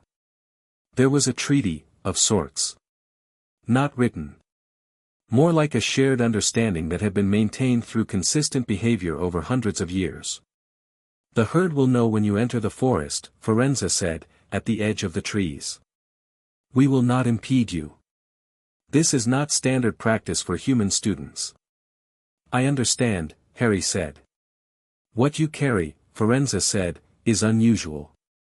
Not in a quantitative sense, not simply more magic than others. In a qualitative sense. The nature of it is different. He looked at Harry with the particular centaur combination of certainty and humility, certain about what the stars said, humble about what they meant. The herd has been watching you since September and we have not reached consensus about what you represent. I thought you should know that. What do you think I represent? Harry asked. Firenze was quiet for a moment. Something that has not existed before, he said finally. Which the stars find interesting. And the stars are very old. They do not find many things interesting. Harry smiled at that. He thanked Firenze. He came out of the trees into the clear February cold of the school grounds and found Hedwig exactly where she'd said she would be, in a tree at the forest edge, watching the gap he'd come through with the attentiveness of an owl who had been waiting and not moved for the entire duration. "You're back," she said. "I'm back," he said. "How was it?" "Important," he said. "Fawkes has been talking to the forest birds all year." Hedwig made a sound of completely unsurprised confirmation. "Of course he has," she said. "He was not going to simply leave you without infrastructure." Harry looked at the castle, at its towers and its morning-lit stone, at the orrery visible at the west tower's top and the smoke from Hagrid's chimney and the distant movement of students on the grounds beginning the Saturday routines. He thought about infrastructure. He thought about the distributed network that had apparently been quietly assembling itself around him since September, without his direction, Fawkes working the forest, the castle's fire network responding to him, the owls and the raven and the grey lady and McGonagall's careful oblique warnings and Dumbledore finally saying everything. He thought, "I have more support than I knew how to recognize." He went in for breakfast. March came with the particular energy of a school year finding its second wind, the Christmas break far enough behind and the end-of-year exams close enough ahead that the middle ground had a specific productive tension to it. Hermione's revision schedule expanded. Ron's chess interest deepened into an almost obsession with theoretical endgames. Harry found himself genuinely absorbed in charms, which had moved into spell construction theory, and in the independent reading he and McGonagall had been pursuing in her Thursday sessions, which had turned into something he could only describe as an actual education rather than a curriculum. He also spent time in the forest. He went 3 more times in March, each time with Firenze's knowledge and once with the centaur as guide into sections he hadn't reached on his own. The root singers the birds had mentioned turned out to be what he could only classify as a species he'd never encountered, small, silent, tree-dwelling things with a magical signature that wasn't in any textbook, that communicated in frequencies below what human ears could detect but that sat within Harry's range given his years attending to the infrasonic elements of Fawkes's fire song. He'd spent an hour with them in silence that was not silence, learning the edges of their language, knowing he'd need to come back many times more before he could call it understanding. He wrote up his observations in his notebook and cross-referenced them with Hermione's Fantastic Beasts Extended Edition and found that they matched approximately nothing in the documented literature, which Hermione received with the specific delighted horror of a person confronting the boundaries of what has been written down. "This is an undocumented species," she said, for the 4th time, with increasing intensity. "Possibly," Harry said. "You found an undocumented magical species in a forest that's been studied for," she pressed her lips together. "Harry. This needs to be recorded properly." "I'm recording it." "In your system," she said, which was not a compliment. "In my very effective system," he corrected. "In your system that organizes by acoustic frequency and threat level and doesn't have an index. Indexes are for people who can't remember where things are. Indexes are for people who want other people to be able to find things," she said, with the precision of someone who has been making this argument for months. "You are not the only person who needs to access this information." He looked at her. She looked back. The argument had been going on, in various forms, since October, and it always ended the same way. He reorganized 2 notebooks into her preferred format, she let him keep the rest in his, and they both pretended this was a stable arrangement. 2 notebooks, he said. 6, she said. 3. 5. 4, and you stop making that face every time you look at the rest of them. I don't make a, she stopped. Fine. 4. Ron, from across the table, said without looking up from his chess puzzle, "You two realize that's the 3rd time this week you've had that exact same negotiation." "It concludes efficiently," Hermione said. "It concludes the same way every time," Ron said. Harry gives up 4 notebooks, you act like you've won something, Harry goes back to doing it his way in the remaining ones. He moved a piece on the board. "I don't know why you bother with the middle part." They both looked at him. "Because the middle part," Harry said, "is the part where she tells me all the things she's found in the 4 notebooks she reorganizes." Ron looked up. Looked at Hermione. Is that true? I do generally find it productive to go through them methodically, Hermione said, with great dignity. He gives you 4 notebooks so you'll read them, Ron said. You reorganize them so you have an excuse to read them. A pause. That is an oversimplification, Hermione said. Is it wrong? Another pause. No, Harry said, mildly. It's basically right. Hermione made a sound that was not quite a sigh and picked up her quill. I'm going to find the root singers fascinating regardless of how the notebooks are organized, she said, and put her head down over her charms theory. Then, after a moment, without looking up, do you think they'd talk to me? If I came with you to the forest? Possibly, Harry said. You'd need to come in quietly. Without an agenda. I can do that. Without a notebook. She put her quill down and looked at him. I'll take notes afterward, Harry said. Everything. I promise. And you'll do it in complete sentences. I'll try. That's the worst answer you could have given me. I'll try very hard, he amended. She picked the quill back up. Saturday, she said. Before lunch. The last week of March brought something Harry hadn't accounted for, a letter from Fawkes. Not the fire song, they'd been exchanging that throughout the year, brief warm notes at dawn when Fawkes came to the castle edge, the kind of communication that didn't need a medium because it existed in the frequency between them. This was different. An actual letter, which required translation because fire song didn't map cleanly to written language, but Fawkes had learned to write to him in a particular pictographic shorthand during the years when Harry had been practicing his English reading. The letter arrived with a forest bird, one of the 3 dark grey birds from the deep wood, who landed on his windowsill at 6 in the morning with the careful dignity of an emissary and held out its leg. Harry took the letter. The bird waited with the patience of something that had been given instructions. He unfolded it.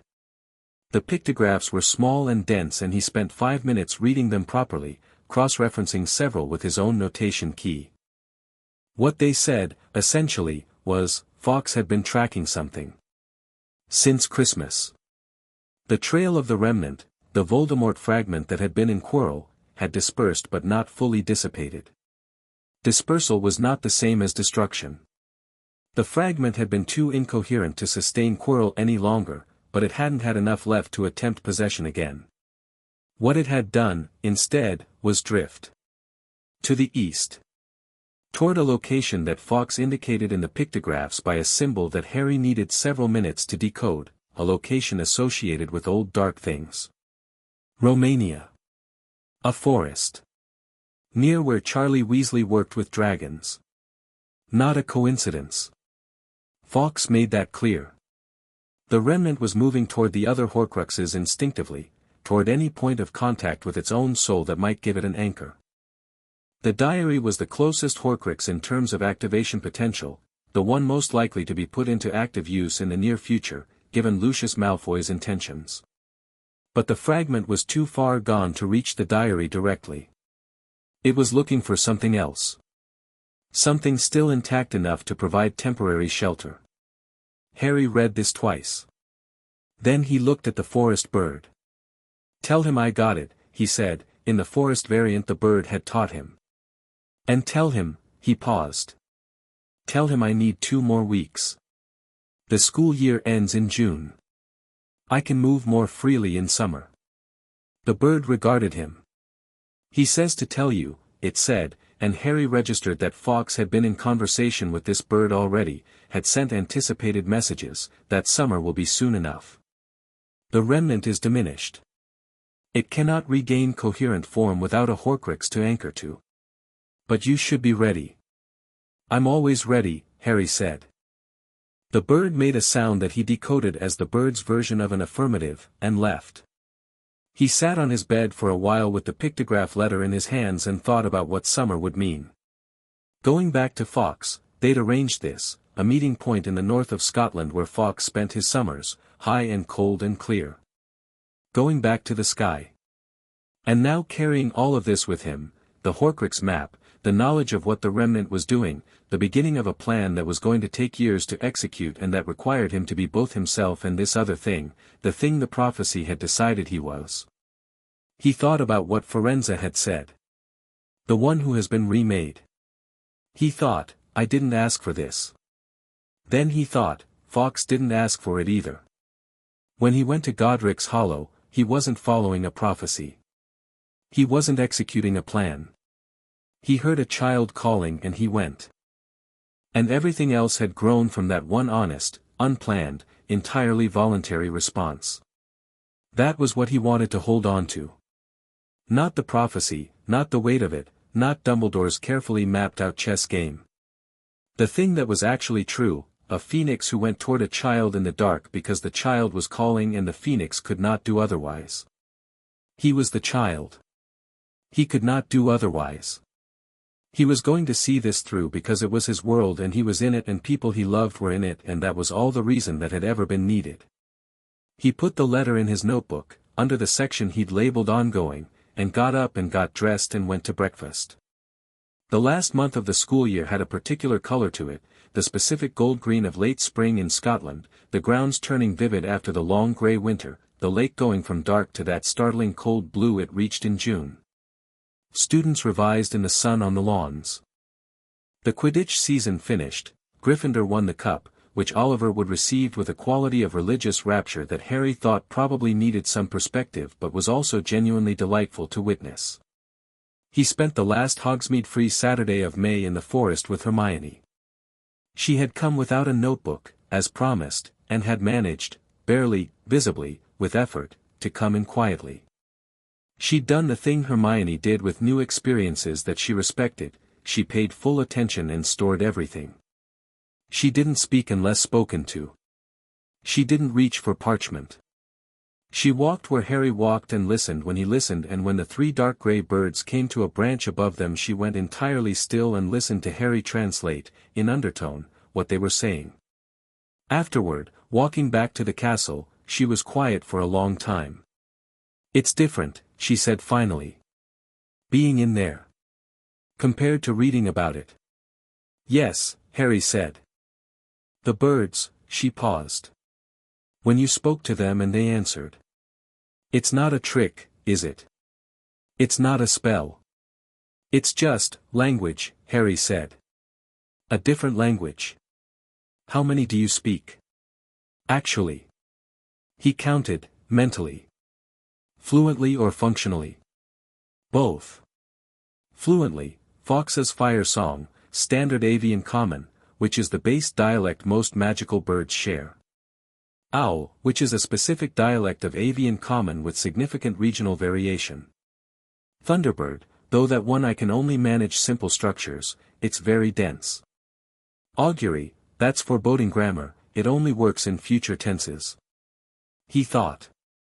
Functionally, what I'm developing with the forest birds, which is their variant of avian common. Diricol. Basic phoenix variant, which is related to fire song but more structured. Hermione had the expression of someone whose brain was running several computations at once. You speak 7 magical languages, she said.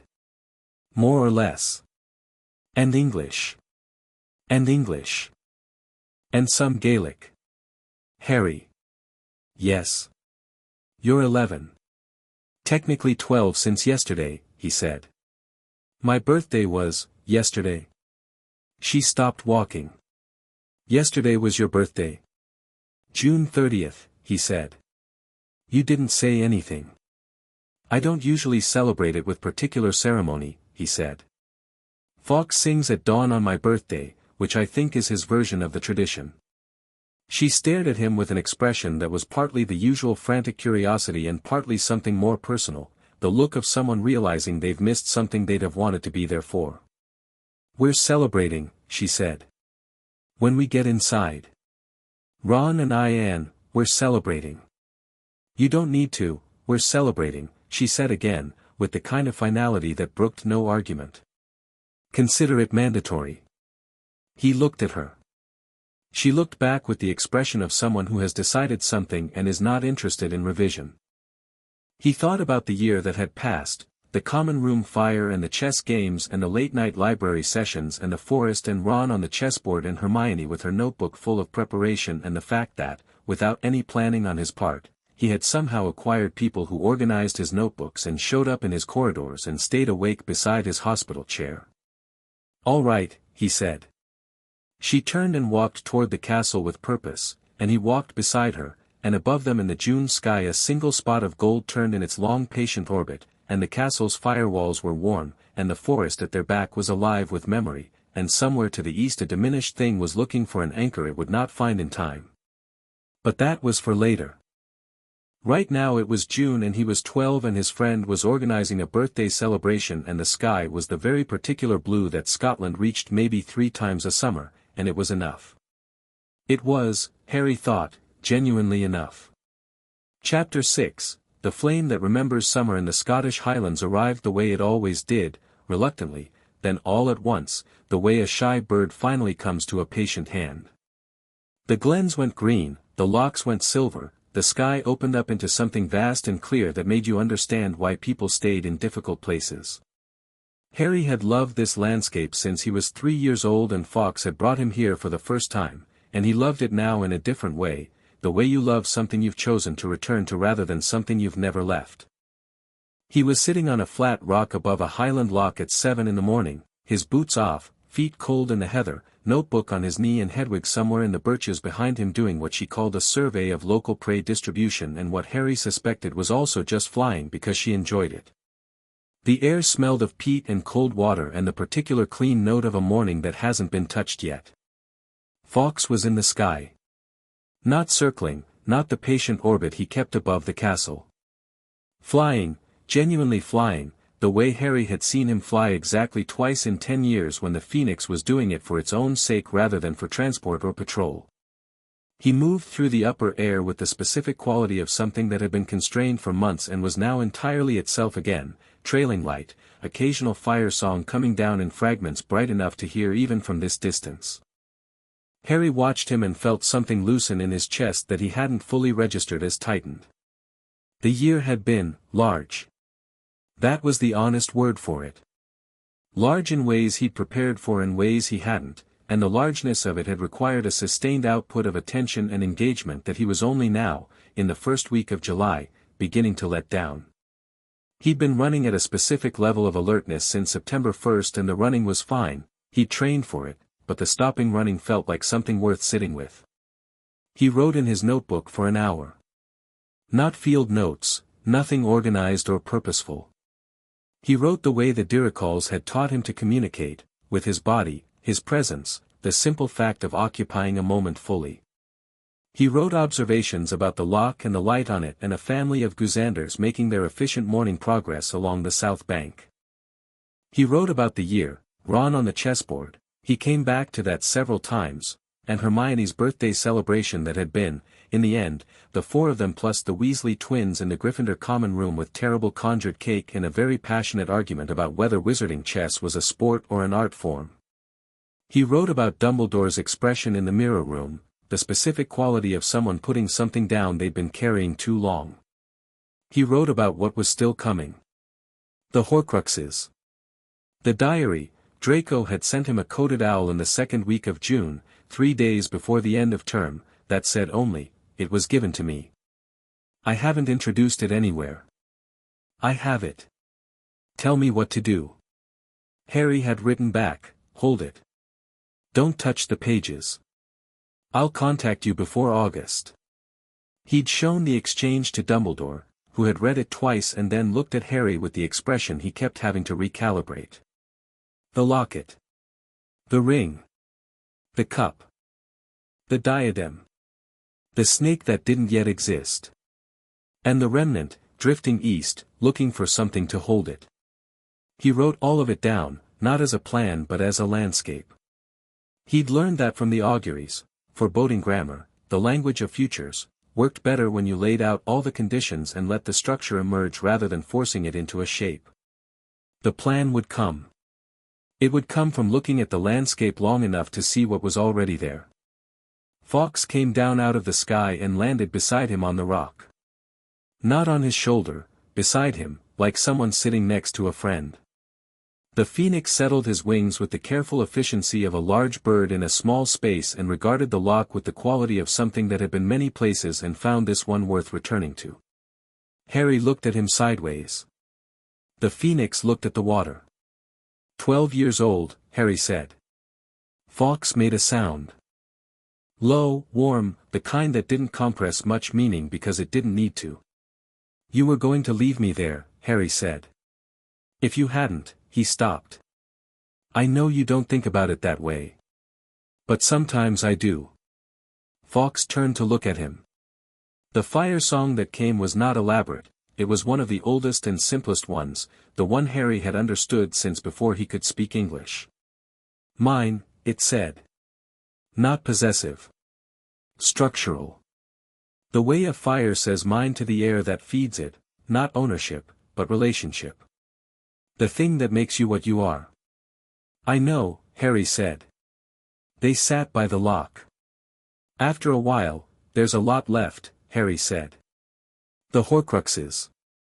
The remnant. At some point it's all going to escalate. Dumbledore thinks 3 or 4 years. Maybe less. He looked at the water. I'm 12. Fawkes was quiet. I'm not frightened, Harry said. I want to say that clearly, because I know you'd hear it if I were. I'm not. I just wanted to acknowledge the size of it, because I think, he paused.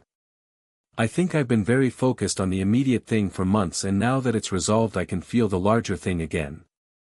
The longer arc. The phoenix made a sound. An observation, not a comfort.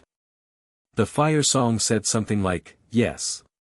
That's what it is. Good that you can see it. Fawkes, Harry said. The diary. The Malfoy diary. If I can get Draco to give it up, I need a way to destroy it. The phoenix looked at him. Basilisk venom, Harry said. Or phoenix fire. Which is harder to produce on purpose than it sounds, I know. He tilted his head. Or both, if we can arrange both. Fawkes made a sound that Harry had to listen to carefully for the meaning, because it was complex. What it came out to, when he translated it, not yet. Not this year. The conditions aren't in place. Wait for the conditions. You know when? Harry asked. I know the shape of when, Fawkes said. Not the date. The conditions. When the castle calls it, you'll feel it. He thought about that. The castle's fire network. The distributed awareness that responded to what the building needed. He thought, yes, all right, that tracks. All right, he said. I'll wait for the conditions. Below them, the Guzanders reached the far bank of the loch and angled north. Hedwig returned from her survey and landed in the birches and announced, without being asked, that the local rabbit population was adequate and the field mice were abundant and she had no complaints about the property. Harry thanked her and went back to his notebook and wrote for another hour, and eventually got hungry and went back down to the cottage he and Fawkes used in summer, small, stone, older than anyone who might claim ownership of it, which was in practice the arrangement they'd been using for 10 years and that no one had ever disputed because the cottage was well off any path and the local birds made excellent early warning systems. The letter from Hermione arrived on July 10 with a barn owl borrowed from the Hogwarts system who clearly considered this errand beneath its professional dignity but performed it with the competence of long habit. The letter was 4 pages. This was moderate, by Hermione's standards.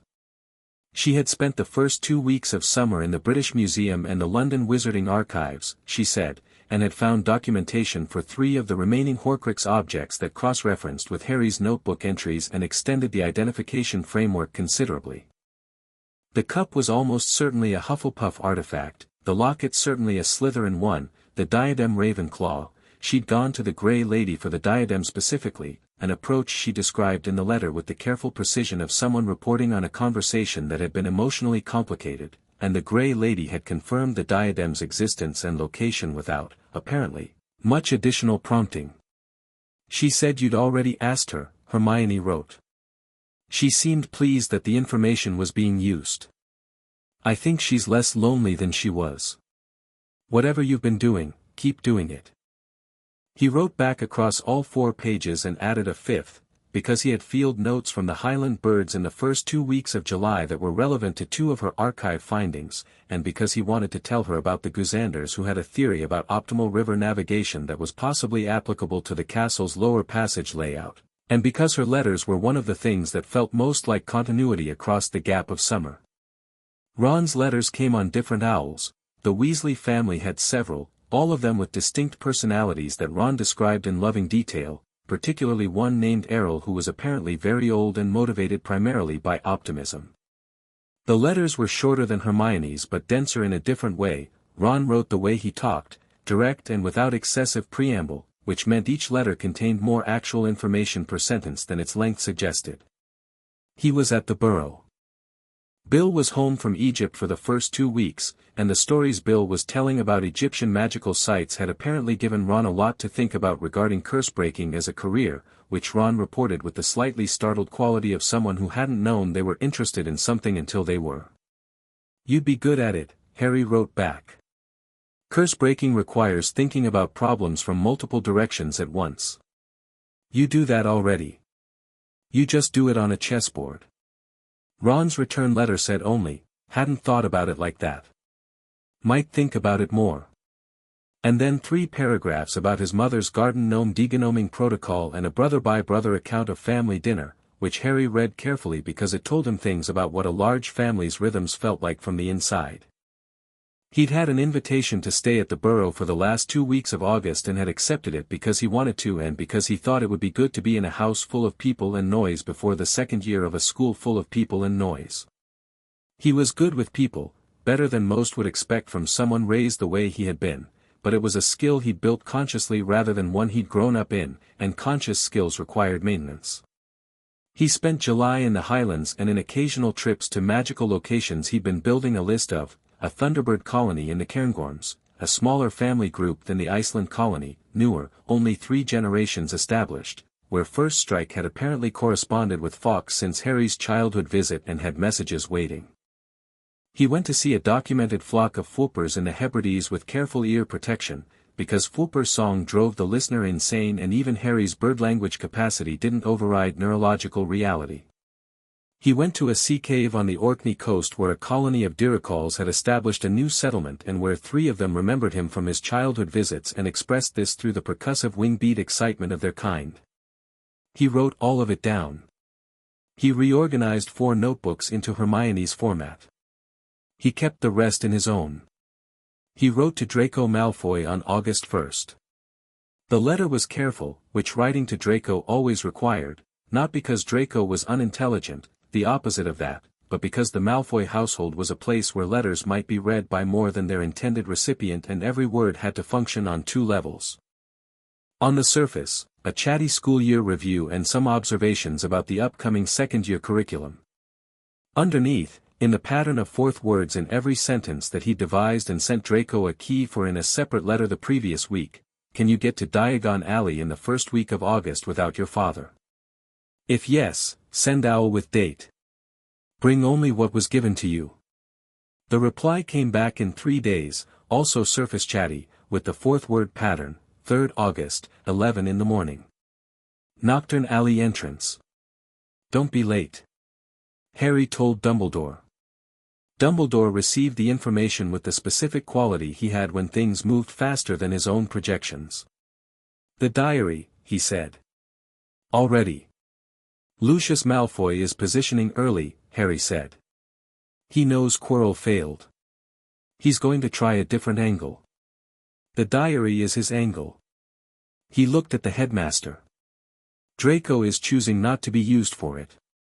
That should count for something. It does, Dumbledore said, and he said it simply, without the usual layering. I need to go to Diagon Alley, Harry said. I'll take Hagrid, Harry said. Draco trusts loud and obvious. Loud and obvious means this isn't a trap, because you don't bring witnesses to a trap. He paused. No offense. Dumbledore's beard moved. None taken, he said. Hagrid it is. He didn't tell Hagrid what the meeting was actually about. He told Hagrid he wanted to get his school supplies early and had a friend to meet in the alley, and Hagrid, who loved Diagon Alley in the way of someone who loved going anywhere, was immediately and enthusiastically available. They went on August 3rd. Hagrid in his enormous moleskin coat, Harry with his bag, both of them navigating the midsummer alley which was busier than it had been the previous August, warm and loud and smelling of too many people doing too many things in close proximity. Harry bought his second-year supplies, which Hagrid helped carry, and they ate pasties from a cart by the entrance, and Hagrid told him about his summer, which had involved dragon research correspondence with Charlie Weasley and an ongoing attempt to get a permit for something he wouldn't describe clearly but that Harry suspected involved something large and illegal. At 10:50 he told Hagrid he was meeting someone at the Nocturne Alley entrance and went. Draco was there at 11 exactly, wearing Muggle clothes that were clearly chosen to minimize recognition and were slightly wrong in the way that Muggle unfamiliar wizarding families got Muggle clothes slightly wrong, good quality but from the wrong decade silhouette. He was alone. He was carrying a bag. He looked like someone who had made a decision and was moving through it quickly before they could think too hard. Potter, he said. Malfoy, Harry said. They stood at the mouth of Nocturne Alley, which was dark even in August, and looked at each other. He gave it to me last week, Draco said. Said, that Hogwarts has a ghost who belonged to Slytherin House. He wanted me to give it to her, find an opportunity to, he stopped. I don't know the full plan. He doesn't tell me the full plan. He says, a pause, controlled. He says I'll understand it when I need to. Something moved in Draco's expression. I'm always nearly understanding things. Harry listened to the quality underneath it, the particular frustration of someone who has been kept informed enough to be useful and not enough to be autonomous. He thought about what Firenze had said, the one who has been remade. He thought about Draco saying I've never chosen anything. You're choosing now, Harry said. Yes. Draco pulled the bag off his shoulder. I haven't opened it. I haven't touched what's inside it. I used tongs from the kitchen, which my father would consider completely undignified. That was exactly right, Harry said. Draco held the bag out. Harry took it. He could feel through the material what was inside, the specific dark resonance of the diary, the concentrated wrong note quality of a Horcrux, dense and old and hungry in the particular way that things that wanted too much felt in his awareness. It pushed against his sense of it like something trying to find purchase. He held the bag and didn't react. 10 years of Phoenix Fire had given him a baseline for dark magic that made this readable rather than overwhelming. You should know, Draco said, very carefully, that he'll find out. What I've done.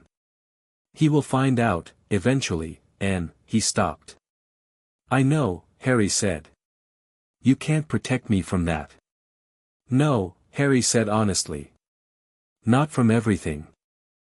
But when it matters, when the larger situation escalates and the choices get more serious than this one, I'll know what you did here. And that matters. He looked at Draco. You said you'd never chosen anything. This is the first one. It won't be the last. Draco's face was controlled, as it usually was.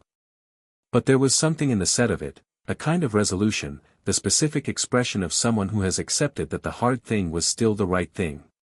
Will you tell me, Draco said, at some point, what all of this actually is? Not the managed version. The actual thing. Yes, Harry said. When you're ready to hear it. Which I think is soon. Draco looked at him for a moment. Then, your Hagrid is coming, he said. He's very visible. Harry turned. Hagrid was indeed approaching from the alley entrance, pink umbrella and all, and had spotted them. His face did the calculation of seeing Draco and did it with visible effort. All right, he called. All right, Harry called back. He looked at Draco. Go, he said. The clean way. Don't go through Nocturne on your own. I know how alleys work, Draco said, with a return of his usual asperity, and walked off in the direction of the leaky cauldron with the measured stride of someone exiting a situation without looking like they're exiting a situation. Hagrid arrived and looked at the bag Harry was holding with the instincts of someone who had spent years around magical objects that needed careful handling. "What's that?" he asked. "Something that needs to go to Dumbledore," Harry said. "Today." Hagrid looked at it. Looked at Harry. Looked at the direction Draco had gone. His face sorted through several things with the honest visibility of a face that didn't do concealment. "Right," he said finally. "Let's go to the leaky cauldron and flew to the school, then." He didn't ask more. Harry had noticed this about Hagrid: he was less simple than he appeared, which was true of most genuinely good people. He had a sense of when information was being given to him in pieces for reasonable reasons and he didn't push, because he trusted the person giving it. Harry put a hand on Hagrid's arm briefly. A small gesture. Hagrid looked startled and then not startled, and nodded, and led the way back to the leaky cauldron with the comfortable certainty of a very large person who always knew where he was going. Dumbledore held the bag for a long time. He didn't open it. He sat in his chair in his office with the diary's container resting on the desk between them, and the expressions moved through him without settling, something complicated and tired and genuinely surprised. "Tom Riddle's diary," he said. "I knew Lucius had it. I didn't know the timing of the plan." "He was going to give it to the ghost," Harry said. "The Moaning Myrtle bathroom, she died near water, there's a basilisk in the castle plumbing. I think the diary was designed to control whoever picked it up, open the chamber, direct the basilisk." He said this plainly, because it was information, and information moved faster when you didn't dress it up. "How close am I?" Dumbledore looked at him. "Extremely close," he said. "You worked that out. The diary has a hunger quality in its magical signature. It's designed to take someone over. The most likely someone, in a Slytherin-tied plan being introduced through Draco, would be a student close to Draco." He thought about it. Probably a Muggle-born student, given what the chamber was historically used for. "The Chamber of Secrets," Dumbledore said, and his voice was very quiet. "The basilisk is real. It has been living in the school's plumbing for 50 years. The last time it was released," he stopped. "Myrtle," Harry said. "She died in that bathroom 50 years ago. The diary was involved. Tom Riddle's diary, that's his memory, trapped in it, designed to possess the reader." He looked at the headmaster steadily. "We need to destroy it. I need phoenix fire or basilisk venom." "You said both would work." "Both would work," Dumbledore said. "But accessing the basilisk means going into the chamber." Harry had thought about this. "Which I can do. The chamber will have Parseltongue-adjacent access control, like the bird languages, a frequency. I can approximate it." He paused. "Probably." "Harry. I know. It's not now. I know." He looked at the diary. "But when the conditions are right," Fawkes said it. "The castle will tell me when. So we hold it, safely, until then." Dumbledore looked at him. In the summer light of the office, with Fawkes's stand empty behind him and the portraits of previous headmasters awake and paying close attention, he looked like what he was, a very old man who had been carrying something very heavy, being told that the weight was being shared. "You came to me last autumn," Dumbledore said slowly, "and told me that you wanted to be a partner rather than a piece." "Yes. I want to tell you, formally, on the record, with the portraits as witness, that I accept that. Entirely."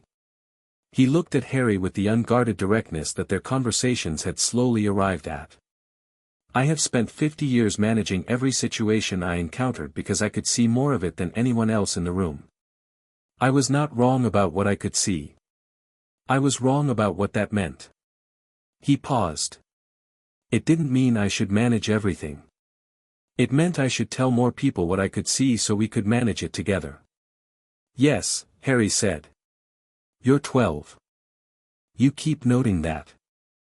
I find it genuinely remarkable," Dumbledore said, with something in his voice that might, from another man, have been called wonder. Every time I think I've recalibrated my expectations you exceed them and I have to do it again. Harry thought about this honestly. I'm not exceptional because I'm talented, he said. Or not only that. I'm differently prepared. Fawkes gave me a kind of education that has specific applications to the particular problem we're dealing with. That's not the same as being extraordinary. Perhaps, Dumbledore said. And perhaps extraordinary things sometimes grow from very ordinary soil. Harry thought of a cold nursery in October and a choice made without deliberation by a phoenix who went toward fire because he could not do otherwise. Perhaps, he said. Dumbledore put the diary in a warded box with the careful attention of someone handling something they'd rather not touch and would very much like to reduce to ash at the first available opportunity. Stay for tea, he said. Yes, Harry said. And tell me about the locket. I've been thinking about Regulus Black. Dumbledore paused. Looked at him.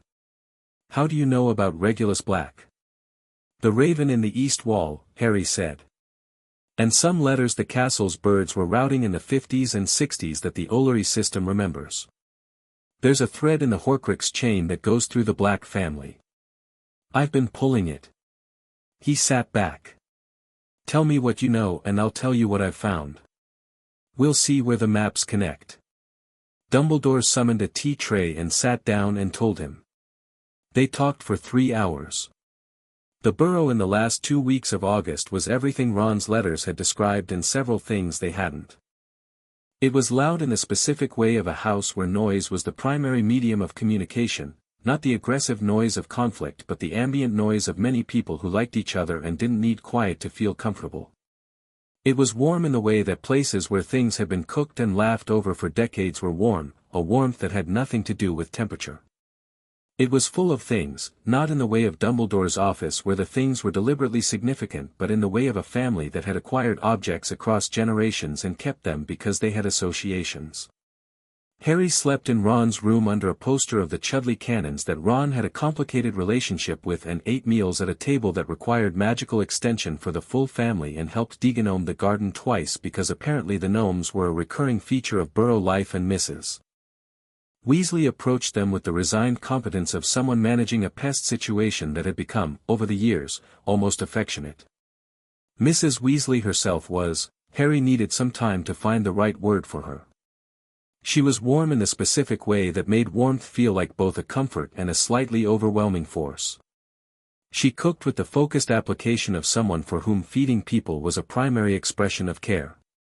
On the second day she put a plate of something in front of Harry and watched him eat it with the expression of a woman who had registered, somewhere in her assessment, the particular way Harry ate, the frank, unfussy enjoyment of someone who grew up eating whatever was available and has no framework for being precious about food. She gave him a second plate without being asked. He thanked her. She patted his shoulder in the way she patted all her children's shoulders, efficient and certain and full of something he didn't have a word for but recognized. He thought about that for the rest of the day, on and off. About what it meant to be included in a gesture so habitual it didn't require thought. About what it said about how she thought of him that she didn't stop to consider whether it was appropriate. He filed it under, things worth keeping. Ginny Weasley was 11, starting Hogwarts in September, and she had the specific Weasley combination of warmth and directness but in a register different from Ron's. Where Ron was steady and lateral thinking, Ginny had a kind of forward momentum. She came at things directly, not recklessly, with the particular precision of the youngest of many who has learned that indirect approaches are usually claimed before she gets there. She was around Harry in the second day with the careful restraint of someone who had been told not to make a big deal of the famous visitor and was making an enormous internal effort. He sat next to her at dinner on the third night and said, "You're starting Hogwarts in September." She looked at him sideways. "Yes," she said. "Nervous?" "No," she said, immediately and convincingly. Then, a second later, "Yes. The sorting's not what you'd expect," he said. "Everyone builds it up and then it's just a conversation, basically. With a hat." "You had a conversation with the sorting hat?" It talked to me, I talked back. We agreed on Gryffindor. He paused. I think it'll be the same for you. She looked at him for a moment. The restraint had dropped slightly, not gone, but made room for curiosity. How do you know? Because of how you talk to your brothers, he said. You're not intimidated by any of them, even Bill and Charlie, who most people find impressive. But you're not careless about it either. You pick your moments. He looked at his plate. That's courage, not bravado. It's a distinction that matters to the hat. Ginny was quiet for a moment. Ron said you're not what he expected, she said. He meant it as a compliment. Ron's compliments are structurally unusual, Harry said. She almost smiled. Yes. She picked up her fork. He likes you. A lot. More than he says. Which is the Ron version of a lot. I know, Harry said. I like him too. Considerably more than I usually say. She did smile then, a full one, the Weasley smile that several of her brothers had, and that meant whatever she was feeling had come all the way through without being managed. He said you're honest, she said. That you just say the thing directly and it takes a bit of getting used to. Does it? Harry asked, because the question seemed genuinely interesting. A bit, she said. But then it's nice. Actually. Most people aren't. They ate in companionable silence for a while. Around them the Burrow dinner table was the usual organized chaos, Fred and George conducting a quiet argument in the code they'd developed for situations where their mother was within earshot, Bill at the far end talking to Arthur Weasley about Egypt with the particular animation of someone whose career had given them exactly the kind of stories they'd hoped for, Ron eating with the focused attention of a boy who took meals seriously. Harry felt, in the warm noise of it, the specific quality he'd been learning to recognize since September. The thing that wasn't family, exactly, he didn't want to claim something he hadn't grown up inside, but that was the condition out of which family grew. The quality of people who were genuinely glad you were there. He thought, I'm going to be good at this. Not performing it. Not translating it from bird social dynamics and Diagon percussion language and the way Fawkes' fire song contained complete relational histories in a single held note. Actually being it. He was going to be good at being in the world with people who mattered to him, because it turned out that the preparation for it, all of it, every year of it, had been exactly right. He ate Mrs. Weasley's cooking and argued Quidditch tactics with Ginny, who turned out to have opinions that came from somewhere deeper than family loyalty, and watched Ron beat Fred at chess, which Fred received as an education, and listened to Arthur Weasley's passionate explanation of what Muggles called a rubber duck and why he found it philosophically baffling. It was enough. September 1st. Platform 9 3/4 in the early morning, September gold light coming through the station roof, the Hogwarts Express scarlet and steaming, the specific compressed energy of a beginning. Harry stood on the platform with his trunk and Hedwig's cage and the particular quality of someone for whom this was now a return rather than an arrival. The Weasleys were around him in the organized chaos of their particular family logistics. Hermione appeared at the platform entrance with her parents, her mother, a neat woman with Hermione's eyes and the expression of someone who had spent 11 months adjusting to the specific reality of a magical child, found Harry immediately and introduced herself with the directness that Hermione had clearly inherited. "You're Harry," Mrs. Granger said. "Hermione's written about you. Extensively. All of it positive, I hope," Harry said. "All of it extremely detailed," Mrs. Granger said, which managed to be both an answer and an evasion.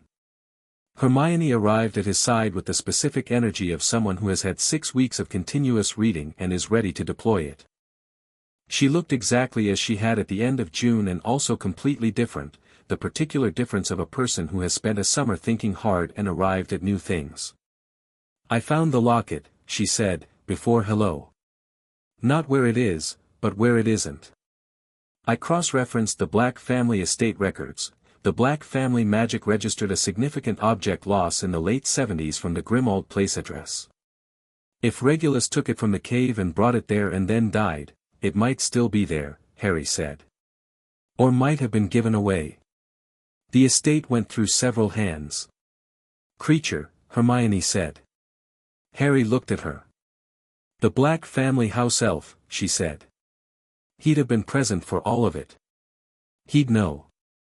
She had her notebook out, because of course she had her notebook out, and she was showing him a page of cross-referenced documentation. I know house elf welfare is a complex ethical discussion that we need to have at some point, but in immediate practical terms, Creature is the key. He's at Grimmauld Place, Harry said. Unless the estate's been disposed of. Still registered to the Black estate, which technically went to the closest living relative upon Sirius Black's, she stopped. Recalculated. Upon the most recent inheritance proceedings, which are, she looked up. Harry. Sirius Black. He was in Azkaban. I know, Harry said. He'd thought about Sirius Black extensively over the summer. He'd pulled threads there too, through the castle's bird network and the raven and various pieces of documentary evidence that Hermione wouldn't believe he'd synthesized from sources as disparate as a 40-year-old owl's memory and a conversation with the Grey Lady about the specific events surrounding the First War. Sirius Black is innocent. Hermione stared at him. The Potter's secret keeper wasn't Black, Harry said. It was Pettigrew. Who is alive? Who is in this school, or was, last year? Ron's rat. The pause that followed this was the specific kind of pause that Hermione Granger produced when she received information that she needed to run through her entire internal verification framework before she could respond. It took about 4 seconds. The rat, she said. I noticed the magical signature was wrong. I noted it in my September observations and then got caught up in everything else. She looked at him. Peter Pettigrew faked his death and has been hiding as Ron's rat for 12 years. Yes. And Sirius Black, the person in Azkaban for killing him, has been wrongly imprisoned, Harry said. For 12 years. Another pause. We need to tell, Dumbledore knows. I told him in August. Harry looked at the platform. It's complicated because Pettigrew needs to be caught first, and catching him requires certain conditions that aren't in place yet. Another year, possibly 2. He paused. But Black is still alive and he's innocent, and that matters for the longer arc. Hermione was processing at full speed, which on Hermione's processing scale was approximately equivalent to a small computer. Sirius Black is Harry's godfather, she said suddenly. Yes. Which means he's technically Harry's. She stopped. Harry. I know, he said, and his voice was perfectly level because he'd had 2 months to sit with this specific piece and he'd sat with it properly. He knew what it meant and he knew what it didn't mean yet and he knew what it might eventually mean and he'd filed it in the place where things lived when they were real but not yet actionable. When it's time, Hermione said, with the precision of someone who has understood all the layers. When it's time, Harry agreed. Ron arrived between them from behind, with the sudden appearance of someone who had been held up by his mother's goodbye process and was now executing a tactical approach to the train. We need to board, Ron said. Fred and George are looking at each other in the way that means they've thought of something and if we don't get on the train now we'll be somehow involved in it. Fair, Harry said, and picked up his trunk. They moved toward the train, the 3 of them, in the easy rhythm they'd found by October of the previous year and that had settled over the summer into something more certain, not the careful deliberate rhythm of new friendship but the unconscious rhythm of people who've stopped tracking each other because they know where the other will be. At the train door, Harry stopped and looked back at the platform. At Mrs. Weasley in the middle of it, with Ginny beside her, both of them watching the train. He raised a hand. Mrs. Weasley raised hers back, with the certainty of someone who expects to see him at Christmas. Ginny, beside her, had the expression of someone standing at the edge of something enormous and choosing to step in. He thought, she'll be all right. And he thought, more than all right. He got on the train. High above platform 9 3/4, above the station and the London traffic and the October sky, a phoenix turned in a long slow arc. He'd been there since the platform opened. He would stay until the train disappeared into the distance, which was not long now. The scarlet engine was building steam, the last doors slamming, the crowd on the platform beginning the particular motion of people watching something depart. The fire song he sent downward was quiet enough that only one person on the train could hear it. Not quite words. An image, compressed, a year-old child in a ruined nursery. A choice made in the dark, without deliberation, from the deepest available instinct. And underneath it, warmer than the image, present in the way only the truest things are present, good. You are doing it right. Harry, sitting at the window of the second compartment from the front with Ron across from him and Hermione next to him and his notebook already open, felt the fire song arrive and held it for a moment. Then he felt the train begin to move. He looked out the window. The station sliding past. The platform receding. London opening up, grey and enormous and full of lives being lived by people who didn't know that above them a phoenix was watching with old warm eyes, and below them in the streets the ordinary city moved through its ordinary day. He watched until the station was gone. Then he looked at his friends. Ron had pulled out the chess set. Hermione had her book. Both of them were already in the comfortable mid-ground between doing their own thing and sharing space, which was the quality he'd come to think of as the most specific form of trust, not requiring performance, not requiring attention, simply being together in the way that people who know each other can be. Second year, Ron said, without looking up from the board he was setting. Second year, Harry agreed. More complicated than the first, presumably, Hermione said. Considerably, Harry said. The diary is handled temporarily. Pettigrew is still at large. The Horcrux timeline is long. There's something happening in the forest that I want to investigate further. He paused. And Lockhart is the new defense professor. Both of them looked up. Gilderoy Lockhart.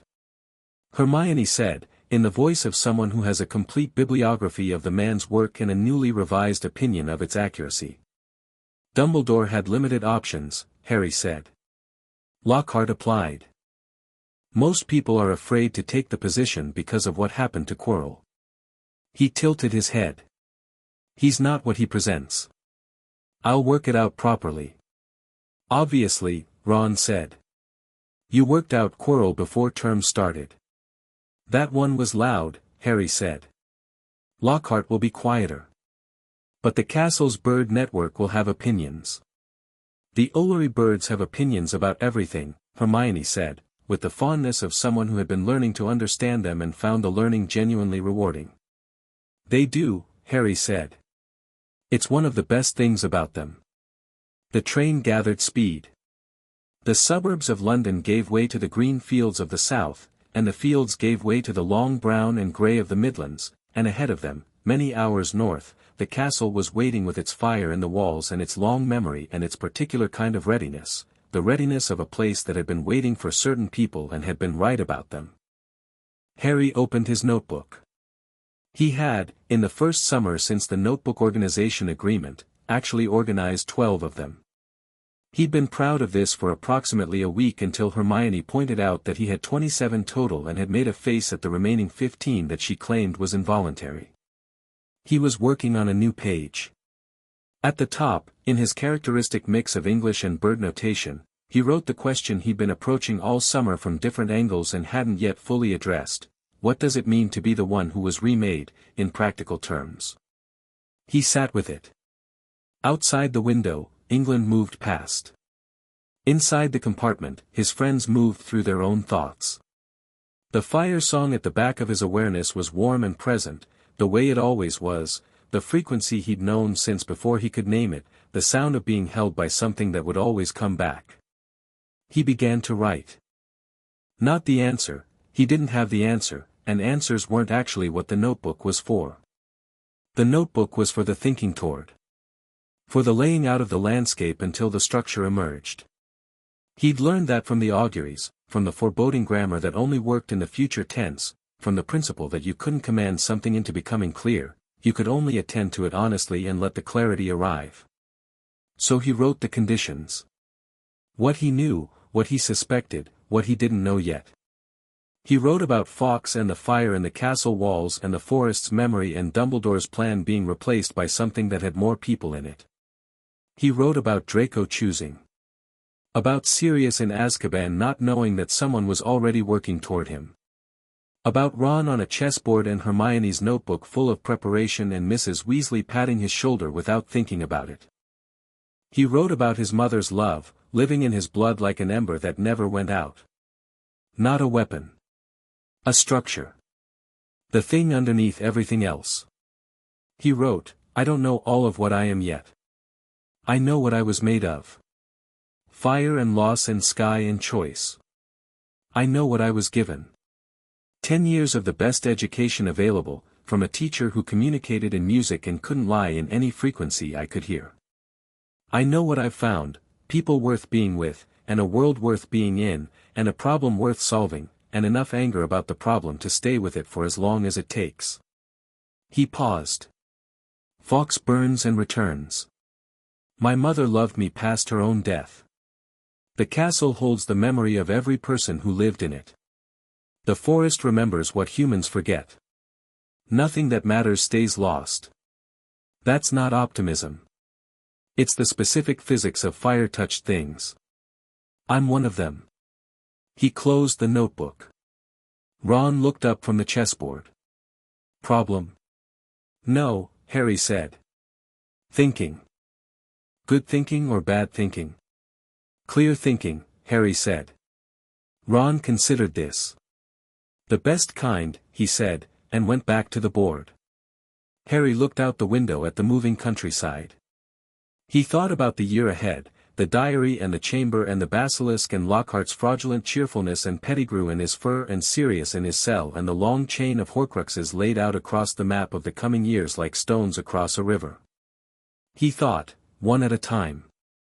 He thought about Fawkes above platform 9 3/4, about fire that never went out, about an October night in Godric's Hollow and a choice that had unmade every plan anyone had made for him and remade him as something else entirely. He thought, I'm ready. Not because it was easy. Because he was. The train moved north toward the castle, and the castle's fire was already warm, and somewhere far above the clouds and the ordinary grey October sky, a phoenix moved through clean air and sang one sustained note that meant, roughly, approximately, in the necessarily incomplete translation of fire song into human language, this is what it looks like when it works. And the note held. And held. And held. Chapter 7, The Chamber Beneath Everything. September at Hogwarts had its own specific energy in the second year, different from the first year's wide-eyed arrival, not yet the settled confidence of upperclassmen. It was the year of knowing enough to know what you didn't know, which Harry found considerably more interesting than not knowing anything at all. The castle felt different to him this year. Not changed, the fire network was exactly as he'd left it, warm and distributed and patient, the raven in the east wall as acerbic as ever, the jackdaws in the astronomy tower mid-soap opera about a territorial dispute with a pair of starlings. What was different was his relationship to all of it. He'd spent a summer with the landscape at full resolution and come back to the castle with the ability to read it more completely, the way returning to a piece of music you've been working on reveals structure you couldn't hear on the first listen. He knew this place. And it knew him.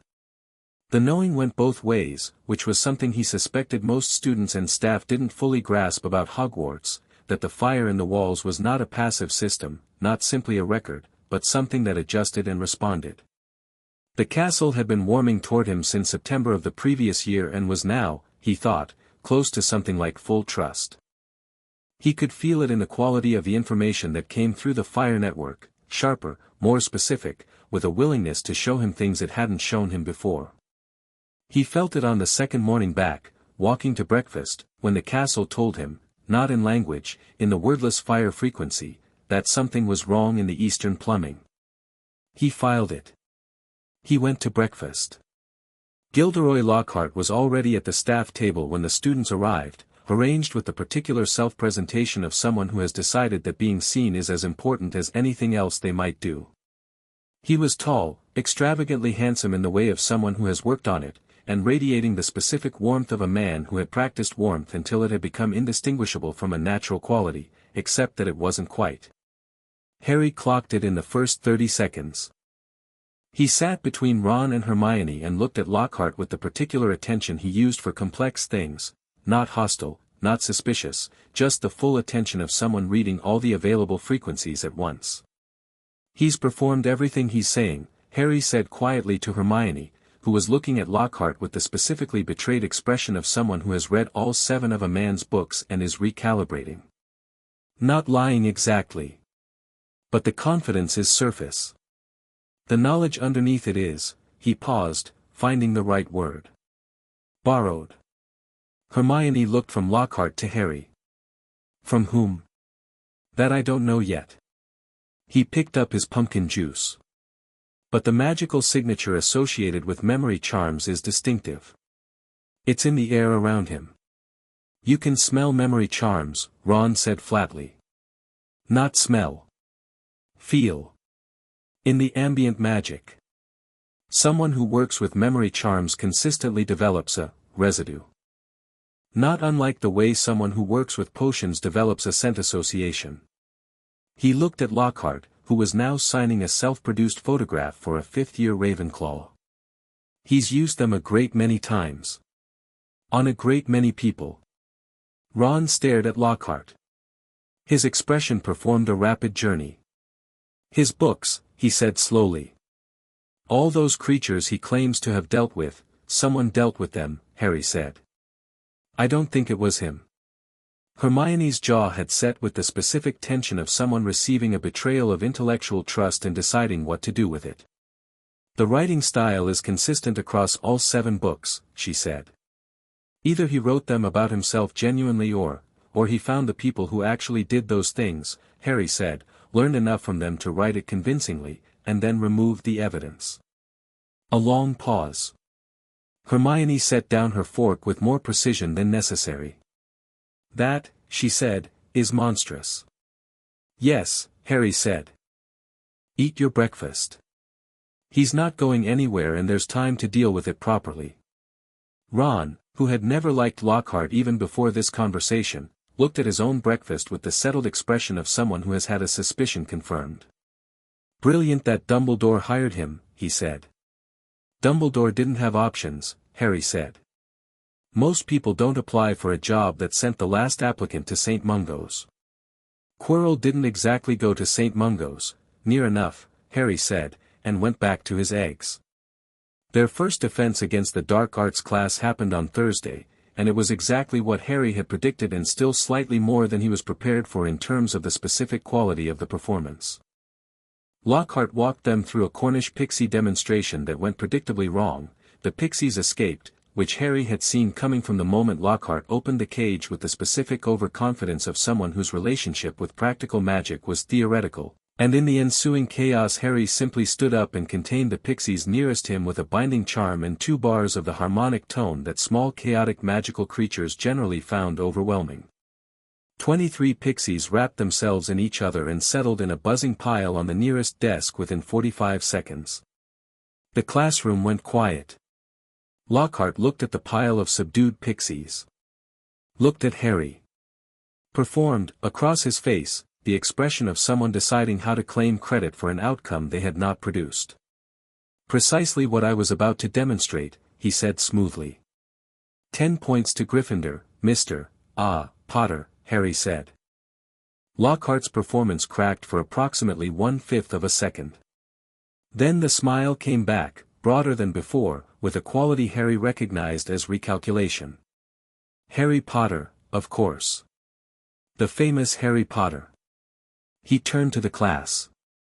"You can see from Mr. Potter's technique what I've been illustrating, the use of combined charm and tonal suppression against small chaotic magical entities. Excellent work." Harry said nothing. He sat back down. Hermione, beside him, wrote something in her notes. She tilted the parchment so he could see it. She'd written, "He knew who you were and covered it. He's positioning you as a useful prop." Harry wrote back, "Let him. More useful to know what he's doing than to challenge it publicly." She looked at him. Wrote, "You're very patient for someone who's 12. He wrote back, 13. She wrote, as of July 30th. Barely. He looked at her. She looked at him. This was the form their arguments took when they were both right about something. Ginny Weasley was sorted into Gryffindor on the first evening of term. Harry, watching from the Gryffindor table, saw the moment she sat on the stool, the brief settling, the shoulders dropping a degree, the quality of someone who had decided before it started and was simply confirming the decision. The hat took about 10 seconds. Ginny came to the table with the expression of someone who had crossed a threshold they'd been standing at the edge of for 11 years. She sat across from Harry, which appeared to be the available seat, and her ears were slightly pink. "Told you," Harry said. "You told me not to worry," she said. "You didn't tell me it would be that quick." "Is quick bad?" I had things prepared. In case it took longer." She looked at her plate. "I'd organized my thoughts about all 4 houses. Organized thoughts about Hufflepuff and Ravenclaw and Slytherin. It seemed thorough.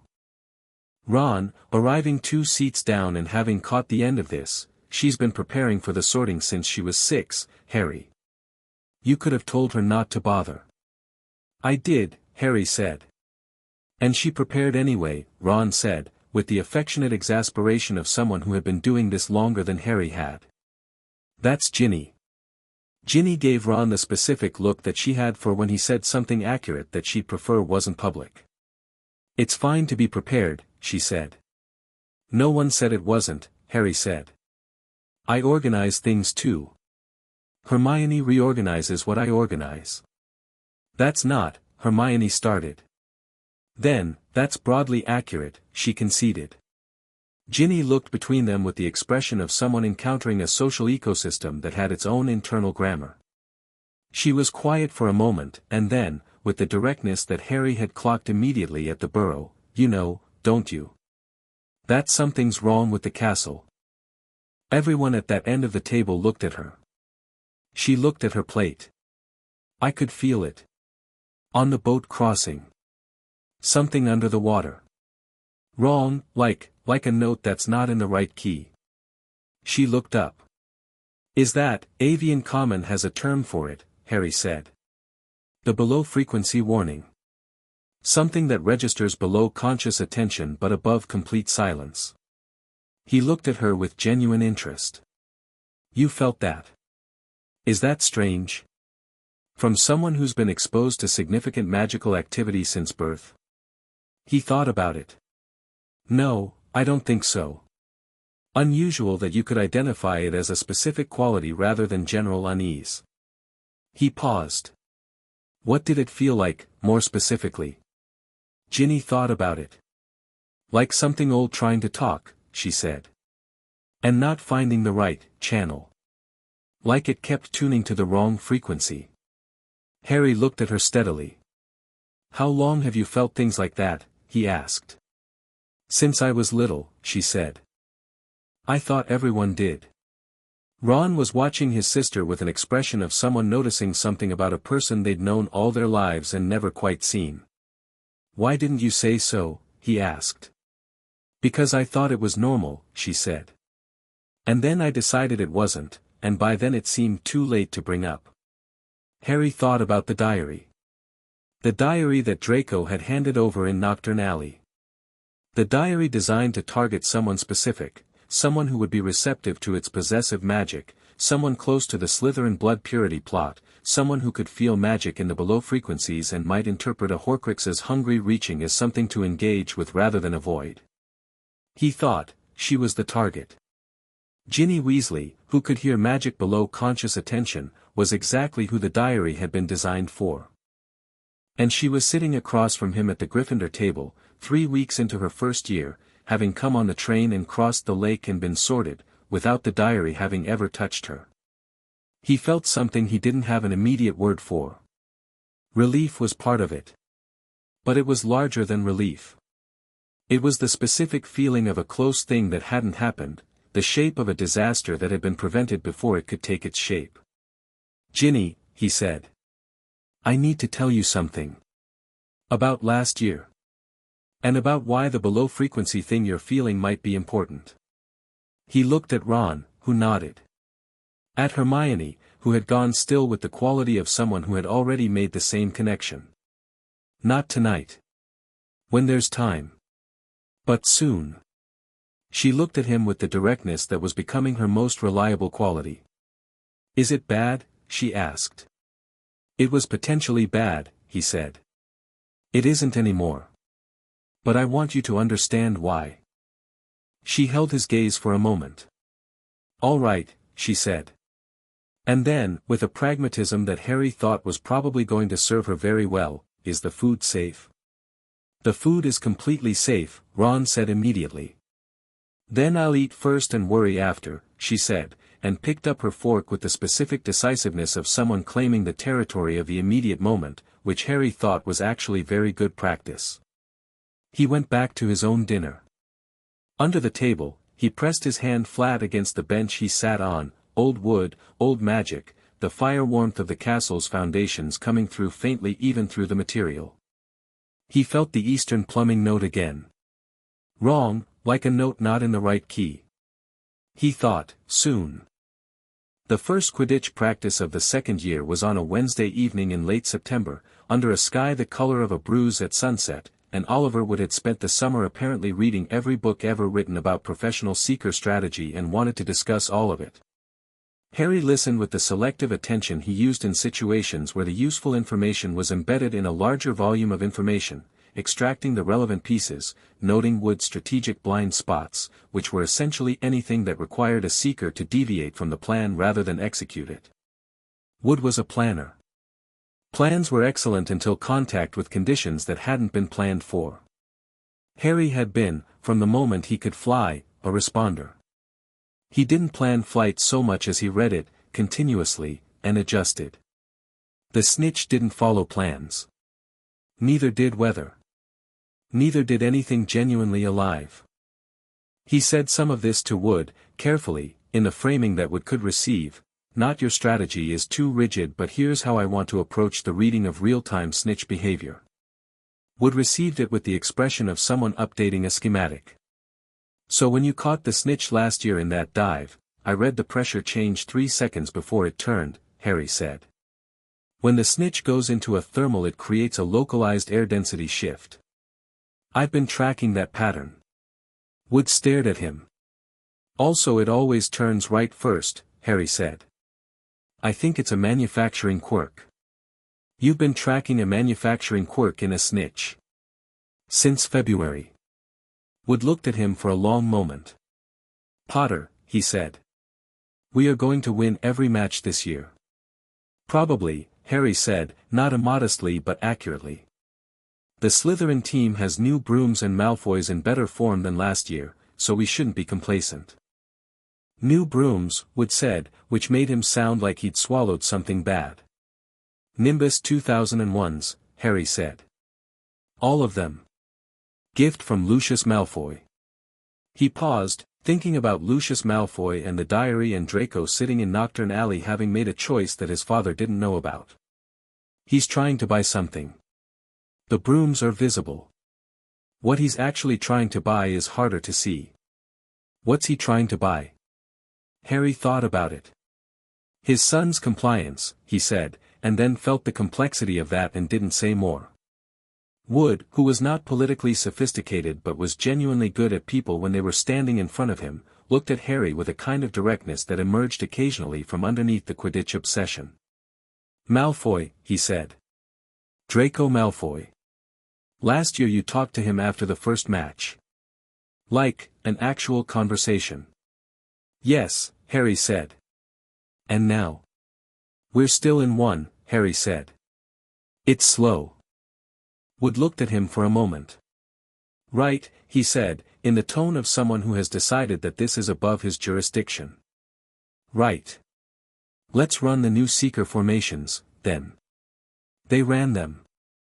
Harry flew, and the snitch responded as snitches do, with the specific brilliance of very small things that have no idea they're being sought and simply exist, and in existing, make themselves findable to the right kind of attention. He caught it 4 times in an hour and a half.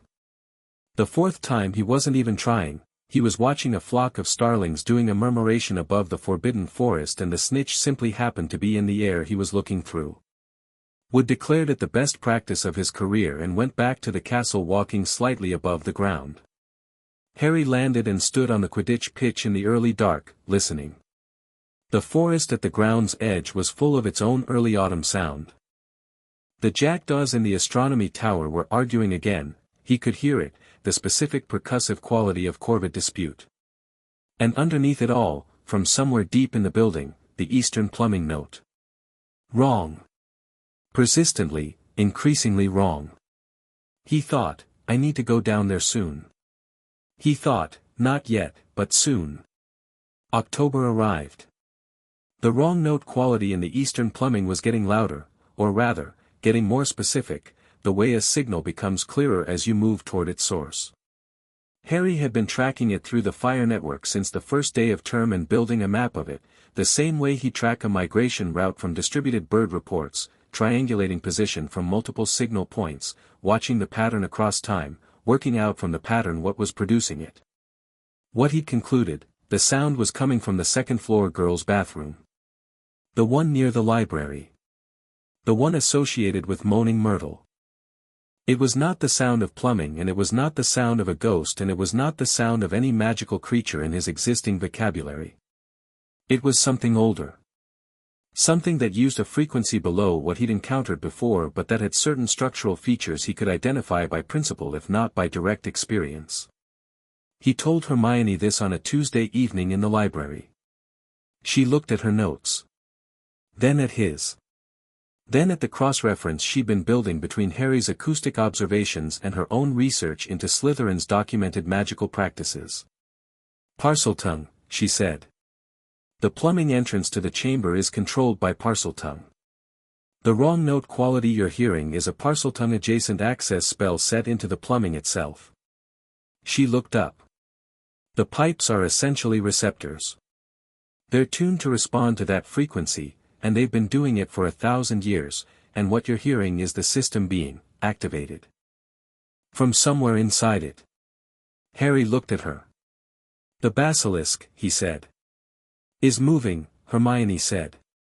Or being woken. Slowly. Who's waking it? The diary, Hermione said. Harry, the diary is still in Dumbledore's office. But it was designed to possess someone who would open the chamber. If the possessive magic is active enough, even without a human host, she paused. Could a Horcrux exert influence without a direct host? A low-level influence, below conscious detection? Harry thought about it. He thought about what he'd felt in the mirror room when he looked at the diary's energy through the bag, the hungry quality of it, reaching. He thought about what the forest birds had said, something old trying to talk, tuning to the wrong frequency. Ginny, he said. Hermione went still. The below-frequency sensitivity, Harry said. She can hear the diary's influence, even in Dumbledore's warded office, at this distance. He was on his feet. That's what she was feeling at the sorting. Not the basilisk. The diary reaching. The wards on the office should be sufficient to contain, they should be, Harry said. But the diary is designed specifically for wizards who can hear below-frequency magic. It's not contained by standard wards because standard wards assume standard reception range. Ginny is in range. He picked up his bag. I need to talk to Dumbledore. Now? Hermione asked, already gathering her own things. Right now, Harry said.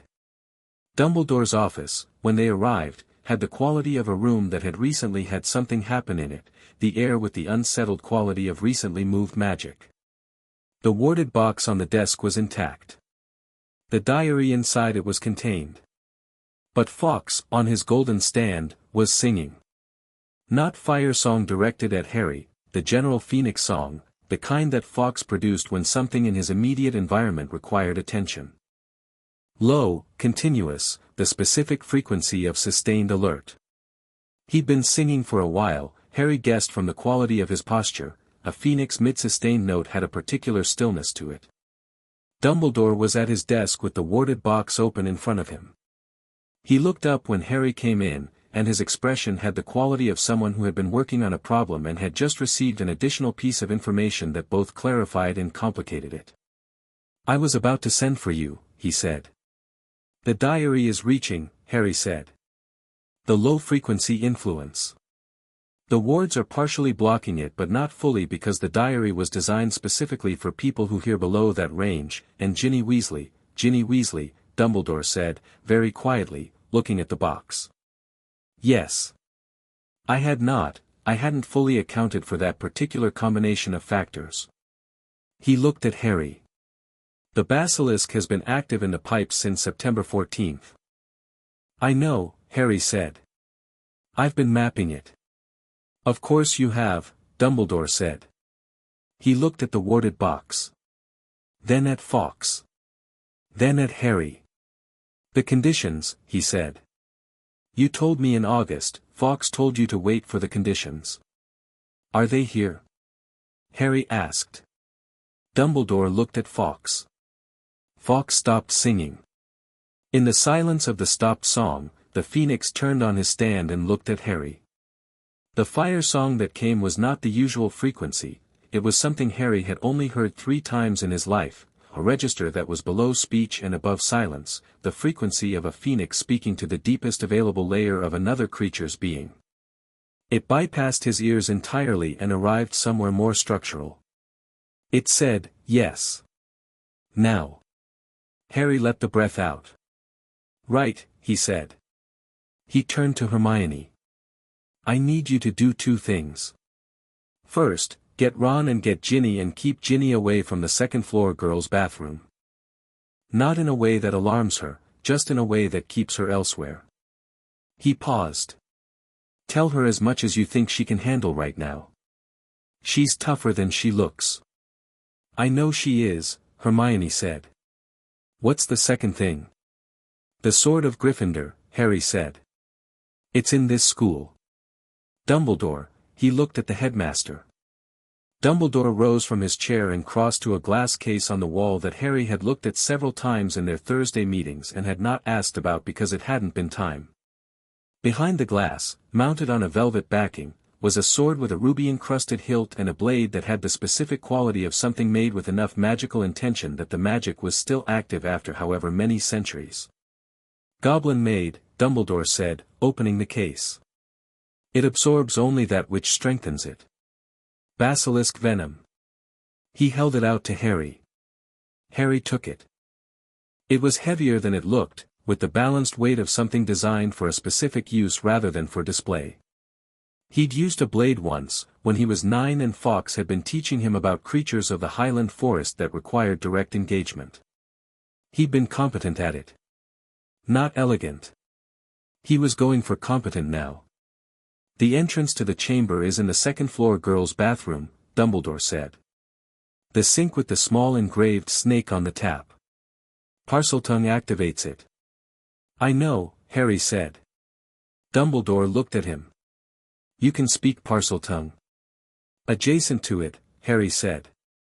"The snake tongue frequency is a variant of a broader reptile-adjacent avian frequency that," he stopped, because this was not the time for the theoretical framework.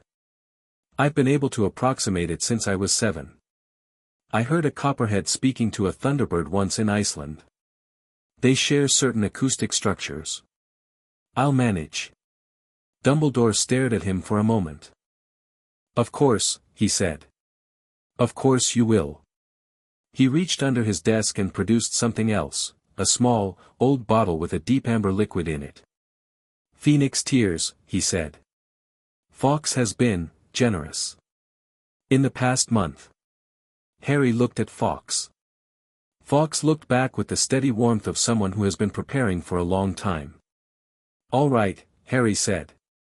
He put the bottle in his pocket. He held the sword. He looked at Hermione. "Go."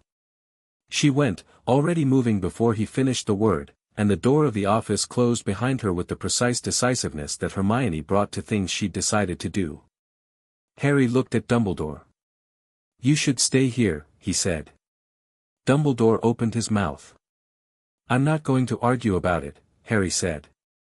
If this goes wrong, you need to be available to fix the aftermath. If it goes right, and it's going to go right, then I don't need help, I need the space to do what needs doing without managing anyone else's fear while I do it. He looked at the headmaster steadily. I'll come back. I'll tell you everything. Harry, Dumbledore said, and stopped. The word had several things in it: objection and trust, and the particular pain of a man who has learned to let go of control but finds the practice of it difficult. I know, Harry said. I'll come back. He left. The second-floor girls' bathroom was empty and cold and had the quality of a room that had been avoided for so long that it had stopped expecting visitors.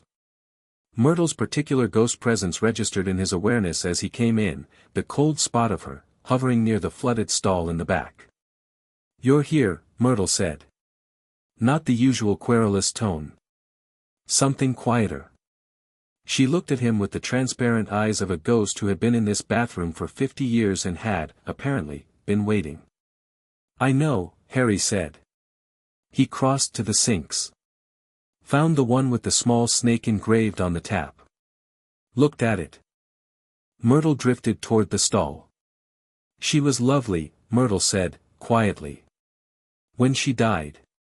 The one who opened it the first time. She didn't know what she'd done. She looked so surprised. She paused. I looked surprised too, I think. We were both surprised. I know, Harry said gently. Myrtle. Can you go to the top floor? Just for a while. She looked at him. Then, without the usual protest, simply, yes. And she was gone, through the ceiling, leaving the bathroom with the quality of a room that now had only one person in it. He looked at the tap. He listened to it. The below-frequency hum was clear here, not diffused through the building's plumbing system but localized, coming from this specific point, the access receptor that Slytherin had set into the school's foundations 1,000 years ago. It was not quite Parseltongue. It was the structural frequency that Parseltongue used, the specific acoustic signature of snake cognition compressed into a request format. He'd been approximating this frequency since he was 7, as he'd told Dumbledore. He'd first encountered it in Iceland, a copperhead, impossibly far from its native range, there by some magical means Harry had never worked out, in conversation with a thunderbird on a lava field. The two species had developed, over years of proximate existence, a shared low-frequency communication channel. He'd spent 3 days working out its structure. He breathed once. Found the frequency in his throat, lower than speech, lower than humming. More felt than heard. He said, in that frequency, open. The sink moved. Not dramatically. The taps rotated. The sink itself sank downward and backward, revealing a pipe entrance exactly wide enough to drop through, leading into darkness. The pipe led down, a long drop by the sound of the air moving through it, into something ancient and very far below. He looked at the entrance for a moment. Thought about Fawkes above platform 9 3/4. Thought about Hermione's notebook. Thought about Ron on the chessboard saying then let's play without ceremony or drama. He thought about his mother's love in his blood like fire, warm and permanent and active. He went in. The fall was fast and dark and longer than the visible entrance suggested, which he'd expected. The chamber was deep under the school, under the lake's foundation level, in the oldest part of the building where magic had been set into stone before anyone had documented how. He landed on a wet stone floor in near-complete darkness with a sound that had no echo, which meant large space. He lit his wand. The light moved outward and found the walls, carved stone, old serpent motifs, the particular aesthetic of someone who had wanted their underground sanctuary to say very clearly what its creator valued. Slytherin had been many things but subtle wasn't one of them. He moved forward. The chamber passages were long and wet-floored and had the particular cold of underground spaces that hadn't seen daylight in 1,000 years. The serpent carvings tracked him from both walls, not alive, just stone, but built with enough magical intention that they had a faint awareness quality to them. He registered them and kept moving. The wrong note frequency was loud down here. Ahead, somewhere in the dark, the basilisk was present. He could feel it the way you feel a very large predator in a landscape before you can see it, the specific quality of something whose size and nature displaces everything else. He stopped. He thought about the basilisk. Not as a monster, as a creature. It was old, far older than any other basilisk on record, created by Slytherin himself. 1,000 years in this chamber, with no meaningful social contact, no hunting, no purpose, waiting for someone who spoke its language to come and give it direction. That kind of isolation, in any creature of cognition, produced something. He extended his awareness carefully. The basilisk's magical signature was enormous, not the dark quality of the diary, but ancient and cold and alive, the signature of a very old reptile who had been alone for too long. There was something else in it. Under the waiting, under the cold, under the 1,000 years of solitude. Not grief exactly, reptile cognition didn't map cleanly to mammal emotion. But a quality adjacent to grief. The quality of something that had been made for a purpose that had never come, waiting in the dark for meaning that hadn't arrived. He thought, I know something about waiting for meaning that might not come. He thought, this creature didn't choose this. He was 12 years old in a basilisk's chamber with a goblin-made sword and phoenix tears and 6 years of dark magic theory, and he stood in the wet-floored ancient dark and listened to a 1,000-year-old serpent in a massive underground space and felt something he hadn't fully expected, empathy. I'm going to speak to you, he said, in the reptile-adjacent frequency, shaping it toward snake cognition. It wasn't perfect Parseltongue.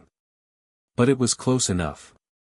He'd been practicing the shape of the sound since September, building it from the Iceland frequency the way you build a new dialect from a related language's root. I know you can hear me. The dark ahead shifted. The basilisk was enormous. He knew this academically and found that academic knowledge of enormous things was inadequate preparation for the actual encounter. It was 40 feet if it was an inch, mottled green-gray, moving with the specific fluency of a very large snake, the continuous body motion that had an almost liquid quality at speed. Its eyes were closed. He'd expected this. The basilisk knew a speaker had entered, and some residue of Slytherin's original command set had it maintaining the closed-eye protocol until it knew the speaker's intent. I know why you're here, he said, still in the approximated snake frequency. I know what you were made for. What you were told to do, when the air came. He paused. The thing that's been waking you isn't the air. It's a piece of dark magic that was put into an object and has been trying to use you. The basilisk's massive head was oriented toward him. The closed eyes were, he read the creature's posture, the tilt of the head, the angle of the jaw, attentive. It was listening. I'm not going to command you, Harry said. I don't work that way. I'm asking you to choose. The waking that's been happening, the thing below frequency that's been pulling at you, it's going to get worse if I don't deal with what's causing it. And dealing with it means, he stopped. He thought about how to say this honestly, in the frequency that a serpent could register. Means I'm here to fight if I have to. But I don't want to fight you.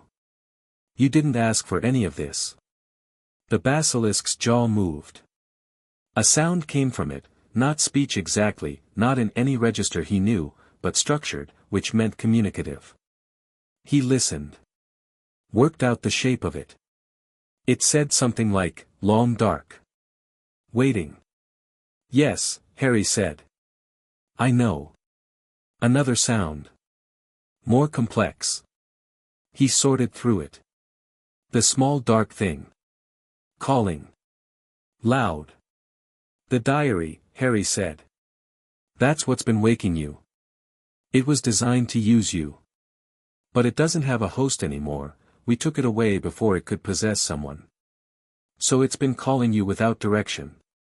Without a goal. Just pulling because that's what it does. The basilisk was still.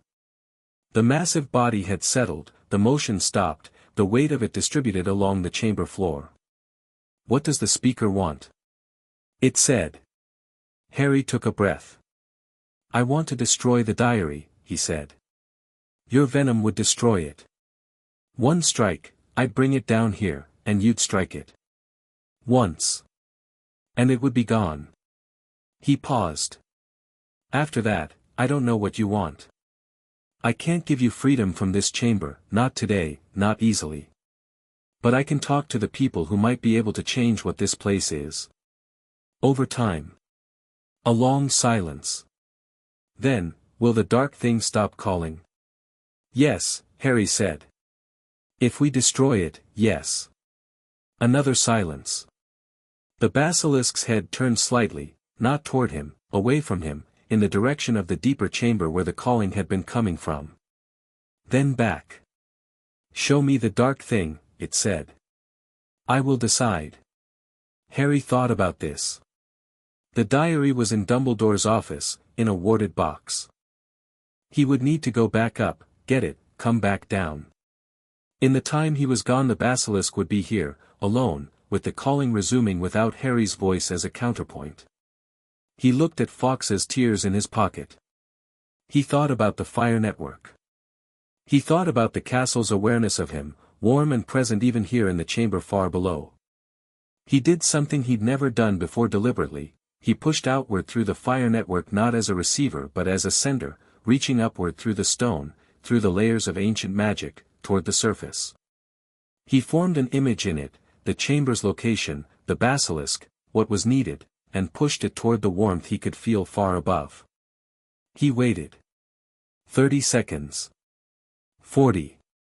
Enough time for him to start wondering if the fire network's reach had limits he hadn't previously encountered. Then the chamber filled with golden light. Fawkes arrived. Not through a pipe or an entrance. Phoenixes don't need those. He was simply there, the flash of arrival, the instant presence of something that travels between points without reference to the space between them. He was carrying something in his talons. The warded box. Harry stared at him. Fawkes landed on his shoulder with the familiar weight of a very large bird who considers shoulders an appropriate perch, deposited the box carefully, and made a sound that Harry translated as, "I had it ready." "I had a feeling." "Of course you did," Harry said, and felt something large and warm move through his chest. The basilisk's head had oriented sharply toward Fawkes. The snake was very still in the way of a creature that had encountered something outside its framework and was reassessing. "Fire bird," it said, in that subterranean frequency. "Yes," Harry said. "Long. I have felt it before. Very long ago." A pause. "The builder brought a fire bird once. Before she died." Harry thought about what the raven had told him, Helga Hufflepuff, Phoenix bonded for 30 years, who had put the fire into the walls. The basilisk was old enough to remember her. "The castle remembers her too," Harry said. "You've been here since she built this place." "Longer," the basilisk said. "Salazar brought me before the building. I was old when the building was new." Harry stood in the chamber and looked at the ancient creature and thought about 1,000 years of solitude and about what it meant that the thing before him had predated the school itself. Then he thought about what needed doing and let himself focus back to the immediate. He opened the warded box. He felt the diaries reaching immediately, the hungry low-frequency pull, aggressive and directionless, thrashing against the wards like something drowning. He could feel it differently now that he was in the chamber, with the basilisk's own resonance around him. He could feel the connection between them, the diary's design and the basilisk's command set, the specific channel that Slytherin had built between his Horcrux and his guardian creature. The basilisk felt it too. The massive head oriented toward the open box. "That," it said, and the sound was cold with recognition. "That has been calling." "Yes," Harry said.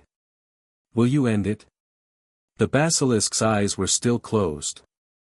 It moved, not toward Harry, around him, the body sliding past with the liquid ease of a creature that had been navigating this chamber for 1,000 years in complete dark. It came to a position above the box and stopped. "Put it on the floor," it said. Harry put the diary on the floor of the chamber. He stepped back. Fawkes lifted from his shoulder and moved backward. The basilisk's head lowered. One eye opened, just fractionally, not toward Harry or Fawkes, downward, toward the diary. A single thong descended. The diary screamed. Not a human sound, nothing that came from a mouth or a throat. A sound that existed in the frequencies below speech and below hearing, a sound that was felt in the chest and the bones and somewhere more structural than either. The sound of a soul fragment being destroyed, which Harry had no prior framework for and would remember for a long time afterward, not with fear, but with a specific solemnity. The solemnity of something that had been wrong for a very long time being made right. The diary blackened. The pages turned. Something dark moved through them and then was still. Then it was just a book. The basilisk lifted its head. The eye closed again. The chamber was quiet. Harry stood in the quiet of it for a moment and let it be what it was. Around him, the ancient stone and the serpent motifs and 1,000 years of waiting. Fawkes, warm on his shoulder again, fire singing one low note of completion. "Thank you," Harry said, to the basilisk, in the approximated frequency. The basilisk was still for a long time. Then, "The calling is gone." "Yes," Harry said. "It is quiet." "Yes," Harry said. Another long pause. "Will you come back?" He hadn't expected that. He stood in the chamber with Fawkes on his shoulder and the destroyed diary at his feet and looked at the oldest living thing he'd ever been in the same room with and thought about what it meant to be asked that by a creature who had been waiting alone in the dark for 1,000 years. "Yes," he said. "I'll come back. I can't fix what this place is immediately. But I'll come back. And I'll work on it." The basilisk was still for one more moment. Then the massive body began to move, back, away, into the deeper dark of the chamber, the tail the last thing visible before the light of Harry's wand couldn't reach anymore. "The firebird's fledgling," the basilisk said, from the dark. "It smells like the builder." And it was gone. Harry stood in the wet-floored silence of the chamber of secrets and breathed. Fawkes made a sound. "Yes," Harry said. "I know. Let's go." He came back up through the pipe, a harder climb than the drop had been, but the castle's fire warmth seemed to pull him upward through it, the way a chimney pulls smoke, and he emerged in the second-floor girls' bathroom with less effort than expected and stood up and looked at himself in the cracked mirror over the sinks. He was dirty. Covered in chamber damp and old stone dust and something unidentifiable from the pipe. His hair, which was never entirely manageable, had achieved a new level of structural ambition. He had a goblin-made sword under his arm and phoenix tears in his pocket and a destroyed Horcrux in the bag he'd carried down. He looked at himself for a moment. He thought about the conversation with the basilisk. "It smells like the builder." He thought about Helga Hufflepuff and the fire in the walls and the castle that had been warming toward him since September of the previous year. He thought about what it meant that the oldest creature in the school had called him the firebird's fledgling and asked him to come back. He thought about Draco giving up the diary in Diagon Alley and Ginny not having it. He thought about the shape of the disaster that hadn't happened. He cleaned himself up with a basic spell, imperfect, he was better at transfiguration and charms than at cleaning charms specifically, and went to find his friends. They were in the first-floor corridor, all four of them, Ron, Hermione, Ginny. Ron with the expression of someone who has been being patient for a period he considers unreasonable. Hermione with her notebook.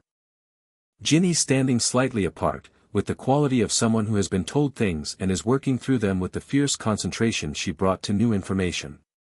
Harry came down the stairs and they all looked at him and took in the state of him, and Ron said, "Bloody hell, what happened to you?" "Chamber of Secrets," Harry said. "Basilisk. Diary is destroyed." He paused. "I also had a conversation with a 1,000-year-old snake." A silence. "How did it go?" Hermione asked. "Well, I think," Harry said. "It asked me to come back." Another silence.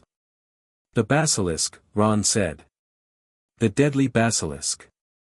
Asked you to come back." "It's been alone for 1,000 years," Harry said. Alone makes anyone more conversational when given the opportunity. Ginny was looking at him with an expression that was working through several things at once. "The diary," she said. "You destroyed it." "Yes. The thing that was reaching," she said. "I can't feel it anymore. Just now, the below frequency thing." She tilted her head. "It's gone." "Yes," Harry said. "It's gone." She looked at him for a moment with those Weasley eyes that saw things directly. "Thank you," she said. Not with the overflow of emotion that the situation might have warranted in someone less self-possessed. Just, "Thank you." Clear and complete. "You were always going to be all right," Harry said. "But now it's confirmed." She almost smiled. Looked away. Looked back. "You'll teach me," she said. "The below frequency thing. What it is, how to use it properly. Instead of just feeling it." "Yes," Harry said. "If you want." "I want," she said, with the decisiveness of someone who has decided, and Ron's expression from slightly behind her had the quality of someone watching his youngest sibling become someone he hadn't quite seen before. Hermione said, "We should tell Dumbledore." "Obviously," Harry said. "And then someone needs to explain to the school why I look like I've been in an underground chamber." He looked down at himself.